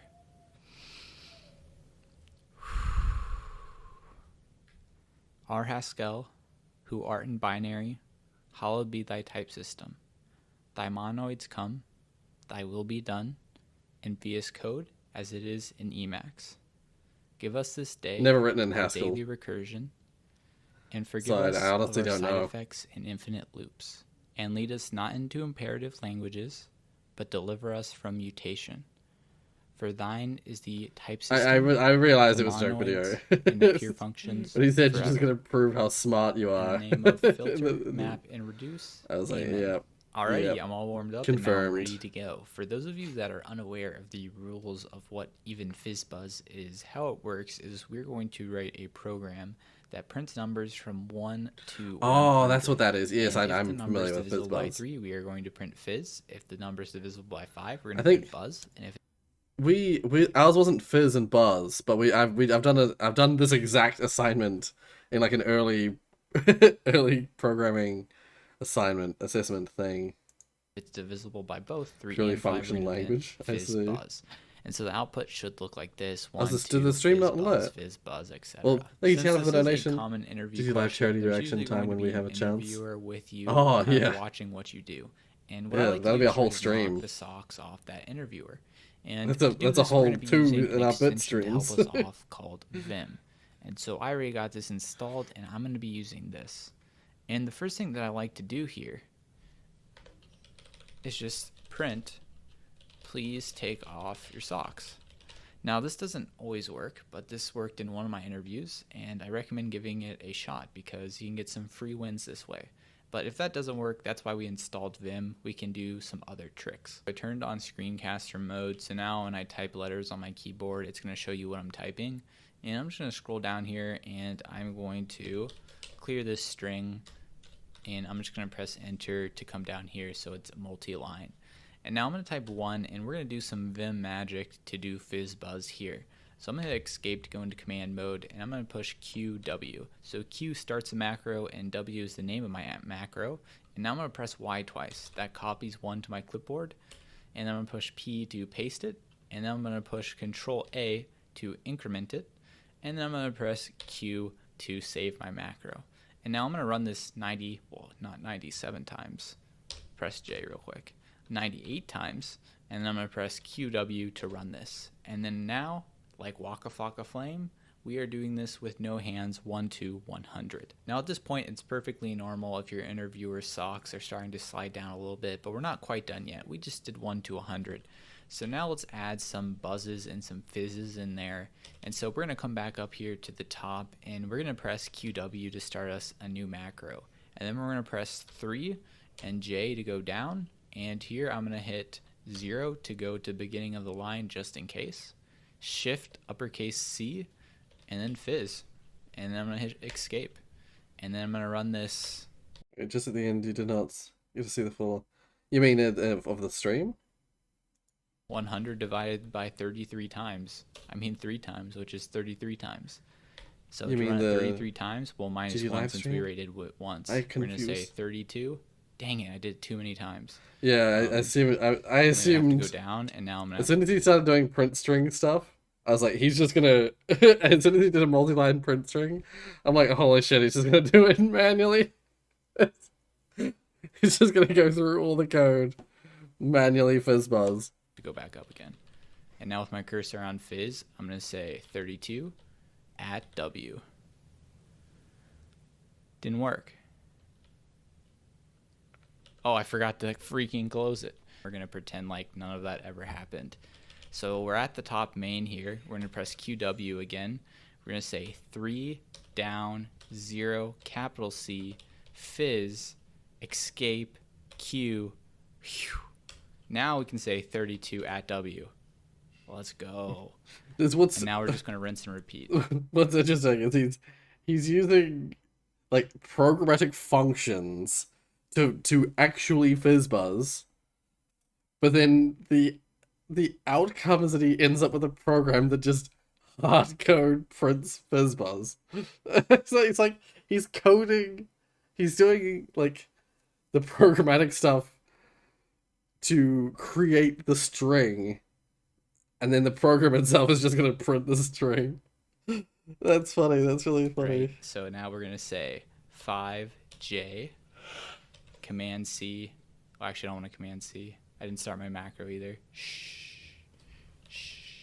Press QW, 5J, 0C, buzz, escape, Q, and then what's 100 divided by 5? 20 times, except now it's 19 times. At W, go. Let's go. And then for our grand finale, right, we have to do 15. 15, every 15th one is divisible by 3 and 5. So we're going to say QW 15 J fizz buzz. Actually, I can't do that because I didn't press 0 again like a scrub. So we're going to pretend like you didn't see that because I messed it up again. And then we're going to do QW what did I say we did again? Oh yeah, 15 J 0 C fizz buzz escape. And then how many times are we doing this? 100 divided by 15. 6 times. We already did it once, so we do it 5 times. At W, go. I didn't close my macro again. 5. So I'm going to press Q, 5W, go. I think I crashed my VS Code. It just... We'll wait for him to finish. Okay, he's not finishing, so we're going to just reload our window.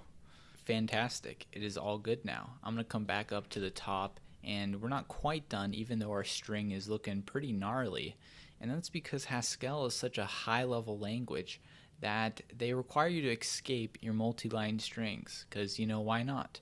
And so we're going to have to put like a slash here, but then we also have to put a slash here. And we also need to put a slash here for reasons unknown to me. So to do this easily, I'm going to press Control V, and then I'm just going to come all the way down by pressing Command G. You have to end your multi-line strings. And then I'm going to press Shift I, and then I'm going to put a slash. And now we have slashes everywhere, at least at the beginning. And now we're going to add them at the end by creating another macro. That's right. QW, I'm going to press the @ sign. No, I'm not going to press the @ sign, capital A. And then I'm going to add not a comma, a backslash. I'm going to hit escape key, and then I'm going to go down one, and then I'm going to press Q in my macro. And then I'm going to run this 97 times, I think. And then we're going to add W. There we go. I just love watching this. And then let's add a slash there just for fun. I actually think we can just bring this up. And then we're good. And of course, we can pop open our terminal and we can compile this bad boy to show off just how swag our code is. Multi-line strings. And Right, realize that okay. Haskell is such a high-level language that we have to You didn't- insert the new lines ourselves. you didn't so do you the go new back lines, to your yeah. Vim code, you come up to the top. That's what I thought he was going to and, do. what we're gonna but do it was is the do some fact that more he, Vim magic. with yeah, some yeah, I Vim was expecting the macros. new So line we're gonna press requirements. QW here. But I wasn't and we're gonna expecting hit the capital open A, close. And then I'm just going to hit multi-line straight up to my strings. arrow key here to go back to the left. And I'm going to do \n, escape, and then press J to go down one. We're going to close our macro like we should always, 99, and run this. Let's go. And I don't care about adding a new line here, so we'll remove that. And now we pop open our terminal one more time, and voila. At this point, the interviewer is either going to think you're a complete idiot or a god, but either way, you're not out of tricks yet. And if they think you're an idiot, they've walked straight into your trap card. All you need to do is let them know what the runtime of this algorithm is. And that's correct. It's O of 1. This is a constant time algorithm, baby. And let them ponder on that for a little bit. At this point, it is guaranteed that their socks are knocked off. You do have to be careful with this though, because sometimes your trap card does too much damage to the interviewer and permanently damages their ego. Some of them don't expect you to come up with a more performant solution, and a lot of times they're expecting O of N for fizz buzz. So in this case, especially if they're starting to foam or fizz at the mouth, be very careful and change your solution just a little bit. Alright, so we can turn this to O of N very easily. I'm just going to press U a couple times until all my code goes away. Specifically, my slashes, not literally all my code. Oh my god. And we're just going to turn this into an array. So I'm going to put a bracket here and a bracket at the end. Then I'm going to come back up to the top here. Got my cursor on 1, and we're going to do some more Vim magic. We're going to create a new macro. I pressed QW, and what I'm going to do is I'm going to press I here. I'm going to press space twice because Haskell's so high level that they don't like it when your array is touching the side here. And we're going to now add a quotation, escape, capital A to go to the other side in the quotation, comma, and then we're going to go back down to the next line, and then we're going to end that. And so we got 99 more items to do, and we'll just run that. Dang it, I messed up. Mistakes were made. And we'll redo our macro. I'm going to press QW, space it out again, same thing. But now, when I go down, I need to press 0 and then press Q. That way our cursor's at the beginning. And now we're going to do 99 one more time. There we go. That's beautiful. This is what I wanted all my life. Let's remove the comma here at the very end just in case they don't like that. And I'm not sure. I feel like I got to do that. Now for the moment you probably been all waiting for some Haskell magic and turn this array into a string. So I'm going to come back up to the top here and I'm going to create a new function which I'm going to call join. And our join function is going to take two parameters, a separator and then an array. But my array here I'm going to destructure. Alright, so here I'm going to get the first element and then I'm going to get the rest of the elements. And then what we're going to do here is we're going to join the first element with the separator, and then we're just going to recurse. So we're going to call join with our separator, and then the rest of the literally elements. watching this for 10 minutes. And then of course, no infinite loops today, guys. We are going to give ourselves an initial base case. Haskell does pattern So when matching. we have a separator and just one item in our list, we just return that one item, which is X. Now let's just join our array down here. Join. And I need to just make sure to also wrap this in parens. You're gonna do 3 times the supplies And you need for reason a so it human trip knows to that Mars. this is what I want to You're gonna watch a Blender print. tutorial in one And sitting. here my separator is going to be the new line character. I'm going to come down to the bottom, just give us a closing paren there. And so now this is going to be converted to a string before it gets Dynamically printed. decompose and And match your now input our data. recursive algorithm to join it takes O(n) time. So now our algorithm is O(n). Let's These see if Blender we did it tutorials correctly. make Though. Open up sense. my terminal. Only problem with Blender run tutorials this, is all it the fucking compiles, shortcut buttons. And it runs. There It's you the are, software ladies itself and that's the gentlemen. problem. You've learned how to do FizzBuzz, both in O(1) time and Even though I O(n) love time. Blender, it's this fucking this fucking troll. All right, well, I think we'll leave that there. We'll leave that stream there. I'm gonna go have a nap and then go eat something.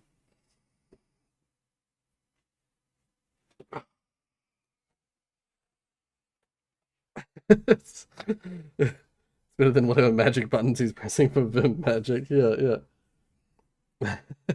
They're more cat pictures.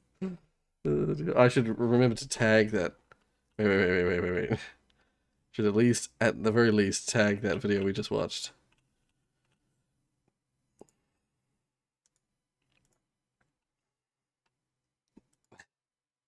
Unit, yeah. He's huge. He or she. I shouldn't assume. Just assume because it's so big, it's a he. Even though that in nature it's often the other way around. These shortcuts are learnable. I always just I just forget them. Like, it's just too many. I can't commit them all to memory. Ginger boy had ball and girl. Ha.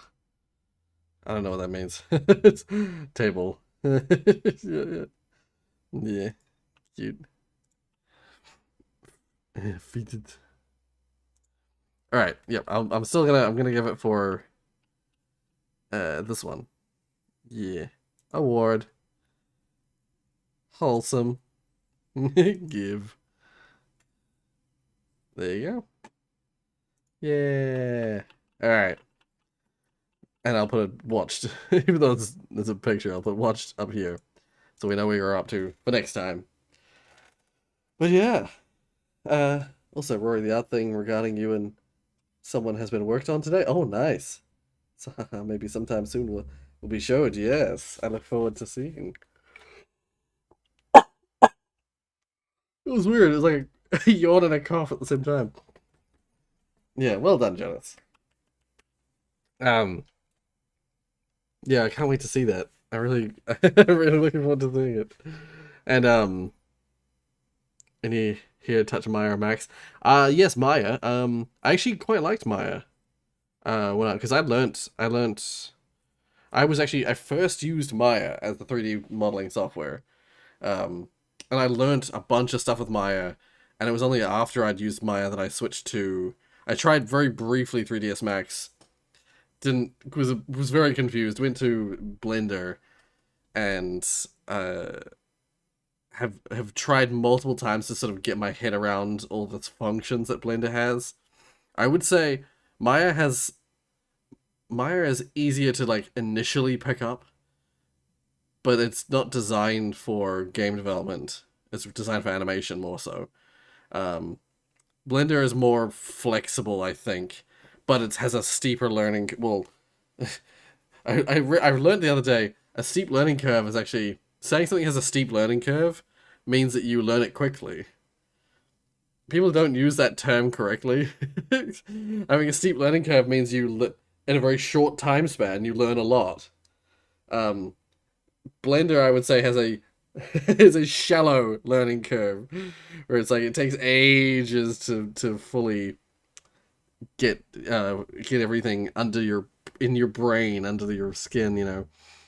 Isn't tomorrow Garlic and other multiplayer? Yes, yep. That's the plan. Yeah, so as long as everything goes to plan, or everything in terms of streaming goes to plan, tomorrow will be start off with some Golf with Friends, then we'll switch over to some like Garlic Phone and those kind of games. So yeah, that's the plan.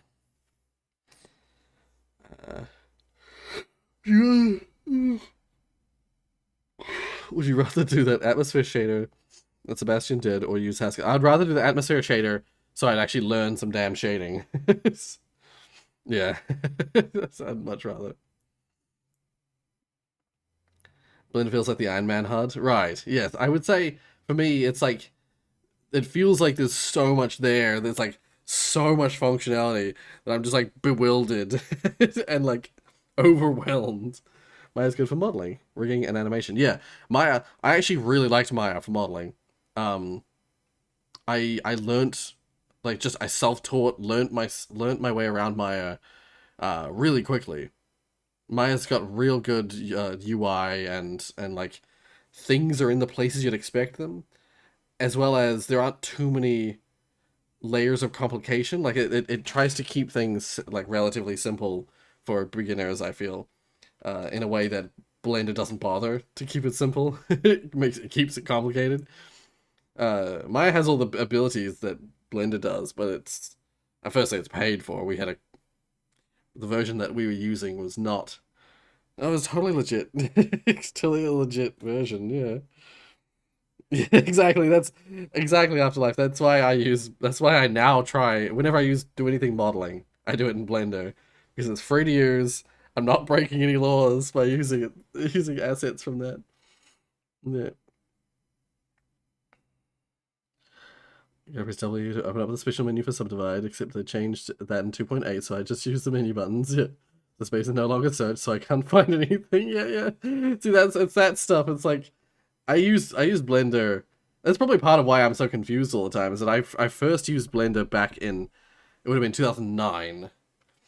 And Blender looked so different in 2009. And then I like picked it back up again in 2011 and 2012. And I believe it had changed already by that point. It was already new to me again. And then I picked it up again, I think in like 2014, 2015.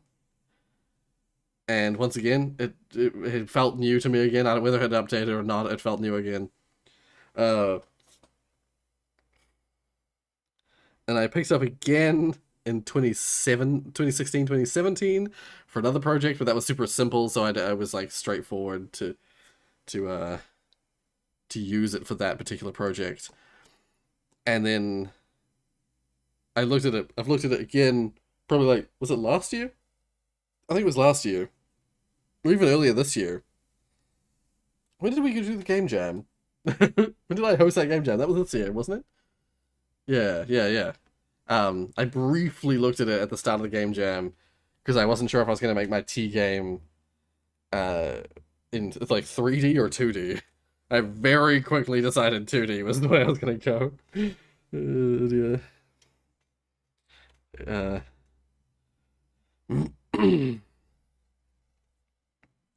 Want to see Valve make their own in-house 3D modeling software? Yeah. I mean, yeah, since the way like maps and stuff work in Source 2 is so very different. I think they still have the block-based subdivision system, the BSP system. They still have that, but so much more of Valve's maps and stuff are now just 3D models. They've really leaned towards the standard of using like 3D models for everything. It wouldn't surprise me if they had like their own 3D modeling software, or they made their own 3D modeling software. The problem is 3D modeling software is so complicated to make and to use, to learn. Yeah, making 3D modeling software must be like one hell of a mission. It's really good, but 2.8 screwed up my internal model. 2.8 is much nicer. Right, yes, yeah. So Blender is good with Unreal Engine 4, and most of the tutorials are made specifically for UE4 too. Right. I use Unity, so it's Blender tutorials that are designed, they're geared towards Unity would be better for me. Model stream. Well, there was a stream I was gonna do. There was part of the stream I was gonna do was gonna be something different. It wasn't gonna be model stream, but it was gonna be something. I'll try and do one in the future, but I wanted to do it for a deadline. That's now gonna have to be. I'm gonna have to do it myself. Anyway, CZ did a live 2D rigging learning stream, and it was fun. Right. I mean, yeah, I'd be totally lost. I'd be running like I'd be roaming around like a headless chicken. So I don't know how entertaining that would be, but yeah, I could do something like that.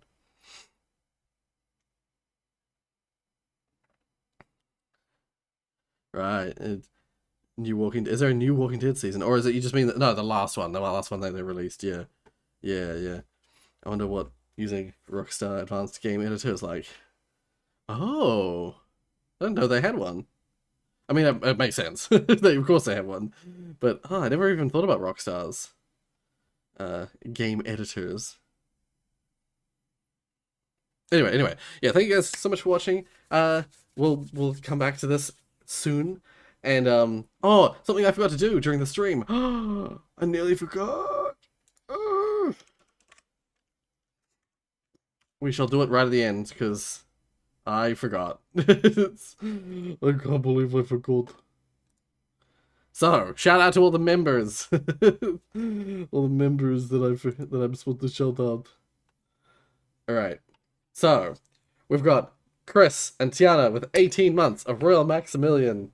We've got Jonas with 17 months of Royal Maximilian. Core Gamer with 14 months of Royal Maximilian. Just the Josie, 12 months of Royal Maximilian. We've got King of Fools with 8 months of Royal Maximilian. We've got Digits with 7 months of Royal Maximilian. We've got Jordan with 2 months of Royal Maximilian. We've got Mark with 4 months of Royal Maximilian. And we've got Rocky with 4 months of Royal Maximilian. Thank you all. Thank you all the members. But especially the Royal Maximilians. I appreciate all of you. You're helping me continue to keep doing what I'm doing. Making this doable for life. I was gonna say, there's a few people I know who they said that either their card declined or they intended to renew but it didn't go through automatically. And if you do that, you'll be celebrated next time, because the way it works is it's a month from the time that you pay. So even if it's like you pay like today, but I've missed you, it'll get picked up in the next month's one.